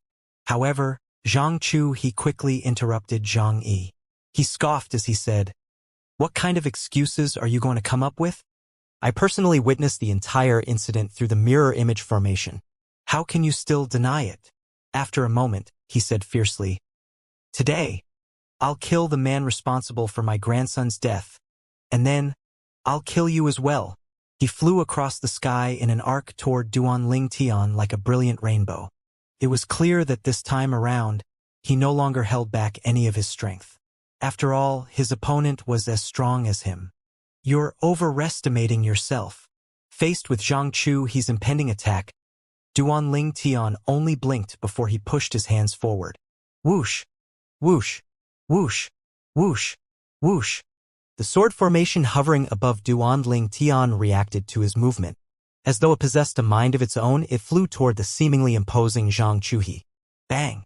Bang! Bang!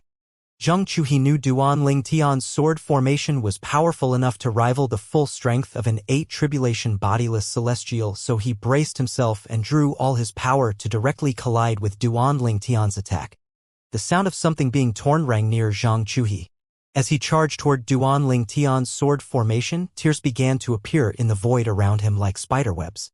How strong! Tang Xiao, who was standing next to Duan Ling Tian, looked on with excitement. She had heard of Duan Ling Tian's strength through word of mouth but had yet to witness it personally. She was excited to see the result of this battle. As soon as Zhang Chu he collided with the sword formation, he was sent flying, throwing up blood. He looked extremely wretched at his moment. It was clear his strength was lacking compared to Duan Ling Tian. Shi Zhong's eyes widened in surprise. He studied Duan Ling Tian again in earnest.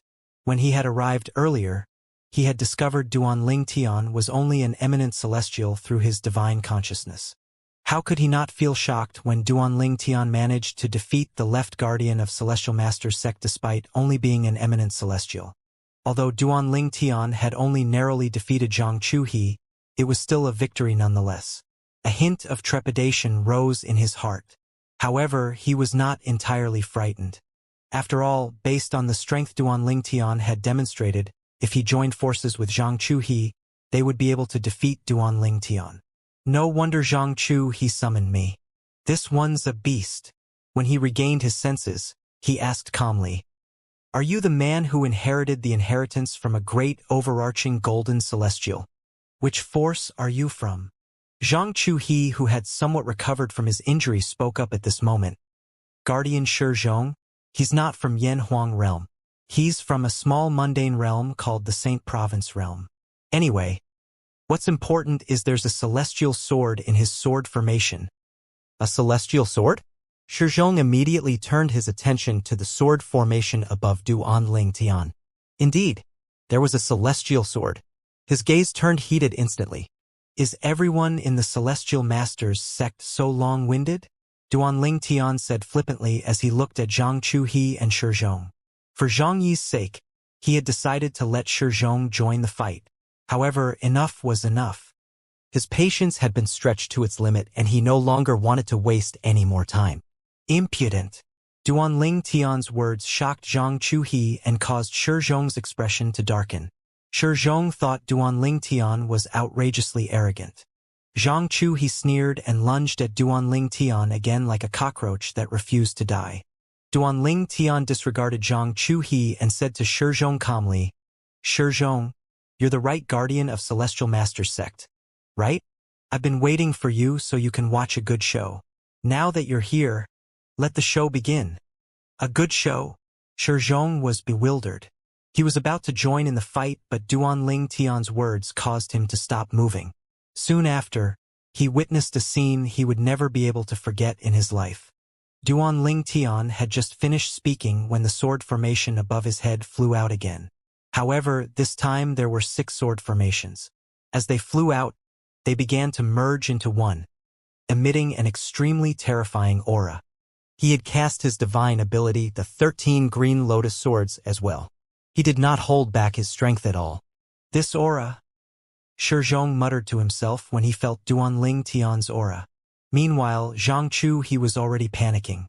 No, this is impossible. Imposs. He had unleashed all his strength, and yet, this sword formation easily defeated him. 9 tribulation bodiless celestial. He's as strong as a 9 tribulation bodiless celestial. Shizhong exclaimed inwardly as his eyes widened in fear. It's possible that Feng Qingyang from the Saint Province realm, who obtained the inheritance from a great overarching golden celestial, was as strong as this young man before he ascended. Zhang Chuhe, the left guardian of Celestial Master's sect and an 8 tribulation bodiless celestial, died with just a single strike from Duanling Tian. Duanling Tian was like a different person compared to before. He was clearly several times stronger than Zhang Chuhe. Based on this, Shizhong, the right guardian, discovered that Duanling Tian had been holding back his strength during the previous skirmishes. Through this attack that killed Zhang Chuhe so easily, it could be seen that Duanling Tian finally revealed his strength. This purple-clad young man is just like Feng Qingyang. Shizhong felt shivers running up his spine when he thought of this. A wave of relief overcame him when he recalled he did not rush to join Zhang Chuhe earlier. Otherwise, Zhang Chuhe would not be the only one to die today.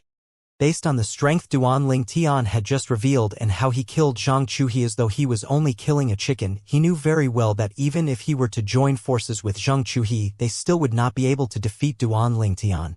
Shizhong continued thinking to himself, in the Celestial Master sect, I'm afraid only the Free Cloud Sage is a match for him. His expression was tense, and he had instinctively balled his sweaty palms up. This was because he discovered the purple-clad young man who just effortlessly killed Zhang Chuhe was staring at him in cold indifference. Although he did not detect any killing intent in Duanling Tian's eyes, he still could not help but shiver in fear. He knew if Duanling Tian so wished, Duanling Tian could kill him in just a blink of an eye. Duanling Tian looked at Shizhong with a piercing gaze as he said nonchalantly, Guardian Shizhong, right? My name's Duanling Tian, and I'm from the Saint Province realm. I met Zhang Yi and befriended him in the Beyond Heaven secret zone. Zhang Yunfei from your Celestial Master's sect coveted my celestial supreme treasure and died as a result of his greed. His death has nothing to do with Zhang Yi. However, I don't feel any guilt at all for killing Zhang Yunfei or Zhang Chuhe. If the Celestial Master's sect takes offense at this, then, please come at me. I'll wait for you. However, if the sect decides to hold this against Zhang Yi and unjustly blame him for this, I won't hesitate to pay the sect a visit. Shizhong gulped when he heard Duanling Tian's threats. He had seen Duanling Tian's strength, so he had no doubt that chaos would descend on the Celestial Master sect should Duanling Tian decide to pay them a visit. After all, even the strongest person in the sect had strength comparable to Duanling Tian. Most importantly, the strongest person in the sect could not possibly protect every single person in the sect. On a side note, not only did I help Zhang Yi obtain a celestial supreme treasure, but I also helped him obtain an offensive divine ability from a Devata realm. If your sect decides to nurture him and let him master your sect's assist-type divine ability from a Devata realm and celestial techniques, I can guarantee that Zhang Yi would reach greater heights than Zhang Yunfei ever could. It seemed like Duanling Tian decided to play the roles of both a good cop and a bad cop. First, he had openly threatened the Celestial Master's sect. Then he seemed to reveal a way for the sect to nurture their talent by encouraging them to pay more attention to Zhang Yi. Celestial Supreme Treasure? An offensive divine ability from a devata realm. Shizhong inhaled sharply when he heard Duanling Tian's words. He turned to look at Zhang Yi for confirmation. Zhang Yi nodded in assent. Apart from that, I'm also an acquaintance of older brother Xian Yuanji from the Yellow the Arch Mansion. I heard older brother mention he's a good friend of the Free Cloud Sage. Please convey my message to the sage that if there's a chance, I would like to have a word with him as well, Duanling Tian said as he stared at Shizhong. After that, he turned to Zhang Yi and said candidly, "This is the most I can do for you, Zhang Yi." "It's more than enough," Zhang Yi replied hurriedly. His gratitude was apparent on his face. Duanling Tian's words were enough to ensure that no harm would come to him once he returned to the Celestial Master's sect. In fact, even before Duanling Tian had spoken up for him, he had already felt relieved when Zhang Chuhi died. After all, Zhang Chuhi was the main reason he was afraid of returning to the sect. With Zhang Chuhi's death and Duanling Tian's words, he was certain his life in the sect would improve. Xian Yuanji? Shizhong was stunned when he heard this name. An expression of awe appeared on his face as he asked, "Why, you're acquainted with Senior Xian Yuanji?" Xian Yuanji from the Yellow the Arch Mansion was one half of the mansion's 9 tribulation bodiless celestials. More importantly, Shizhong knew Xian Yuanji was good friends with the Patriarch of Celestial Master's sect. This was common knowledge. Duanling Tian nodded. He lifted his hand and revealed a purple and golden order token. When he sent his energy into the order token, a ray of purple light shot toward the north. He raised an eyebrow. Yellow the Arch Mansion is in the north? Naturally, Duanling Tian had no intention of visiting the Yellow the Arch Mansion at the moment. Moreover, he doubted Xian Yuanji had returned from the Beyond Heaven secret zone. He made up his mind to visit Yellow the Arch Mansion if he had enough time left after visiting Earth. Since he was finally in Yen Huang realm, his first thought was, naturally, to return to his home in his past life. Going back to Earth had become a slight obsession to Duanling Tian. He supposed it was better if he did not know he could return to Earth if he wanted to. He had never obsessed over his past life previously. However, now that he knew it was possible to return, he could not help thinking about how he was betrayed by his manager, causing him to seethe in anger. He could not seem to let go of the fact that he had died in his last life due to his manager's betrayal. If I see him, I should ask him why he betrayed me back then.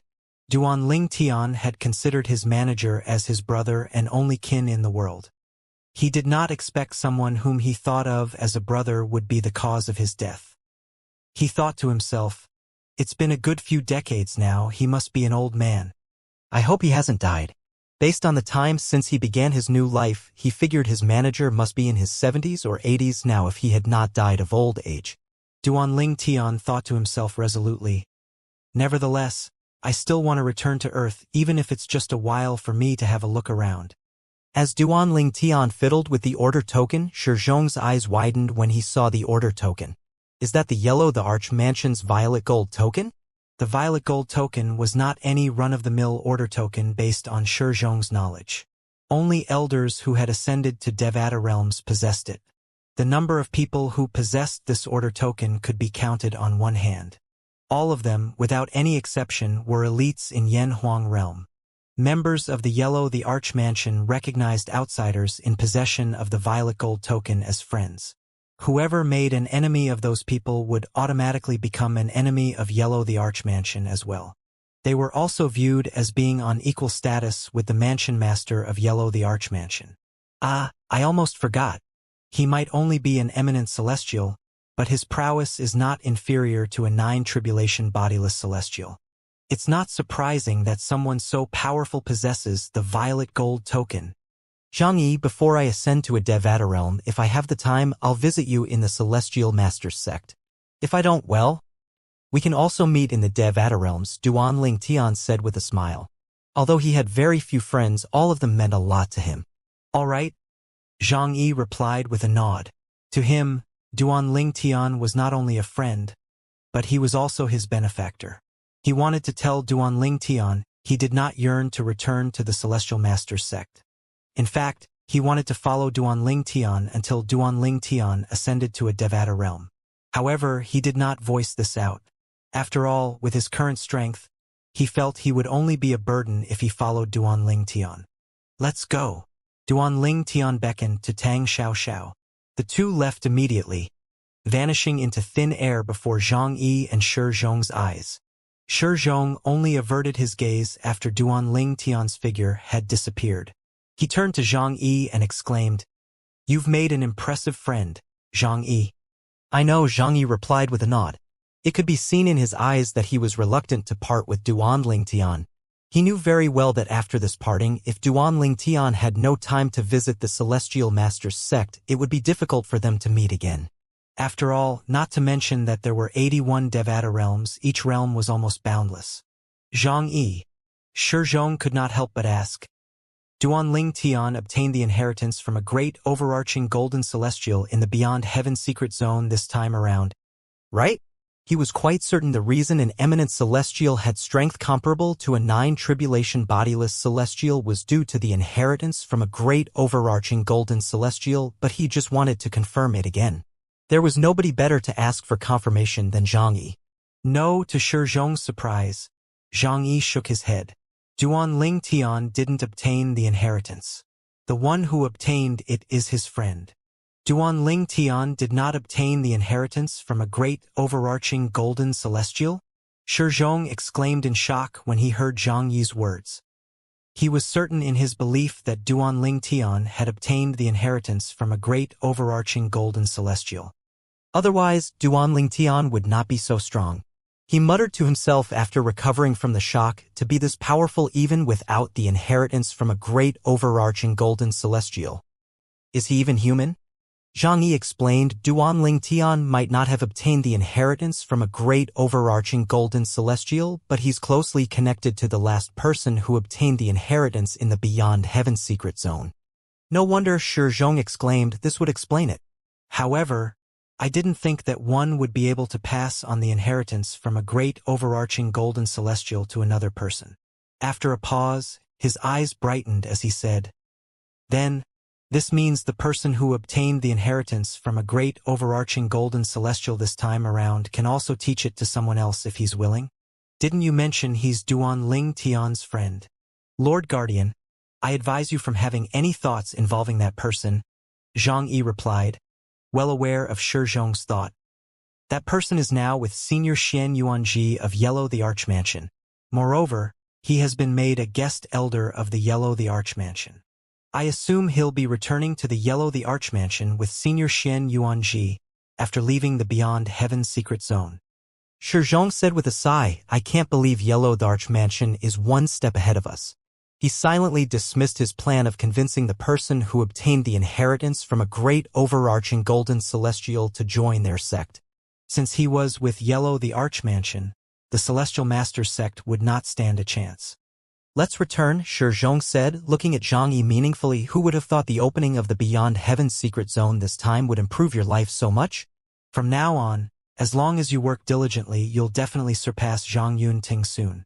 I can already imagine how wide your master's grin would be when he learns about this. Zhang Yi chuckled shyly, making him look timid.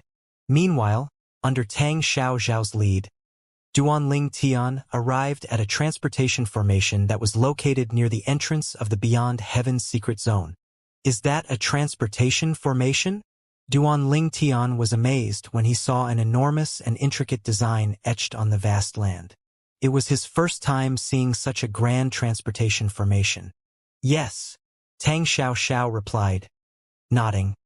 This is known as an interstellar transportation formation. The macroformation is divided into 81 microformations. Come with me. With Tang Xiao in the lead, Duan Tian approached one of the microformations. It was much smaller than the macroformation, but it was still big enough to hold about 7 to 8 people. It was located next to a stone slab with an opening at the top. Place a Saint Stone here and choose the galaxy you want to go to. It'll transport you to the home planet of that galaxy. Look here, this teleportation formation is linked to the home planets of 9 different galaxies, Tang Xiao began to explain as she pointed at the stone slab.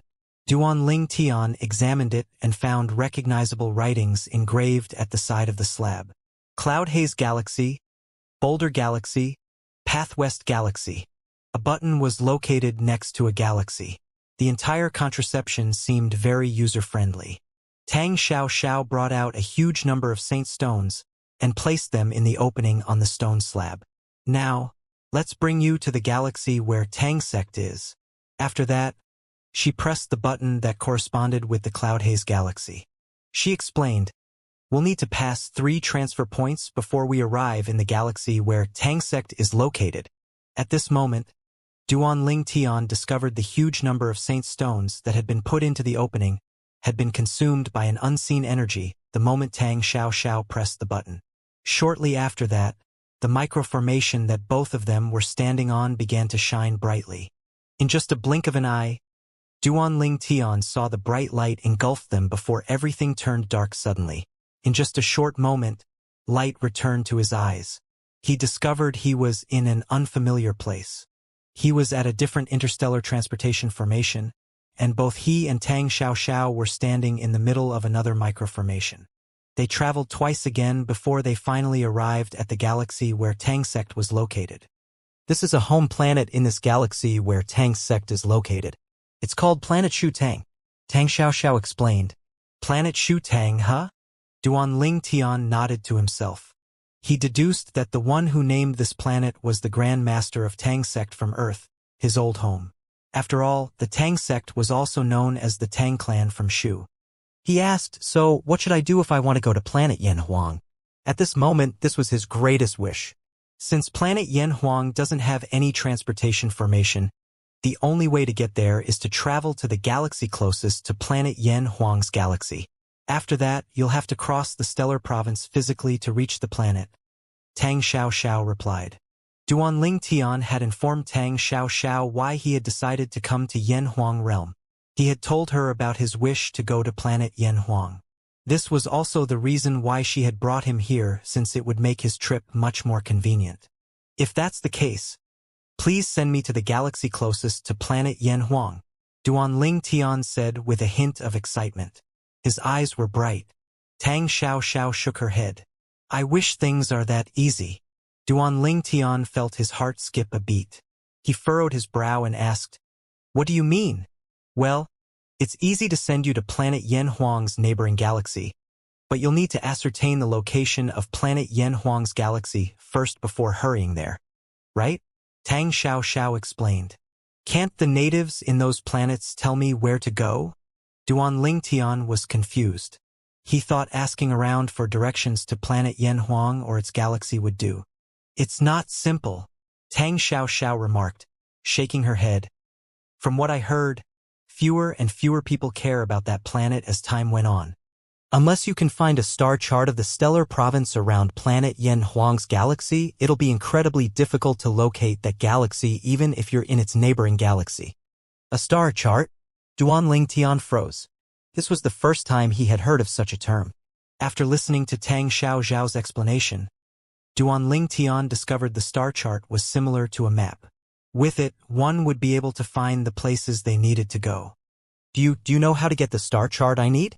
Duanling Tian asked. A hint of desperation could be heard in his voice. He needed a star chart to make his way to planet Yanhuang. Going to planet Yanhuang was his main objective of coming here after all. Well, currently, the star charts depicting the stellar province around planet Yanhuang's galaxy is the rarest object in Yanhuang realm, Tang Xiao said. Duanling Tian's face fell. It seemed like he would be fighting an uphill battle just to find and obtain the star chart. What's with that face? Tang Xiao suddenly grinned when she saw the change in Duanling Tian's expression.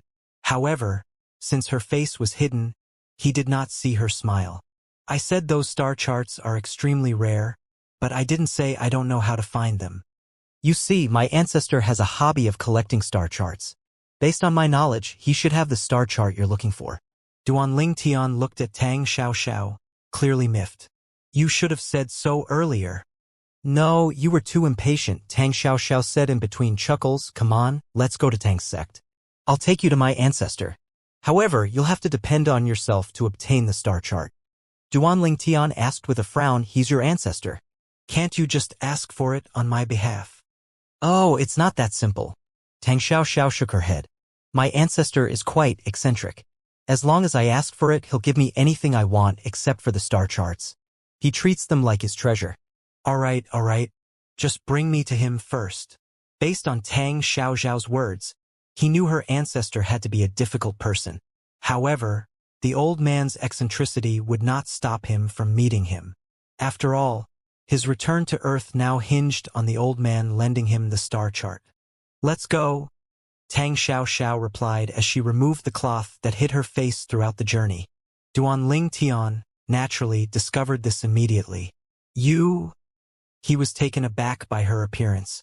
She was extremely beautiful with her arched eyebrows, straight and tall nose, bright eyes, and cute and pink lips. She looked extremely enticing. When she smiled, her dimples became prominent, and he could not help but fall into a daze. He had seen his share of beautiful women in the past. His wives, Kuer and Li Fei, and his partner Feng Tianwu, were all peerless beauties in their own rights. However, Tang Xiaoxiao's beauty was not inferior to them. There was no need to compare them since all of them were a different kind of beauty. Everyone loved looking at beautiful things, and Duanling Tian was no exception to that. After a moment, he finally regained his senses. When Tang Xiaoxiao saw Duanling Tian had snapped out of his daze, she feigned a frown and asked teasingly, "What? Did I scare you with my ugly appearance?" "If you're considered ugly, then most women would have to kill themselves," Duanling Tian said gently with a bitter smile. "I didn't expect you to be such a smooth talker." Tang Xiaoxiao looked at Duanling Tian knowingly and said, "You must have a lot of women waiting for you." Upon hearing that, Duanling Tian's smile froze on his face. Then he clenched his hands tightly as his expression darkened and killing intent surged from his body. Tang Xiaoxiao felt chills running up her spine when she saw this. She said apologetically, "Sorry, did I say something I shouldn't have said?" After seeing the change Duanling Tian underwent, the smile on Tang Xiaoxiao's face disappeared along with her pretty dimples as she looked at him worriedly. "It's all right." Duanling Tian regained his senses when he heard the anxiety laced in Tang Xiaoxiao's question. He shook his head and quickly changed his expression. When she had mentioned the women who were waiting for him, he had remembered Kuer, Li Fei, and Feng Tianwu and the situation they were in. At the same time, he inadvertently thought about the culprit Yun Qingyan as well. When he thought about that man, he had let his killing intent out. Although Duanling Tian had returned to his normal behavior, Tang Xiaoxiao no longer dared to joke around. At the same time, she was curious about what had made him lose his composure. She thought to herself, "It seems like I've hit the nail on the head. He must have a lot of women waiting for him. However, why did he react in such a manner?" She was baffled. Duanling Tian quickly changed the topic when he noticed the lingering awkwardness. "When I first met you, you seemed unapproachable. At that time, I thought you were an icy beauty. Who knew you'd be so lively?" "Lively?" Tang Xiaoxiao was taken aback by his words. She just realized without knowing when she had stopped putting up a facade in front of him. The only person whom she acted in this manner with was her ancestor. After all, her facade was a way for her to protect herself.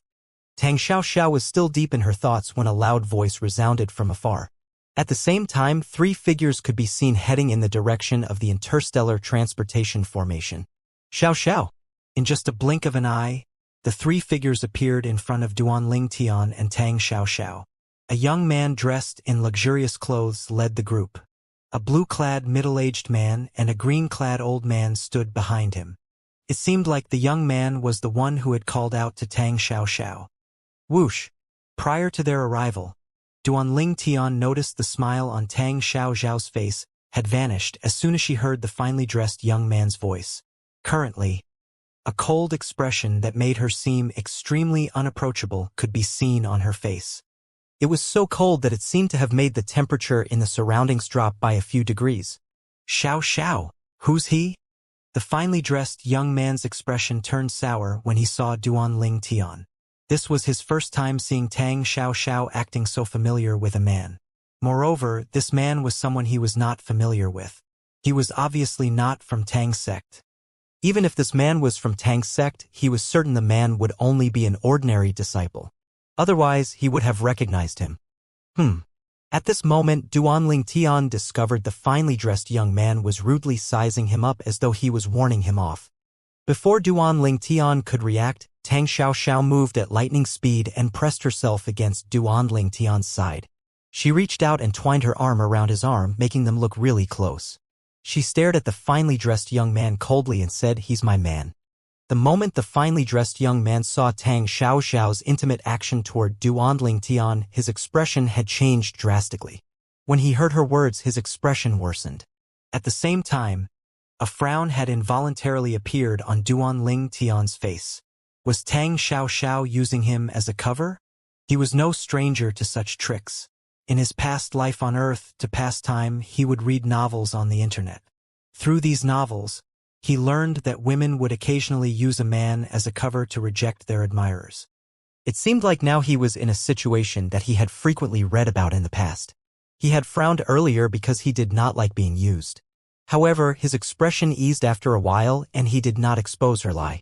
He asked her through voice transmission, "Is he one of your admirers?" "No." Duan Ling Tian was baffled by Tang Xiaoxiao's reply. Was he mistaken? According to her, the finely dressed young man was not her admirer.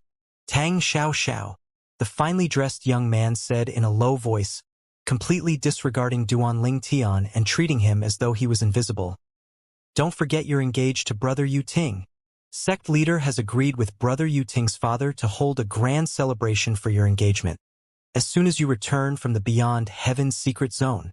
He shot her a warning look when he reached the end of his sentence. "Engaged." Tang Xiaoxiao's expression changed dramatically. Then, she asked icily, "How come I don't even know that I'm engaged?" "Sect leader and Brother Yu Ting's father came to this decision after you entered the Beyond Heaven's secret zone," the finely dressed young man said.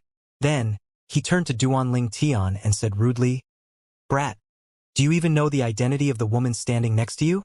Not only is she the strongest among the younger generation in Tang sect, but she's also the fiancée of the young mansion master of Heavenly Wave Mansion. If you want to live, you better keep your distance from her. Otherwise, both the Tang sect and the Heavenly Wave Mansion won't let you go." Duan Ling Tian narrowed his eyes at the threat that the finely dressed young man made. He said nonchalantly, "Oh, it seems like you're not one of Xiao Zhao's admirers. Based on your reaction, I thought you're one of her admirers. I didn't expect you to be the dog of one of her admirers instead." Through the finely dressed young man's earlier words, he had managed to piece the puzzle together. The Heavenly Wave Mansion is a sect whose strength was comparable to the Celestial Master's sect. A few years ago, the young mansion master of Heavenly Wave Mansion, Yang Yuting, met Tang Xiaoxiao and was entranced by her beauty. After that, he began to pursue her, but she had always been dismissive toward him. As a last resort, Yang Yuting had sought help from his father, the mansion master of Heavenly Wave Mansion. For this reason, the mansion master of Heavenly Wave Mansion had asked for her hand in marriage on his son's behalf. Naturally, Tang Xiaoxiao had rejected the proposal. Moreover, her ancestor, an 8 tribulation bodiless celestials and supreme elder, in Tang sect had also supported her decision. However, the other 2 8 tribulation bodiless celestials in Tang sect, the sect leader and a supreme elder, had agreed to it. In their opinion, this marriage was beneficial to the Tang sect. Since Tang sect did not have any 9 tribulation bodiless celestial, the decisions were made by the 3 8 tribulation bodiless celestials. For this reason, Tang Xiaoxiao's ancestor had been vetoed by the other 2. As a supreme elder of Tang sect and one of the pillars of the sect, it was not appropriate for him to overturn the decision made by the other 2 just because she was his descendant and he favored her. On the other hand, the finely dressed young man was the descendant of the other supreme elder in Tang sect. Even before this, he had already had a close relationship with Yang Yuting, the young mansion master of Heavenly Wave Mansion. Rather than a friend, it was more accurate to say he was like Yang Yuting's minion. The finely dressed young man's nose flared in anger, as though he was going to breathe out fire when he heard Duan Ling Tian's words. "What did you say? You dare to call me a dog? I, Tang Jinbao, have never been humiliated in such a way in my entire life." The finely dressed young man, Tang Jinbao, glared at Duan Ling Tian balefully before he said to the men standing behind him impatiently, "What are you waiting for? Kill him. Kill him now." As soon as Tang Jinbao was done with his tirade, the middle-aged man and the old man said unison, "Yes, young master." The two men were about to attack when Tang Xiaoxiao, who wore a dark expression on her face, said coldly, "He's my man. If you dare attack him, I'll kill both of you. You should know I'm more than capable of that." The two men's expressions changed when they heard Tang Xiaoxiao's words. At the same time, they quickly retreated and withdrew their energies. After all, they would die if she really decided to kill them. Not only was she the strongest person among the younger generation in Tang's sect, but she was also greatly favored by one of the supreme elders of Tang's sect. Even if she was no match for them, the supreme elder would definitely help her as long as she asked this of him. Although their master was a descendant of the other supreme elder, the supreme elder would not openly oppose another supreme elder for their sake. When Tang Jinbao saw his two followers' hesitation due to Tang Xiaoxiao's threat, he threatened them as well. "If you don't do as I say, you'll definitely die." These two men were his followers. When he saw them hesitating due to Tang Xiaoxiao's threat, he felt even more humiliated. How could he let this matter go? The two men's expressions changed again. At this point, they had no choice but to attack. Regardless, they would have to offend one of the two parties. In that case, it was better for them to listen to their master. Perhaps they might be able to stay alive this way. The old man looked at Duan Ling Tian as he said to the middle-aged man, "Stop her. I'll kill the boy toy." As soon as he finished speaking, he charged toward Duan Ling Tian. The middle-aged man nodded before he said to Tang Xiaoxiao, "I'm sorry, Miss Xiaoxiao." He moved next to her, intending to stop her, so his companion could kill Duan Ling Tian. 2-4 Tribulation Bodiless Celestials? Duan Ling Tian easily discovered the two men's cultivation bases when they made a move. "Seeking death," Tang Xiaoxiao said in anger when she saw Tang Jinbao's followers making a move despite her warning. She waved her hand and a dagger materialized in her hand. When she sent her energy into the dagger began to emit a blindingly bright light. Its aura was terrifying. Tang Xiaoxiao did not waste any time and struck immediately. Her target was not the middle-aged man, but the old man who was charging toward Duan Ling Tian. Although the old man was a 4 Tribulation Bodiless Celestial, he did not notice Tang Xiaoxiao since his attention was focused on Duan Ling Tian. After all, he did not know Tang Xiaoxiao, who possessed a celestial supreme treasure, was now as strong as a 5 Tribulation Bodiless Celestial. For this reason, her dagger was only a foot away from him when he finally noticed her. "No!" the old man cried out. It was too late by the time he noticed Tang Xiaoxiao. Put aside the fact that Tang Xiaoxiao's strength was currently comparable to a 5 Tribulation Bodiless Celestial, even if her strength was still at the level of a 4 Tribulation Bodiless Celestial, it would still be difficult for him to avoid the strike. Tang Xiaoxiao's dagger stabbed the old man's glabella, and he died instantly. After killing the old man, her expression turned even colder. Suddenly, she threw the dagger out in a strange manner. Whoosh! The dagger flew toward the middle-aged man charging at Tang Xiaoxiao. He was thoroughly shocked when he saw her killing his companion in just a blink of an eye. He wondered how she had done it. At most, her strength was on par with theirs. How did she cast such a powerful strike? When realization dawned on him, he cried out, "Celestial Supreme Treasure!" He discovered how extraordinary the dagger was when she threw it at him. Similar to his companion, the dagger stabbed his glabella. Tang Xiaoxiao killed 2-4 Tribulation Bodiless Celestials in just a blink of an eye. Apart from being a hidden weapon technique, the celestial technique that Tang Xiaoxiao mastered doubled as a hand-to-hand combat technique. Duan Ling Tian could clearly see through the technique Tang Xiaoxiao used. When the dagger returned to Tang Xiaoxiao's hand, Tang Jinbao finally regained his senses. Greed was the prominent emotion in his eyes as he stared at her. "Why you? You own a celestial supreme treasure." Tang Xiaoxiao did not deign to reply to Tang Jinbao. She only glanced at him coldly before saying to Duan Ling Tian, "Let's go. If it's inconvenient for you to kill him, I can kill him for you." Duan Ling Tian remained motionless. His eyes were trained on Tang Jinbao. Although he seemed calm, killing intent could be seen flashing in the depths of his eyes. Since Tang Jinbao had the audacity to order his men to kill him, Tang Jinbao would have to pay the price for it. Moreover, he thought it was inconvenient for Tang Xiaoxiao to kill Tang Jinbao. Tang Xiaoxiao said, "I know you want him dead, and yes, he deserves to die. However, if you kill him, you can forget about my ancestor lending you the star chart. After all, Tang Jinbao belongs to the Tang sect even if he's not related to my ancestor. If you kill him, you'll be an enemy of the sect.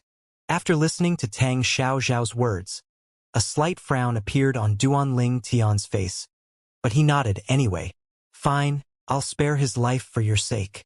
However, he must still pay a price for his actions. As soon as Duanling Tian finished speaking, he moved like a ghost and appeared before Tang Jinbao in just a blink of an eye. He moved at lightning speed as he broke Tang Jinbao's arms and legs. He also suppressed Tang Jinbao's cultivation base so Tang Jinbao could acutely feel the pain. Unsurprisingly, Tang Jinbao began to shriek like a pig. His cultivation base was merely at the 9th form of the Saint Celestial stage. He was as vulnerable as a defenseless baby in front of Duanling Tian. It was as easy as ABC for Duanling Tian to make him suffer. Let's go. Duanling Tian called out to Tang Xiaoxiao after he was done with Tang Jinbao, ignoring Tang Jinbao's murderous gaze. Then Duanling Tian and Tang Xiaoxiao made their way to see her ancestor to borrow his star chart. He could have killed Tang Jinbao and snatched the star chart from Tang Xiaoxiao's ancestor with his current strength, but he decided against it for Tang Xiaoxiao's sake. After all, she was a decent person and had helped him out in the Beyond Heaven secret zone. No matter who you are, you must die. I want you dead, Tang Jinbao said through gritted teeth as he watched Duanling Tian and Tang Xiaoxiao's figures slowly disappear from his sight. Meanwhile, after a bout of silence, Tang Xiaoxiao finally said, I'm confident I'll be able to borrow the star chart for you from my ancestor if you promise me something. Speak, Duanling Tian said. He was slightly displeased by Tang Xiaoxiao's sudden demand. He felt the gap between them widened. He had just begun to treat her like a friend, and yet she had a condition in return for doing him a favor. Tang Xiaoxiao said bluntly, after we get the star chart, take me away from this galaxy. That's it. Duanling Tian assumed she would take advantage of this chance and demand something outrageous from him, such as another celestial supreme treasure. As it turned out, he had thought the worst of her. In his opinion, her request was tantamount to nothing. Even if she could not help him obtain the star chart, he would not reject her if she requested him to bring her away from this galaxy. That's your condition? Tang Xiaoxiao nodded. She did not detect Duanling Tian's abnormal behavior earlier. She seemed to recall something at this moment and said apologetically, Duanling Tian, I apologize for saying you're my man earlier in front of Tang Jinbao. I wanted to put on an act in front of him. It's all right. Duanling Tian shook his head. I just find it strange that you need to put on an act in front of him since he's not your suitor. He's close to Yang Yuting, the young mansion master of Heavenly Wave Mansion. I want him to pass the news to Yang Yuting so Yang Yuting will give up on me. Tang Xiaoxiao paused for a moment and smiled bitterly. I didn't expect sect leader would promise my hand in marriage to the mansion master of Heavenly Wave Mansion while I was in the Beyond Heaven secret zone. So the act was all for naught? Duanling Tian asked. Yes. Tang Xiaoxiao nodded as her eyes flashed with determination. However, I'd rather die than marry Yang Yuting. You seem to despise Yang Yuting. Duanling Tian cocked an eyebrow and said, The Heavenly Wave Mansion is as powerful as the Celestial Master Sect. Both of them have 1/9 tribulation bodiless celestial in their ranks. That's probably why your Tang sect is so eager for a marriage alliance. With such a lofty status, why do you despise him? Because Yang Yuting is a good-for-nothing scumbag. Tang Xiaoxiao's disdain was apparent on her face as she spoke. The things he did, it's revolting just to think about it, let alone say it out loud. That's enough. I don't want to talk about him anymore. After a few moments, she added, We should go to my ancestor for the star chart and leave as soon as possible. Otherwise, sect leader and the others will definitely stop me if they learn of my plan. If I'm not mistaken, Tang Jinbao should have already gone to look for his ancestor. When she reached the end of her sentence, a sense of urgency could be heard in her voice. You want to leave just to avoid the marriage, right? You're also worried the sect leader and the 8 tribulation bodiless celestial in the sect will force you to marry. It was not difficult for Duanling Tian to figure this out. Yes, Tang Xiaoxiao nodded. Actually, I can help you if you truly oppose the marriage. There's only one 9 tribulation bodiless celestial in the heavenly wave mansion anyway, Duanling Tian said flippantly. Although his strength was only on par with a 9 tribulation bodiless celestial, he believed they would concede to him. After all, he was just a sectless cultivator in Yanhuang realm. He had no attachments here. The heavenly wave mansion would not want to offend someone like him. As the saying went, you have nothing to lose if you have nothing to begin with. Even if he could not defeat the 9 tribulation bodiless celestial from heavenly wave mansion, he could easily deal with the people from the mansion. I know you're as strong as a 9 tribulation bodiless celestial, and to be honest, I've thought about it. Tang Xiao sighed when she heard Duanling Tian's words. However, the 9 tribulation bodiless celestial in heavenly wave mansion is not an ordinary bodiless celestial. He has mastered the soul congregation embodiment. Without the soul congregation embodiment, you'll be evenly matched. However, with his soul attack, how can you, as an eminent celestial, possibly bear the brunt of the attack? Regardless of how strong Duanling Tian was, he was still an eminent celestial. Even with his techniques and weapons that made him as strong as a 9 tribulation bodiless celestial, his soul was that of an eminent celestial. There was no doubt that he would not be a match for the 9 tribulation bodiless celestial in heavenly wave mansion who had mastered the soul congregation embodiment. Let alone a 9 tribulation bodiless celestial who had mastered the soul congregation embodiment, he would have a hard time dealing with a 3 tribulation bodiless celestial's soul attack. A 9 tribulation bodiless celestial who has mastered soul congregation embodiment? Duanling Tian was taken aback. Currently, the only people who were a threat to him in the mundane realms were bodiless celestials who had mastered the soul congregation embodiment. Previously, when he was in the Beyond Heaven secret zone, he was forced to hide in a heaven-rank treasure vault when he was hunted by a 4 tribulation bodiless celestial who had mastered the soul congregation embodiment. At that time, he was already as powerful as an 8 tribulation bodiless celestial and could easily kill an ordinary 7 tribulation bodiless celestial. However, just because the 4 tribulation bodiless celestial had mastered the soul congregation embodiment, he still had to hide from the 4 tribulation bodiless celestial and wait for Chani Ru to come to his rescue. Duanling Tian asked grimly, "Are you sure the heavenly wave mansion's 9 tribulation bodiless celestial has mastered the soul congregation embodiment?" "Yes." Tang Xiao nodded. "If that's the case, then I really can't help you." Duanling Tian sighed before saying, "Let's go. We'll meet your ancestor." The planet Tang sect was in planet Shutang, and the planet was located in the Thousand Opportunities galaxy. Tang Xiao's ancestor is one of the 2 supreme elders of Tang sect, so he lived in the inner court of Tang sect. As the strongest disciple among Tang sect's younger generation, Tang Xiao's face was all the pass she needed to enter the inner court. Along with her, Duanling Tian also managed to enter without any obstacles. When they arrived in a large courtyard, Duanling Tian finally saw Tang Xiao's ancestor. He was a kind-looking old man with keen eyes. As soon as Tang Xiao entered the front yard, she called out, "Ancestor!" Then, she sat down at the stone table, directly opposite the old man who was sipping tea. "I've never cared much about your manners when you're with me. Who knew you'd act this way as well when there are outsiders around? You're getting more and more unruly," the old man said as he glanced at Duanling Tian. The old man might sound like he was chiding Tang Xiao, but there was no hiding the affection and adoration in his eyes as he looked at her. "Ancestor, he is my friend.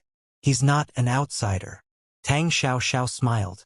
Then, she called out to Duanling Tian, "Duanling Tian, come sit. This is my ancestor. He's one of the 2 supreme elders of Tang sect, Tang Zhongyi." "Senior." Duanling Tian nodded at Tang Zhongyi before taking a seat next to Tang Xiao.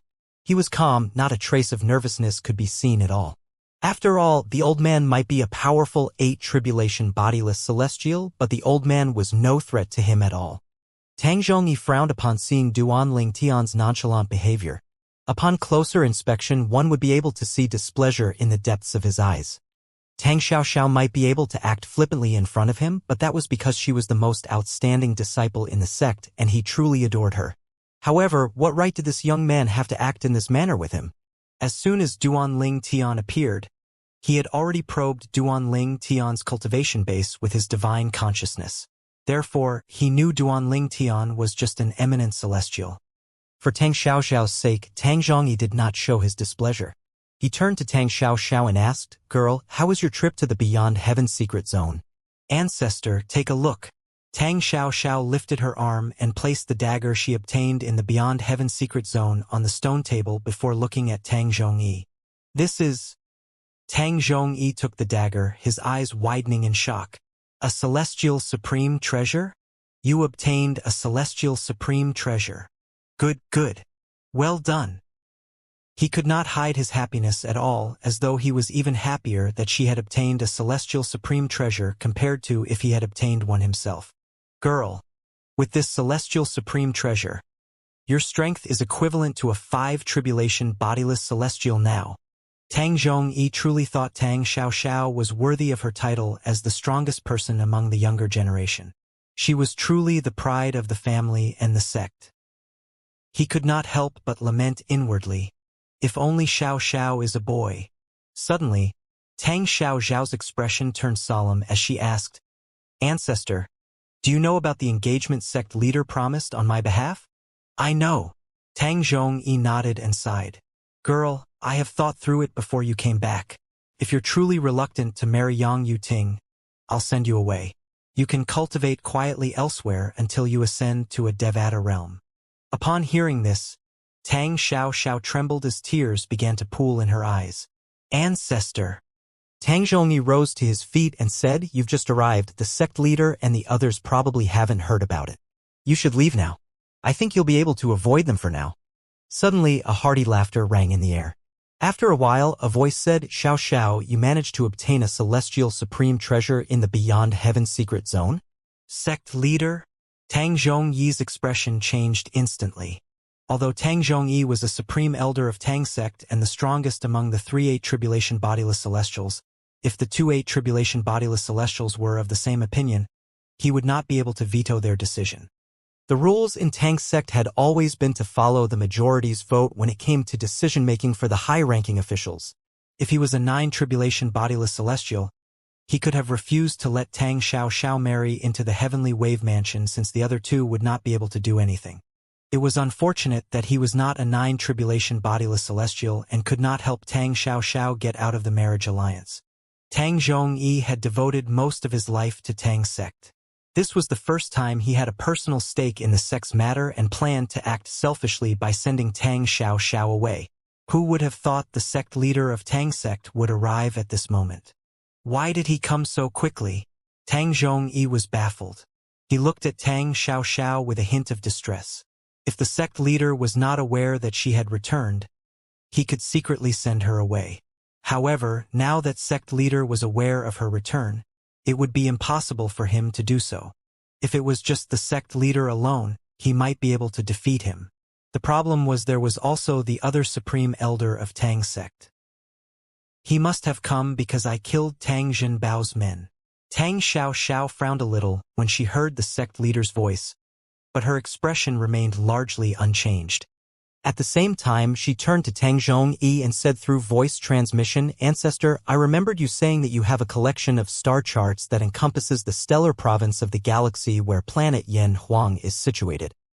Can you borrow me that star chart?" Star chart. Tang Zhongyi was still feeling unresigned for not being able to send Tang Xiaoxiao away when he heard her words. He was taken aback for a moment. Finally, he replied through voice transmission, "What do you need the star chart for?" "Ancestor, I'm very touched by your words earlier. However, since the sect leader has come, I'm afraid you won't be able to quietly send me away. If I have the star chart of the stellar province of the galaxy where planet Yan Huang is located, I might have a chance of leaving Tang sect," Tang Xiaoxiao said through voice transmission. "You're able to leave Tang sect if you have the star chart?" Tang Zhongyi was baffled by Tang Xiaoxiao's words. After a while, he replied through voice transmission again, "How are you going to do that?" "Ancestor, stop asking so many questions, you'll see soon enough. Can you please borrow me the star chart before the sect leader arrives?" Tang Xiaoxiao said urgently. Although Tang Xianxia had many questions on his mind, he knew time was of the essence and he could hear the urgency in Tang Xiaoxiao's voice, so he no longer questioned her. He quickly gave her the star chart. Only after he handed over the star chart did he ask, "Are you still trying to be mysterious? Tell me about your plans quickly." Whoosh! Just as Tang Xiaoxiao was about to reply, a gust of wind blew in the front yard before a figure appeared in front of the stone table. The figure belonged to a middle-aged man who was dressed in a silver robe with golden trim. He had a medium build, a square face, and spiky hair. His aura was imposing. It was clear that he had long gotten used to being in a position of power. This must be Tang Chong, the sect leader of Tang sect. Before Duanling Tian arrived in Tang sect's inner court, Tang Xiaoxiao had told him the sect leader's name. He also learned that Tang Chong was one of the 8 tribulation bodiless celestials in Tang sect. As soon as Tang Chong appeared, his eyes did not leave Tang Xiaoxiao. "Lord sect leader." Tang Xiaoxiao rose to her feet immediately before bowing respectfully. "I did manage to obtain a celestial supreme treasure." "Congratulations," Tang Chong said before turning to look at Tang Zhongyi, who was standing at the side. "Elder Yi, your descendant is truly outstanding. Not only is she a genius, but even her luck is good." "You are being too kind with your words, sect leader," Tang Zhongyi said modestly. At this moment, Tang Chong's eyes found Duanling Tian, who was still seated at the stone table. His eyes instantly turned cold and piercing. However, Duanling Tian remained unaffected. Not only was he indifferent to Tang Chong's cutting gaze, but he even moved to pour himself a cup of tea, completely ignoring Tang Chong. Tang Chong continued staring at Duanling Tian pointedly as he asked in a deep voice, "Xiao, I heard from the others that this person is your man." The moment Tang Zhongyi heard Tang Chong's words, his expression changed drastically. He quickly turned to look at Tang Xiaoxiao with an expression of shock and disbelief. "Yes," Tang Xiaoxiao said. She did not expect Tang Chong would bring this up, but she had no choice but to answer in the affirmative. Upon hearing Tang Xiaoxiao's admission, Tang Chong and Tang Zhongyi's expressions changed dramatically. "Xiao, don't forget that you're engaged." Tang Chong looked at Tang Xiaoxiao and said in a deep voice, "We've already discussed this with the Heavenly Wave Mansion and agreed that the engagement ceremony would be held as soon as you return from the Beyond Heaven secret zone. How can you recklessly bring another man here?" His voice turned deeper and deeper the longer he spoke. "Sect leader," Tang Xiaoxiao said softly, "I don't want to marry Yang Yuting. My heart already belongs to someone else." When she finished speaking, she turned to look at Duanling Tian. An angry and deafening roar that seemed to come from all directions rang in the air as soon as Tang Xiaoxiao finished speaking. "Sect leader, why are you wasting words with her? In my opinion, we should just kill the brat." A tall and muscular old man appeared at this moment. He had a beard and messy white hair that looked like a lion's mane. He glared at Duanling Tian with killing intent as soon as he appeared. He asked imperiously, "So you're the one who broke my descendant's arms and legs to humiliate him?" Tang Hong. Since the old man had mentioned his descendant, it was not difficult for Duanling Tian to guess that the old man was Tang Hong, the other supreme elder of Tang sect and Tang Jinbao's ancestor. Similarly, Tang Xiaoxiao had revealed the name of the other supreme elder of Tang sect to Duanling Tian earlier. Duanling Tian continued to sip on his tea calmly, as though he was truly engrossed in it. He seemed to completely disregard the presence of these 8 tribulation bodiless celestials. "Ancestor, that's him. Please avenge me." Another voice rang in the air as Tang Jinbao appeared. It seemed like he had recovered from the injuries that Duanling Tian had inflicted on him earlier. At this moment, he seemed quite energetic as he pointed at Duanling Tian angrily. He stared at Duanling Tian as though he wished he could tear Duanling Tian into a million pieces. "It seems like you didn't learn your lesson," Duanling Tian said before turning to Tang Xiaoxiao, saying, Xiao, I've already spared him once.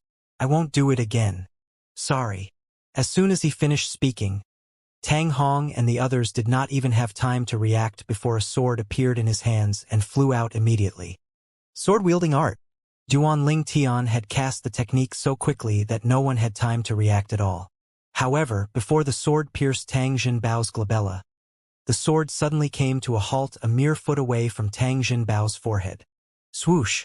A large palm that seemed as though it could over the sky appeared and grabbed Duan Lingtian's sword. It was none other than Tang Hong who had acted. His eyes lit up as soon as he discovered how extraordinary the sword was. Celestial Supreme Treasure? A Celestial Supreme Treasure? Tang Hong's words instantly caught Tang Chong and Tang Zhongyi's attention. Boy, I didn't expect you to own a Celestial Supreme Treasure. Tang Hong's eyes seemed to be glued to the celestial sword before he averted his eyes that were filled with greed to Duan Lingtian. In any case, it belongs to me now. Based on his words, it was clear that he intended to snatch the celestial sword away from Duan Lingtian. Duan Lingtian sneered when he heard Tang Hong's words. A mere 8 tribulation bodiless celestial dares to say such words. Then he mobilized his energy before it surged out of his body that formed whirlpools around him. In just a blink of an eye, he absorbed all the heaven and earth spirit energy in his surroundings. Assist-type divine ability? How powerful! The 3 8 tribulation bodiless celestials from Tang sect were stunned by Duan Lingtian's assist-type divine ability. They were further stunned when they saw another sword appearing in Duan Lingtian's hands. The sword's aura was piercing and terrifying. Another celestial sword. Duan Lingtian has 2 celestial supreme treasures? Moreover, they're both celestial swords. Who is he? Both Tang Chong, the sect leader of Tang sect, and Tang Zhongyi, the supreme elder of Tang sect, were shocked to the core by the second celestial supreme treasure. It should be noted that there were only 3 celestial supreme treasures in the entire Tang sect. Even if they counted the celestial supreme treasure that Tang Xiao obtained, there were only 4 celestial supreme treasure in the sect. However, Duan Lingtian, who was just an eminent celestial, possessed 2 celestial supreme treasures. How could they not feel shocked? Another celestial supreme treasure! Tang Jinbao exclaimed as he stared greedily at the celestial sword in Duan Lingtian's hand.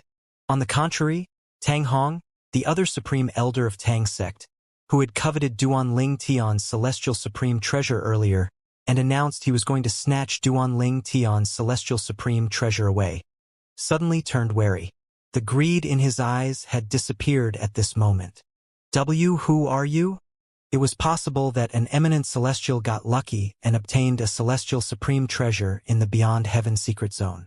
However, the odds of obtaining 2 celestial supreme treasures in the Beyond Heaven secret zone due to luck was extremely slim. After all, there were no shortages of mighty powerhouses in the Beyond Heaven secret zone. There were many 8 and 9 tribulation bodiless celestials in the Beyond Heaven secret zone. For an eminent celestial to obtain 2 celestial supreme treasures in the Beyond Heaven secret zone, the eminent celestial had to have an extraordinary background. For this reason, Tang Hong began to feel wary. I'm the one who's going to kill you today, Duan Lingtian replied to Tang Hong's question. As soon as he finished speaking, the celestial sword in his hand flew out and began to spin around him at an increasing speed. In just a blink of an eye, tens of thousands of sword rays appeared above his head. A series of swords cries rang in the air as a sword formation formed above Duan Lingtian's head. The void trembled as soon as it was formed. Then, a mysterious energy surged out in all directions and shrouded everyone present on the scene. Whoosh! Tang Hong's expression changed immediately when he discovered the celestial sword he had snatched earlier had broken out of his grip. Moreover, during the process it had injured him as well. He could only watch helplessly as the celestial sword flew toward the sword formation above Duan Lingtian's head and became part of the formation. At this moment, upon seeing this scene and recalling Duan Lingtian's earlier words, an ominous feeling rose in his heart. Duan Lingtian scoffed before the sword formation above his head flew toward Tang Hong at lightning speed. Swoosh! Swoosh! Swoosh! When the sword formation flew out, it seemed like the sky was covered with swords and it left terrifying-looking tears in its wake that looked like gigantic black pythons. Boom! Faced with the fierce sword formation, Tang Hong had no choice but to defend against it, even though he knew he might not be able to successfully defend against it. His energy surged out quickly from his body. At this moment, the sect leader and the other supreme elder of Tang sect, Tang Chong and Tang Zhongyi, cried out in unison, "Please show mercy." Their expressions had changed drastically at this moment. Boom! Boom! As they spoke, their energies surged from their bodies as well. However, The sword formation that covered the sky had already clashed with Tang Hong's celestial supreme treasure, a 7-inch-long throwing knife. With his life on the line, Tang Hong unreservedly sent all his energy into the throwing knife. His strength was now comparable to the strength of an ordinary 9-tribulation bodiless celestial who did not possess a celestial supreme treasure. Xiao! Xiao! Xiao! Swords' cries rang in the air again when Duan Ling Tian's sword formation clashed with the 7-inch-long throwing knife. The throwing knife suddenly turned against Tang Hong, leaving him defenseless and vulnerable in just a second. Before he could even react, Duan Ling Tian's attack landed on him. At the moment he died, his eyes were still widened in shock and disbelief. Perhaps before he died, he finally realized how futile it was to point a celestial supreme treasure at Duan Ling Tian. "Ancestor!" Tang Jinbao cried out. His face had turned pale immediately, although he could not really see what had happened due to his weak cultivation base. He had clearly sensed his ancestor's aura vanishing. There was only one explanation for this. His ancestor must have died.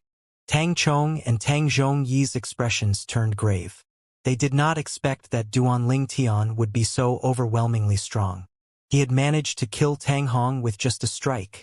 It happened so fast that they did not even have time to help Tang Hong. However, they knew very well that even if they managed to help Tang Hong, they still would not be a match for Duan Ling Tian. His attack is extremely effective against celestial supreme treasures. It managed to turn the celestial supreme treasure against its owner. Even if all three of us wielded celestial supreme treasures, it would be pointless for us to use them. However, if we don't use them, we won't be able to defend against his attack that's comparable to the full force of an ordinary 9-tribulation bodiless celestial. Tang Chong and Tang Zhongyi were well aware of this. For this reason, their eyes were filled with fear when they turned back to look at Duan Ling Tian. "Xiao! Xiao! Xiao! Xiao! Xiao!" After killing Tang Hong, the sword formation continued on its trajectory and headed toward Tang Jinbao before killing him. After that, Duan Ling Tian retrieved his 2 celestial swords along with Tang Hong's celestial supreme treasure. "Xiao Xiao!" he called out before tossing the throwing knife to her. It seems like he had no intention of keeping the celestial supreme treasure, even though no one would have dared to say anything even if he had done so. "This?" Tang Xiao Xiao said hesitantly as she held the throwing knife in her hand. After all, the throwing knife rightfully belonged to Duan Ling Tian, who had killed its owner. "Give it to your sect leader. Since you helped Tang's sect reclaim the celestial supreme treasure and Tang Hong is dead, there should no longer be a reason for you to marry the young mansion master of Heavenly Wave Mansion. Moreover, your ancestor wouldn't allow it even if your sect leader tries to force you," Duan Ling Tian said through voice transmission. Tang Xiao Xiao finally understood Duan Ling Tian's intention after listening to his words. She smiled at him gratefully before she handed the throwing knife to Tang Chong, the sect leader of Tang's sect. As Tang Chong held the throwing knife in his hand, various emotions swelled in his heart. Meanwhile, Tang Zhongyi, who had regained his senses, thought to himself with a sigh as his eyes darted back and forth between Duan Ling Tian and Tang Xiao Xiao. "I really didn't expect Xiao Xiao would bring someone so powerful back to the sect." All his dissatisfaction with Duan Ling Tian earlier had vanished. After all, Duan Ling Tian had the capabilities to act so casually before them. In the end, he asked, "Xiao Xiao, is he really your man?" No, at this time, Tang Xiao Xiao no longer had any reason to lie since, to a certain extent, the crisis had been resolved. "That's too bad," Tang Zhongyi mumbled to himself. An expression of disappointment could be seen on his face when he heard Tang Xiao Xiao's words. Tang Zhongyi was not the only one who looked disappointed. Even the sect leader of Tang's sect, Tang Chong, seemed disappointed. After both of them had witnessed Duan Ling Tian's strength that rivaled a 9-tribulation bodiless celestial, they felt emotional when they recalled Tang Xiao Xiao had said that he was her man. This meant the Tang sect had a powerhouse whose strength was equivalent to a 9-tribulation bodiless celestial. In their opinion, it should not be of great consequences even if Duan Ling Tian opposed the Heavenly Wave Mansion. How could they not feel disappointed now that they learned of the truth? "Ancestor, what are you saying?" Tang Xiao Xiao's face flushed a deep shade of crimson when she heard Tang Zhongyi's disappointed sigh and words. She looked as shy as a young bride. "Girl, Since Supreme Elder Tang Hong has died, there's no need for you to leave, Tang Zhongyi said. After all, now that Tang Hong was dead, he was more than capable of stopping the marriage between Tang Xiaoxiao and the young mansion master of Heavenly Wave Mansion. Apart from that, he was certain the sect leader would no longer insist on marrying Tang Xiaoxiao off like he did before after witnessing Duanling Tian's strength. Ancestor, I think I'd like to travel and see the world, Tang Xiaoxiao said with a smile. Before ascending to a Devata realm, I'd like to take my mind off things by traveling in the mundane realm. As you wish. Tang Zhongyi nodded when he heard Tang Xiaoxiao's words. However, you must visit me before you ascend. I will. Tang Xiaoxiao nodded. At this moment, Duanling Tian, who was ready to leave, called out to Tang Xiaoxiao, "Let's go." In the beginning, he thought Tang Xiaoxiao would no longer follow him since he had already killed Tang Hong. He did not expect that she would decide to follow him. MHM. Tang Xiaoxiao grunted in acknowledgement and left with Duanling Tian. The star chart that Xiaoxiao requested from me. I have a feeling Duanling Tian is the one who wants it. Tang Zhongyi somehow guessed the situation as he looked at the duo's retreating backs. He thought to himself, Xiaoxiao must have some kind of agreement with Duanling Tian. She probably promised to help him obtain the star chart that plotted the stellar province of planet Yanhuang's galaxy in exchange for his help to bring her away from Tang's sect. He could guess this much after witnessing Duanling Tian's strength. Elder Yi Tangchong, the sect leader of Tang's sect, called out after he put the celestial supreme treasure, the throwing knife, away. A bitter smile could be seen on his face as he said, "We should think of a way to deal with the mansion master of Heavenly Wave Mansion. Although I don't think the Heavenly Wave Mansion will sever their relationship with our sect, we are still trampling on their pride by breaking the engagement. Even if they don't declare war on us, I don't think they'll let the matter go." The bitter smile on his face grew more pronounced when he reached the end of his sentence. Tang Zhongyi understood the gravity of Tang Chong's words, and his expression darkened when he thought about the matter. Meanwhile, we'll be going to this galaxy first. It's near the galaxy where planet Yanhuang is situated.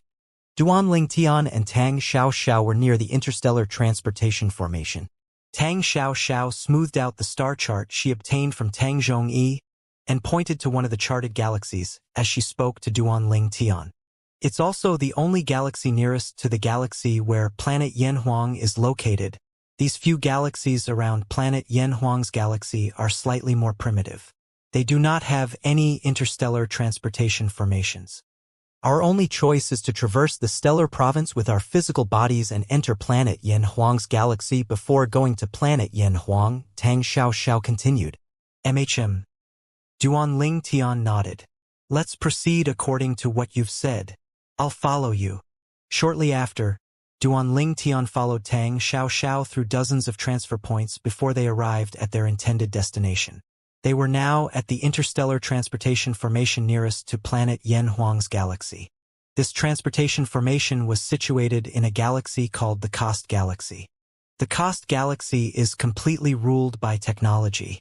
This planet we're on is the mother planet, Planet Satel. They had just arrived on Planet Satel in the Cost Galaxy. Tang Xiaoxiao had launched into an explanation of their whereabouts before they even left the interstellar transportation formation. Naturally, I learned all this from the annotations on the star chart. I've never even heard about this galaxy until today. After all, this galaxy is too far away from the Thousand Opportunities Galaxy where our Tang sect is located, Tang Xiaoxiao said with a smile. Yanhuang realm is too big. Our Saint Province realm can't compare at all. Duanling Tian exclaimed emotionally. That's only natural. Tang Xiaoxiao continued to say, your Saint Province realm is but a small mundane realm. Our Yanhuang realm is a large mundane realm. Well, when you ascend to a Devata realm, you'll learn the meaning of big. Moreover, there are 81 Devata realms in total. Each and every one of them is larger than our Yanhuang realm. Naturally, a large mundane realm like Yanhuang realm is the closest thing to a Devata realm. There's also a boundless starry sky in the Devata realms, with countless planets, galaxies, and stellar provinces. The Devata realm. Duanling Tian's interest in the Devata realms was further piqued when he heard Tang Xiaoxiao's words. He felt like a country bumpkin who went to a metropolis when he arrived at Yanhuang realm after leaving the Saint Province realm. According to Tang Xiaoxiao, the Devata realms were even bigger than Yanhuang realm. It was as though it was boundless. Let's go! We need to leave planet Satel and the Kost galaxy, traverse the stellar province with our physical bodies, and make our way to planet Yanhuang's galaxy. After Tang Xiaoxiao beckoned Duanling Tian to leave the interstellar transportation formation, she took out the star chart again and spread it out. According to the annotations on this star chart, after leaving the Kost galaxy, we'll still have to go through 3 galaxies before we arrive in planet Yanhuang's galaxy. If you bring me along with your speed, I think it'll take 3 months for us to arrive.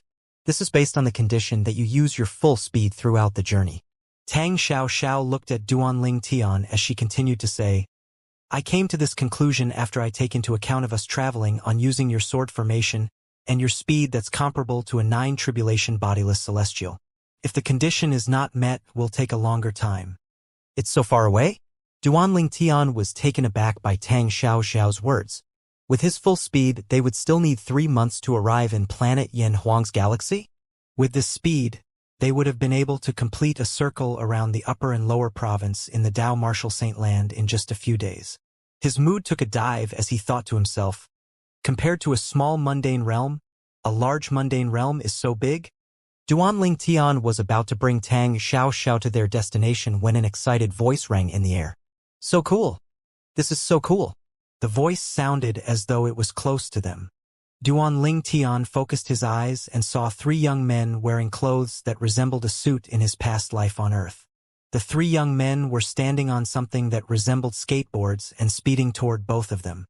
It was obvious the skateboards were not ordinary skateboards.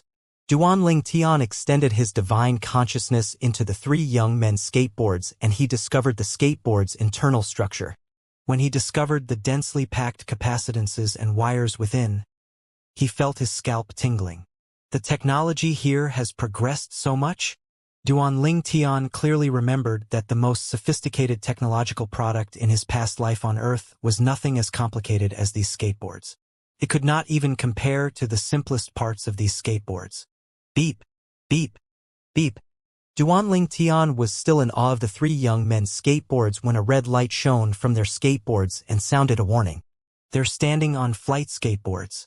They can be seen everywhere in a galaxy that's ruled by technology. The humans within the galaxies ruled by technology rely on them for flight. Tang Xiaoxiao seemed to have noticed Duanling Tian's shocked expression.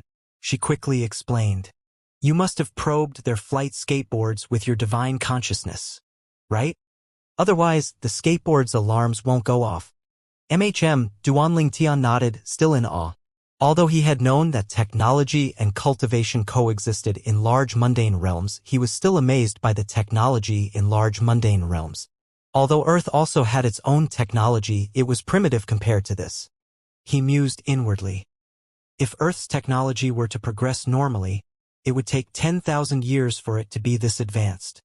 One of the young men standing on the skateboards glared at Duanling Tian as he said in a deep voice, Boy, how dare you do as you wish in our Kost galaxy when you're just a cultivator?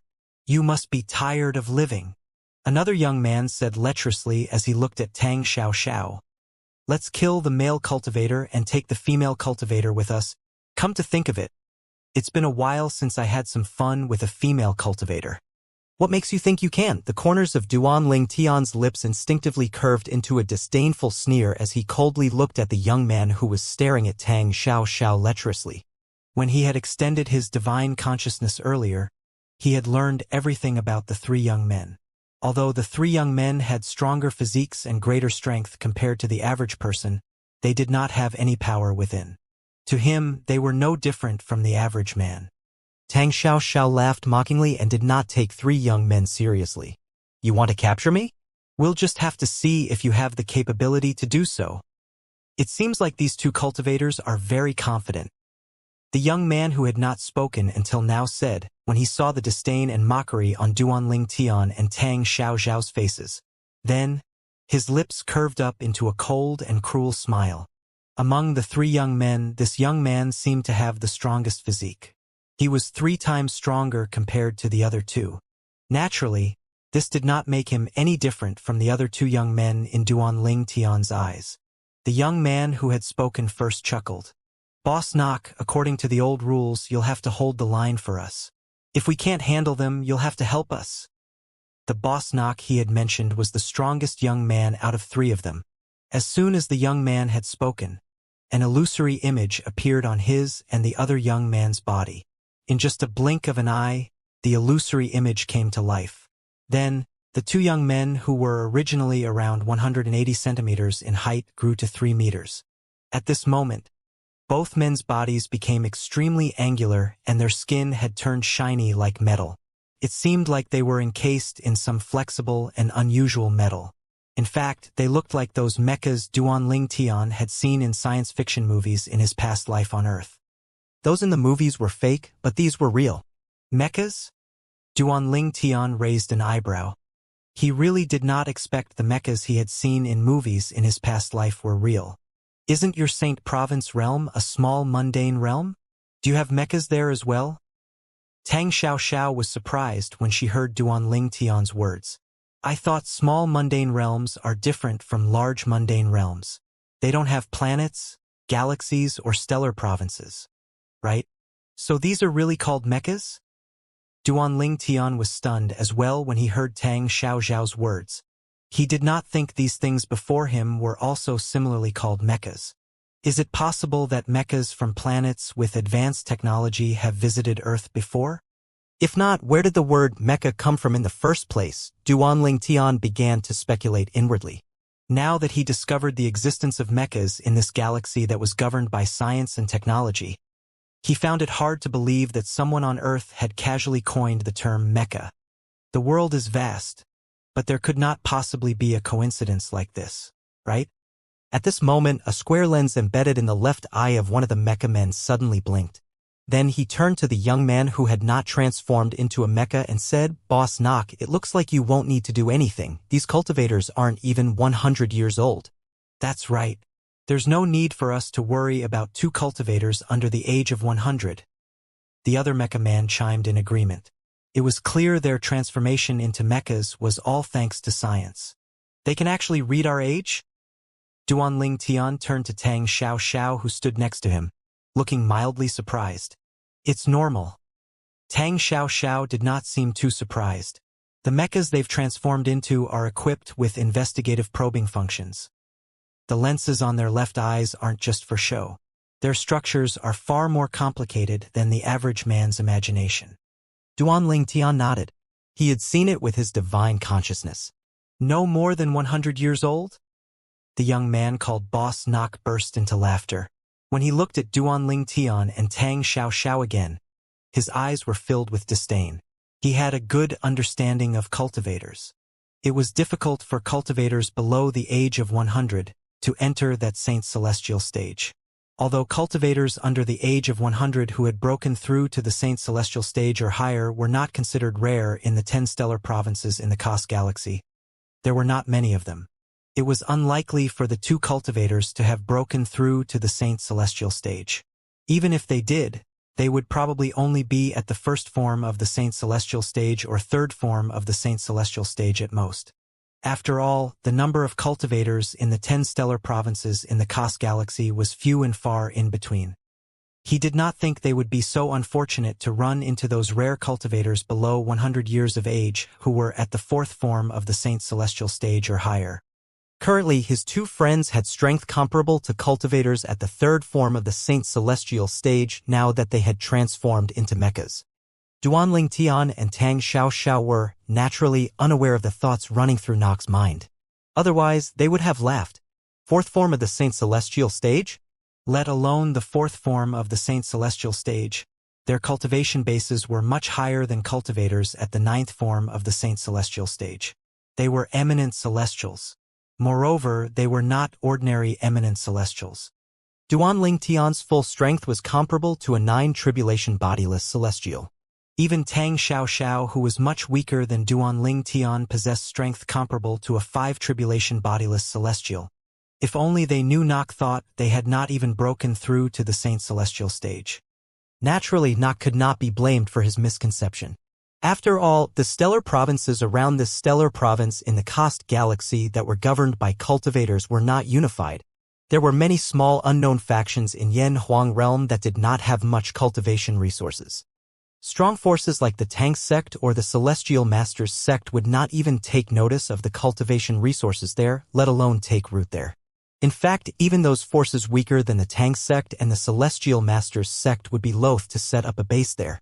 For this reason, it was only natural that these forces with cultivators who were under 100 years of age and managed to break through to the fourth form of the Saint Celestial stage were considered as rare geniuses. Apart from that, the cultivators who traveled in the Cost Galaxy that was governed by science and technology were generally from the nearby stellar provinces, since this was a very remote place. It only stood to reason that Nok thought Duanling Tian and Tang Xiao were cultivators from one of the nearby stellar provinces. If Nok had known Duanling Tian and Tang Xiao were travelers from somewhere far away, the Thousand Opportunities Galaxy, he would not have dared to provoke them. He looked at Duanling Tian and Tang Xiao contemptuously as he said with a smirk, "Seeing as they're no older than 100 years old, I'm sure both of you are capable of crushing them." After a pause, he said coldly, "Kill the man. Spare the girl." His eyes flashed lecherously as well when he spoke. "Kill!" The two young men in mechas attacked as soon as Nok finished speaking. Click, click, click, click, click, click. The two mechas looked extremely heavy, but they were rather agile in their movements. One mecha extended its right arm, and a sharp blade made of fine steel appeared after it shook its arm. The blade gleamed with a cold light, looking as though it could cut through anything. The other mecha extended its left arm, and a black hole appeared at the end of its arm. A white light flickered in the black hole before it grew brighter and brighter to the point where it looked as though it was about to explode. Whoosh! The first mecha moved at lightning speed as it charged at Duanling Tian with its blade pointed at his chest. The young man in the mecha could move at such fast speed because of the propulsive force pushing him ahead from behind. This propulsive force came from the 3 vacuum recoil installations behind. The vacuum recoil installations released vacuum blasts to push him forward speedily. This speed is on par with a cultivator at the 4th form of the Saint Celestial stage. Although the mecha was moving at a snail's pace in Duanling Tian's eyes, he still found the speed startling. Boom! A loud explosion rang in the air. It came from the blaster at the end of the arm of the other mecha. A bright light filled the void immediately. A laser blast attack that's comparable to the strength of a cultivator at the 4th form of the Saint Celestial stage? Duanling Tian was also taken aback by this discovery despite it posing no danger to him. Faced with the two mechas' attacks, Duanling Tian and Tang Xiao stood indifferently in their spots, clearly not taking the mechas seriously. However, in the eyes of the two young men controlling the mechas, they thought that their speed was so fast that Duanling Tian and Tang Xiao could not catch their movements, and therefore could not react in time. They can't even react in time? It's no surprise since they haven't even broken through to the Saint Celestial stage. How boring! These were the thoughts running through the minds of the two young men in the mechas.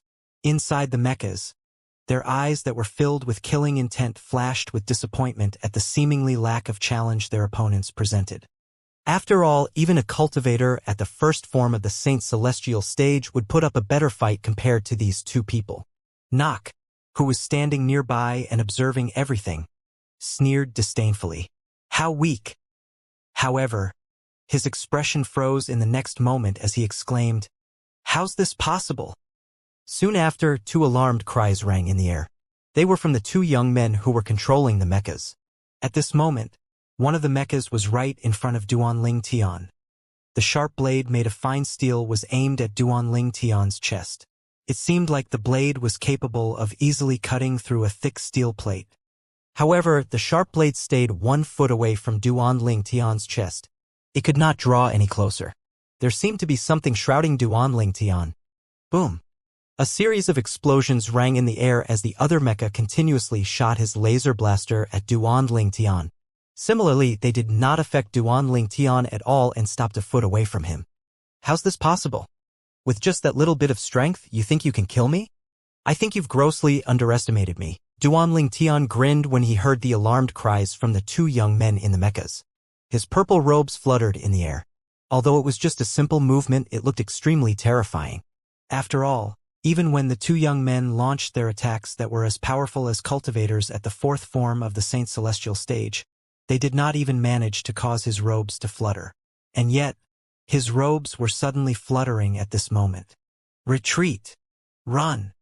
The two young men controlling the mechas exchanged a look before they activated the vacuum recoil in front of them, trying to use the vacuum blasts to retreat and quickly escape the battlefield. However, could they escape? Trying to run? Duanling Tian smiled coldly. He moved slightly and appeared before the mecha with a sharp blade. With just a punch, he pierced through the mecha. With just a shake of his arm, he destroyed the mecha. His hand that was still in the broken mecha moved around for a moment before he pulled the young man out. After that, he flew away at a leisurely pace. However, in the eyes of the three young men, Duanling Tian's speed was anything but leisurely. He was moving at an extremely terrifying speed. To think Duanling Tian did not even cast any of his techniques and was just moving. The three young men thought Duanling Tian's speed was not inferior to the speed of a cultivator at the sixth form of the Saint Celestial stage. Whoosh! The other mecha's front vacuum recoil was activated, initiating a sweeping vacuum blast and propelling him back at the same time. Unfortunately, Duanling Tian, who seemed like a demon at this moment, appeared next to the mecha. Thump! Duanling Tian's right arm moved forward like a divine dragon, replicating what had happened to the mecha earlier. Similarly, he pulled another young man out of the broken mecha. He carried one in each arm like an eagle that had caught two chicks. You dare to dream of killing me with your little bit of strength? He sneered before he turned to look at Nock, who was standing nearby. Then, in just a blink of an eye, he snapped both of the young men's necks, instantly killing them. Both of the young men were only slightly stronger than the average men. Snapping their necks was enough to kill them. Are you Tong Jin Chong or Wu Bo Feng? Nock asked with a grim expression when he saw Duanling Tian killing his two companions. Tong Jin Chong, Wu Bo Feng. These two men were illustrious figures in the stellar provinces in the Cost Galaxy. They were famous not because of their immense strength, but their innate talent. They were the rare cultivators in the stellar provinces in the Cost Galaxy who managed to break through to the fifth and sixth form of the Saint Celestial stage even though they were less than 100 years old. For this reason, Nock had mistakenly believed Duanling Tian was one of the two. Tong Jin Chong? Wu Bo Feng?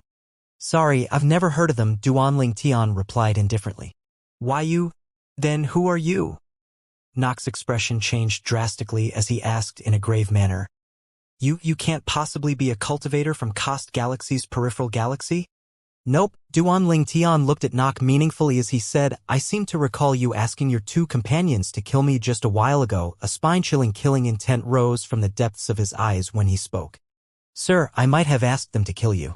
However, you should have already vented your frustration by killing them, so why don't we leave the matter at this? Nock naturally had no intention of opposing Duanling Tian after witnessing Duanling Tian's strength. He was not even certain if he could kill Duanling Tian. Even if he could, he would still be reluctant to kill Duanling Tian now. After all, it was entirely possible that Duanling Tian had an extraordinary background, based on his strength. It would be fine if the force behind Duanling Tian was not as strong as the force behind him. However, it would be bad if the force behind Duanling Tian was stronger than his. At that time, he would cause the annihilation of his family. All sorts of similar examples have been made in Yan Huang realm. My apologies.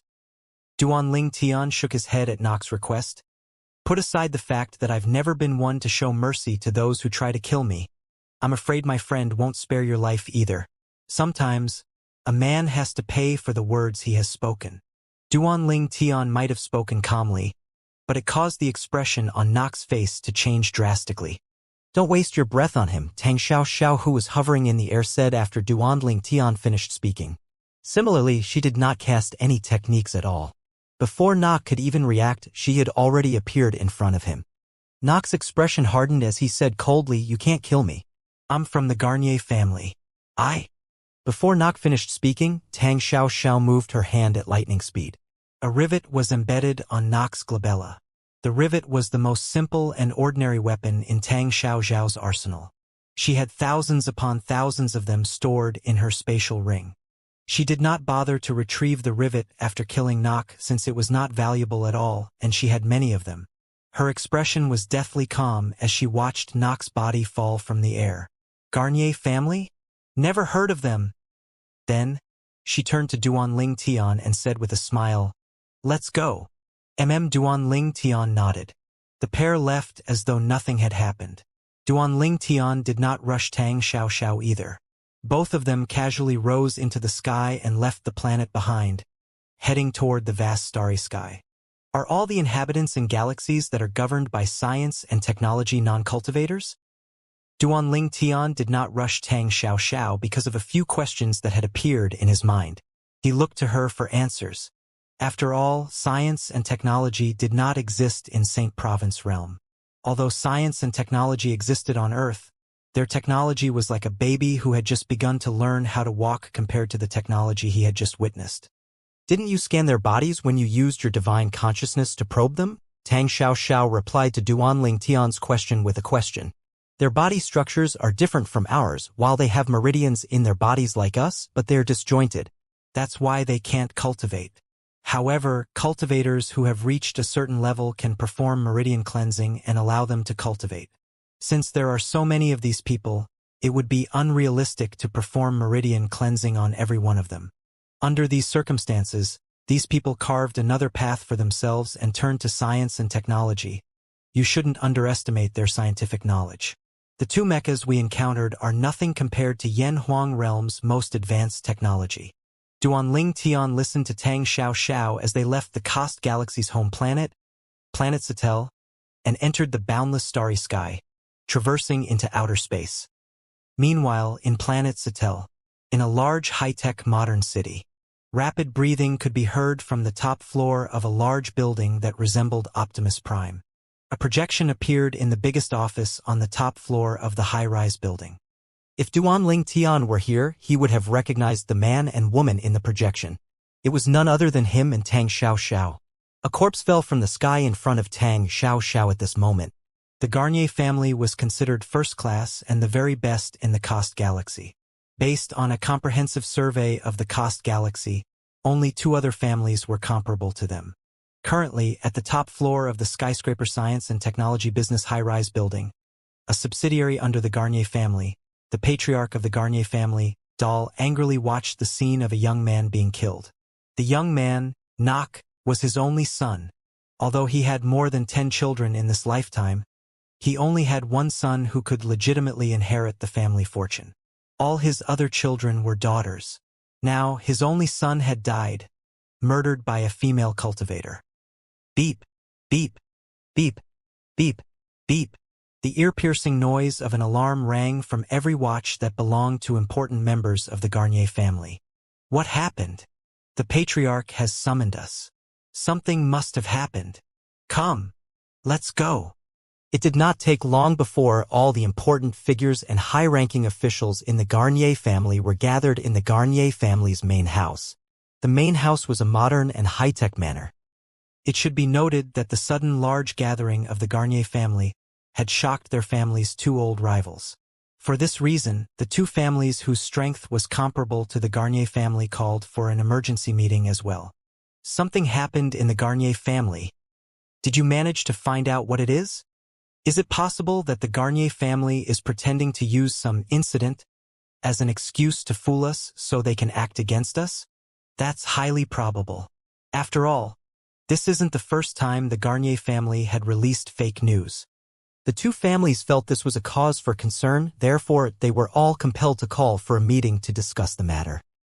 While the other two elite families were fretting over the Garnier family's gathering of important figures and high-ranking officials, a meeting was being held in the Garnier family's large, modern, and high-tech meeting room. Everyone's attention was focused on the image projected at the end of the room. "It's Nock!" someone exclaimed when three men appeared. All the members of the Garnier family were familiar with one of the young men. After all, he was the only son of the patriarch of the Garnier family. He was the young master of the Garnier family. As the scene continued playing, their expressions turned unsightly.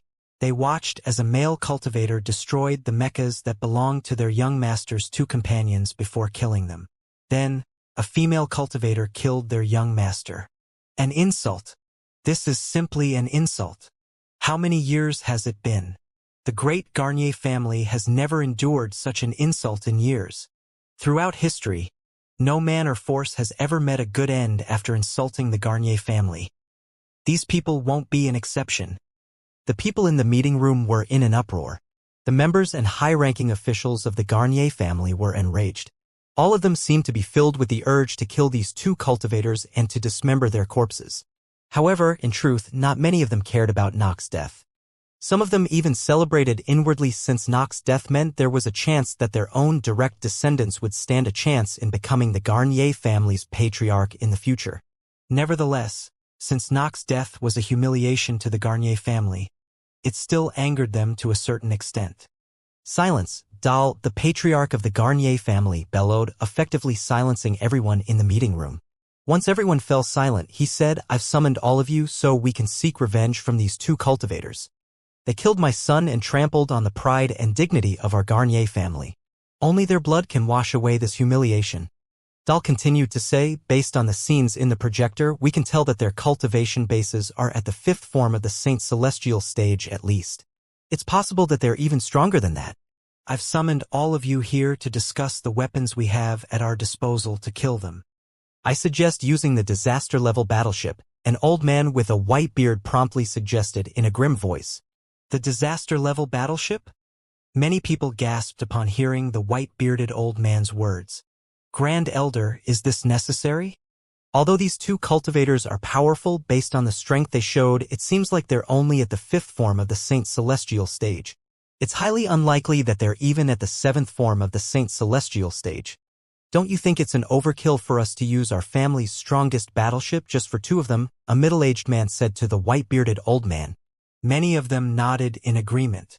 In their opinion, their family's disaster-level battleship was a weapon that could even kill bodiless celestials. It truly felt like an overkill to use it to kill two cultivators who probably had not even broken through to the 7th form of the Saint Celestial stage. Even Dal, the patriarch of the Garnier family, was taken aback by the white-bearded old man's words. There's no need for that, right, Grand Elder? It's necessary, the white-bearded old man said grimly. No one has dared to challenge the Garnier family like this in many years. This time, someone has directly insulted us, so we must retaliate in such a manner. Moreover, this show of power will show everyone that the Garnier family is not to be trifled with, even though we have kept a low profile over the years. Based on his words, it was clear that apart from killing the two cultivators, he intended to use the disaster-level battleship to show the Garnier family's might. I agree with the Grand Elder's suggestion. It did not take long before someone agreed with the white-bearded old man's suggestion. Indeed, our Garnier family has stayed silent for so many years. It's time for us to show people our might. I agree. Motion seconded. Motion seconded. Soon after, everyone in the meeting room agreed with the white-bearded old man's suggestion. Since everyone has agreed, the crowd listened with rapt attention. Dal said, "The Garnier family will launch the disaster-level battleship to kill those two cultivators." He continued giving out orders. "Listen to me, heads of divisions. Satellite Intelligence Division, locate the two cultivators immediately.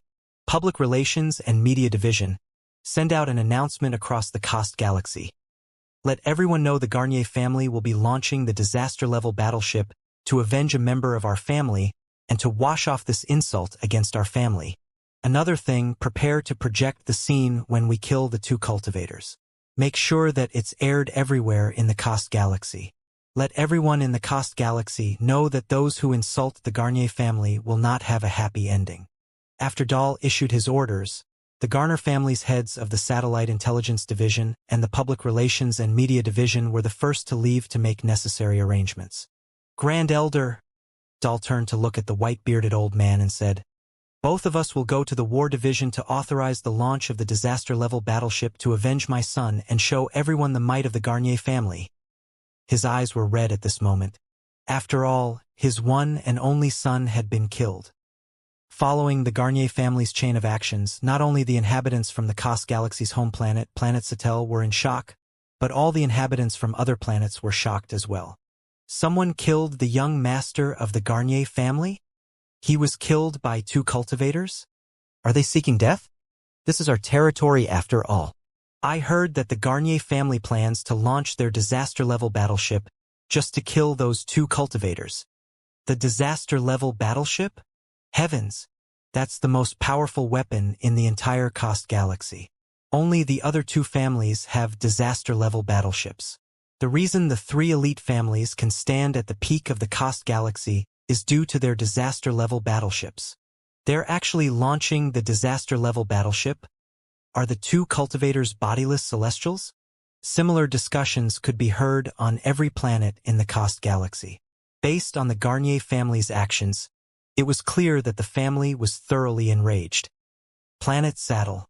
The 2 elite families in the Cost Galaxy had also received news that the Garnier family's actions had nothing to do with them. Someone laughed. The young master of the Garnier family was killed by 2 cultivators? This is great news. That old fart doll must be spitting with rage. It seems like the 2 cultivators are extremely powerful. Otherwise, the Garnier family won't launch the disaster-level battleship. In 15 minutes, the Garnier family will broadcast the execution of the 2 cultivators. How exciting! I haven't seen a disaster-level battleship in years. The disaster-level battleship. The 3 elite families have relied on it to maintain our standing in this galaxy. It's the reason why we're on top of the food chain in the Cost Galaxy. 15 minutes passed by as the 2 elite families in Cost Galaxy were fervently discussing this matter. It did not take long before a projection appeared in every corner of every planet in the Cost Galaxy. Is that them? The figures of a man and a woman appeared before the eyes of every inhabitant in the Cost Galaxy. Projections were aired in every corner of the Cost Galaxy. All the inhabitants would be able to watch it. Everyone in the Cost Galaxy had dropped everything they were doing to watch the projections. A man and a woman appeared before their eyes. The man was dressed in purple robes and his hair was tied with a headband. He had sharp and defined brows and looked extremely handsome. Many women sighed when they saw him. My, how handsome! Are there really such handsome men among the cultivators? I'm willing to have my life shortened if I can have such a handsome boyfriend. He's too handsome. Young women and teenage girls alike in the Cost Galaxy were squealing like fangirls. The young man was none other than Duanling Tian. His appearance was outstanding and his strength was apparent, giving him an extraordinary aura. It was only natural that he had drawn the attention of the female population in the Cost Galaxy. Similarly, Tang Xiao captured the male population's interest as well when she appeared in the projections everywhere. Despite being dressed in loose black robes, her pretty figure was not concealed at all. The surroundings seemed to dim in comparison when she appeared. What a gorgeous girl! A beauty! Truly a beauty. Many inhabitants in the Cost Galaxy could not help but marvel over Duanling Tian and Tang Xiao. An ideal couple. A truly ideal couple. There were also many women who were jealous of Tang Xiao. They wished they were the ones standing next to Duanling Tian. Similarly, the men were also jealous of Duanling Tian for being able to stand next to Tang Xiao. Such a handsome man and such a beautiful woman. It's a pity that they're going to die soon. That's right. Apparently, the Garnier family has launched the disaster-level battleship just to kill them. The disaster-level battleship? Are they that powerful? To think the Garnier family decided to launch the disaster-level battleship because of them. The illustrious figures in the Garnier family were the only ones who knew the real reason they had decided to launch the disaster-level battleship. They did not launch the disaster-level battleship because Duanling Tian and Tang Xiao were powerful. It was because they wanted to display their strength for all to see. The Garnier family had been quiet for far too long. Since they were presented with a rare chance to display their might to the inhabitants of the Cost Galaxy, they definitely would not let this chance slip by. Many members from the 2 elite families in the Cost Galaxy were confused by the Garnier family's decision to launch the disaster-level battleship as well. I'm slightly confused. Is there a need for the Garnier family to launch the disaster-level battleship for these 2 cultivators? Don't forget, powerful cultivators are able to retain their youthful appearances. They might look young, but for all you know, they're thousands of years old. That's right. After all, we can also maintain our youthful appearances with genetic medicine, let alone cultivators. They must be extremely powerful to push the Garnier family into launching the disaster-level battleship. Most members from the two elite families felt that there were more than meets the eyes with Duan Lingtian and Tang Xiaoxiao. Otherwise, the Garnier family would not launch the disaster-level battleship. Meanwhile, Duan Lingtian, who was gliding leisurely in outer space after leaving planet Satel, the home planet of the Cost Galaxy, with Tang Xiaoxiao, suddenly sensed something. What is it? Tang Xiaoxiao asked in confusion, coming to a halt as well. I feel as though we're being watched, Duan Lingtian replied. His intuition told him they were being watched, and it made him feel uncomfortable. Initially, he had thought he was thinking too much. However, as time passed, he was certain that they were being watched. You feel it too? Tang Xiaoxiao was taken aback. Similarly, she also felt as though they were being watched.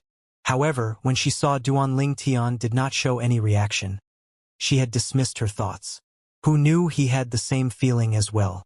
Something's coming, Duan Lingtian said. He had clearly sensed something. He narrowed his eyes as he looked in the eastern direction. It did not take long before he swept his gaze in every direction. It seems like we're surrounded. What is it? Tang Xiaoxiao was about to use her divine consciousness to investigate when she saw gigantic birds flying toward them from all directions. As they drew closer, she discovered they were not birds at all. She exclaimed in shock, Battleships? Duan Lingtian regained his senses when he heard Tang Xiaoxiao's words. As it turned out, the 18 Big Macs floating in the air that had surrounded him and Tang Xiaoxiao were the battleships that were shown in science fiction movies he had seen in his past life. However, the battleships in front of him were completely different from the ones he had seen in the movies. These battleships looked like gigantic birds. Their size was as big as rocks, the mythical birds from ancient legends in his past life. Their wings seemed to stretch endlessly, casting a shadow on a vast area. It seems like that knock from the Garnier family isn't as simple as he had appeared to be. If I'm not mistaken, these battleships are called disaster-level battleships, Tang Xiaoxiao said. Disaster-level battleships? Duan Lingtian was taken aback. Disaster level? There are different levels of battleships. Tang Xiaoxiao nodded as she patiently explained the disaster-level battleship's attacks are equivalent to a natural disaster. Its destructive force is comparable to a flash flood, a volcanic eruption, a raging storm, or an earthquake. It has enough power to kill bodiless celestials. Duan Lingtian was shocked by Tang Xiaoxiao's explanation. These battleships were capable of killing bodiless celestial? The technology of these battleships was so advanced? After all, even bodiless celestials who had not undergone their first bodiless celestial tribulation had power comparable to cultivators at the 8th form of the Saint Celestial stage. One tribulation bodiless celestials had strength comparable to a cultivator at the 9th form of the Saint Celestial stage, while 2 tribulation bodiless celestials had strength comparable to an eminent celestial. 3 tribulation bodiless celestials had powers that surpassed eminent celestials, let alone those bodiless celestials who had successfully passed more than 3 tribulations. It was not difficult for Duan Lingtian to figure out that these disaster-level battleships were capable of killing 3 tribulation bodiless celestials or those who were stronger. 18 disaster-level battleships. Duan Lingtian surveyed his surroundings and counted the battleships. He raised an eyebrow as he said, "This is not a small-scale declaration of war." Both of them were surrounded in outer space by the 18 disaster-level battleships. They looked like large moving forts. Let alone Duan Lingtian.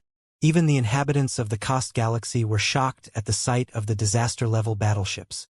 A single disaster-level battleship was 10 million times bigger than a human. Duan Lingtian and Tang Xiaoxiao looked like ants in front of the disaster-level battleships.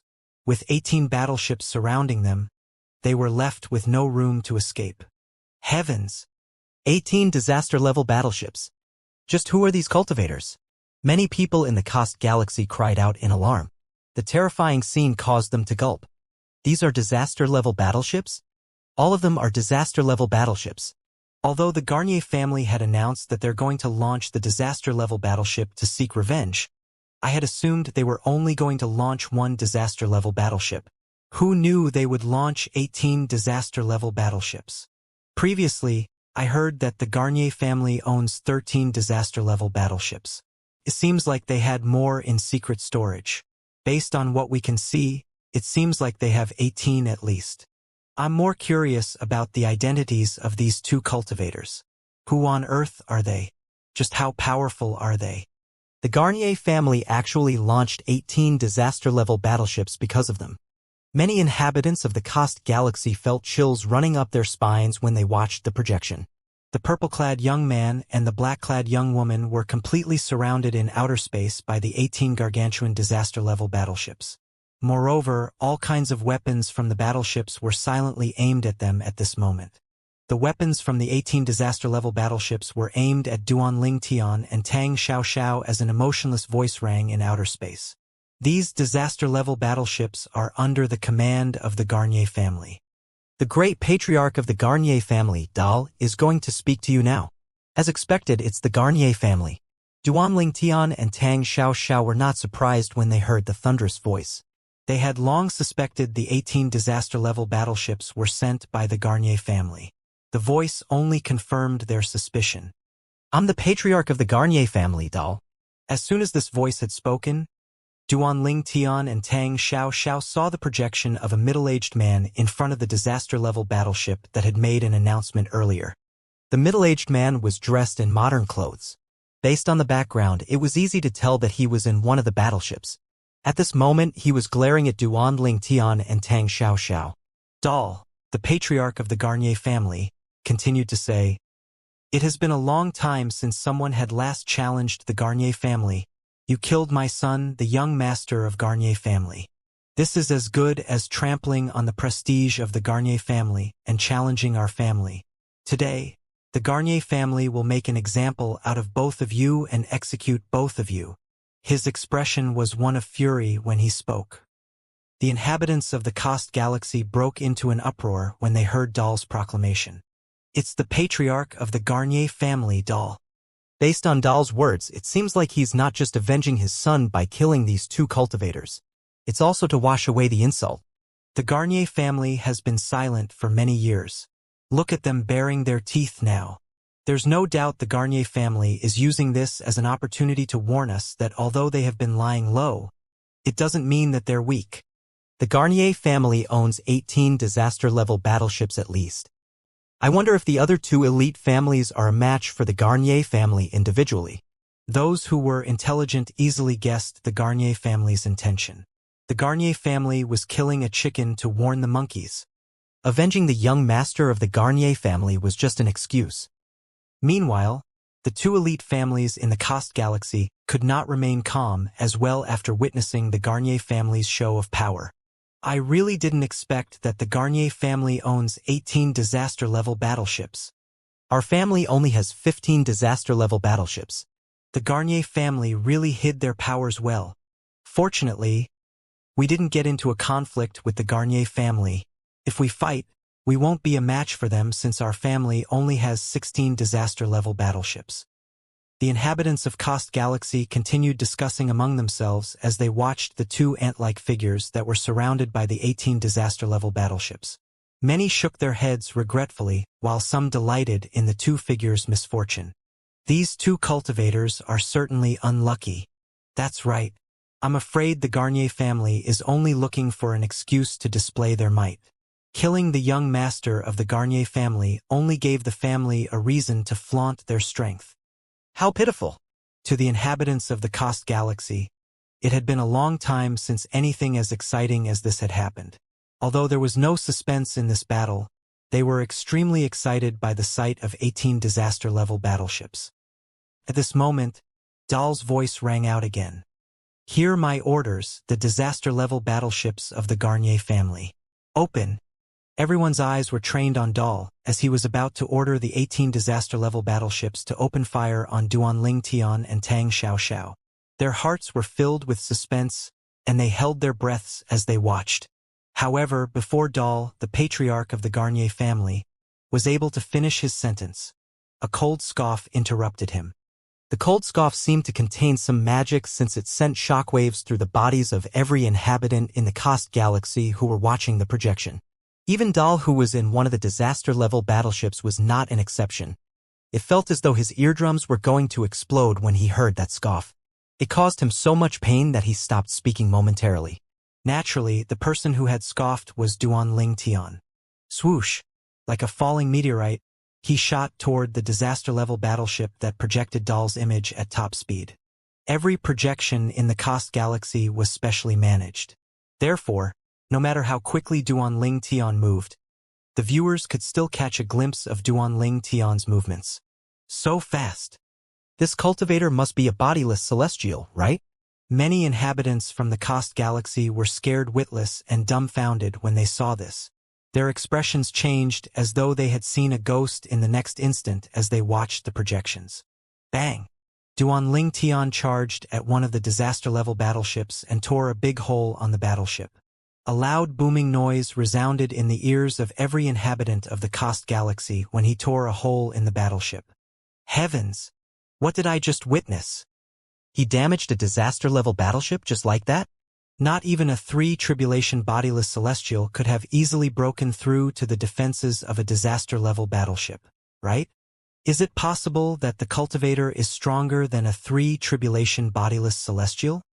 The inhabitants of the Cost Galaxy were further shocked as they continued to watch the projections. That's too outrageous. Heavens! That's a disaster-level battleship. Am I dreaming?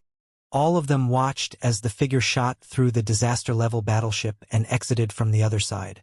In just a moment, the disaster-level battleship was blown into smithereens as though it was hit by an immense force. It only left behind a mushroom cloud, shaking and tearing holes in the void. However, since it was dark in outer space, the viewers did not notice the tears in the void. Nevertheless, the quick destruction of the disaster-level battleship shocked them to their cores. The force from the explosion that blew the disaster-level battleship into smithereens swept out in all directions violently. Whoosh! Whoosh! Whoosh! Whoosh! Whoosh! The terrifying shockwave spread toward the 17 disaster-level battleships, rocking them from side to side. It looked as though the battleships were going to plummet and crash at any moment. This was a scene the inhabitants of Cost Galaxy would not forget in their lives. Is he even human? At this moment, Duan Tian emerged from the mushroom cloud. He made his way out casually as he appeared before everyone's eyes. The viewers saw a light shield had shrouded Duan Tian's body. When the cameras zoomed in, they saw he was actually surrounded by sword chi that protected him. Duan Tian, who looked like a god of war, was deeply etched in their minds. After a while, they regained their senses when they saw the wretched figure that was being held by Duan Tian. That's Dahl, the patriarch of the Garnier family, right? The viewers watched as Dahl glared at Duan Tian and asked, You, just who are you? There was a hint of fear in the depths of his eyes when he spoke. He would not be able to forget what happened today for the rest of his life. Not only did the purple-clad young man easily breach the defenses of the disaster-level battleships, the purple-clad young man even captured him effortlessly. He could only helplessly watch as the purple-clad young man summoned 10 million sword rays that caused an explosion, effectively destroying the disaster-level battleship. He would have met a tragic end if the purple-clad young man did not drag him out. At this moment, he would have been a fool if he still did not realize the Garnier family had bitten off more than they could chew.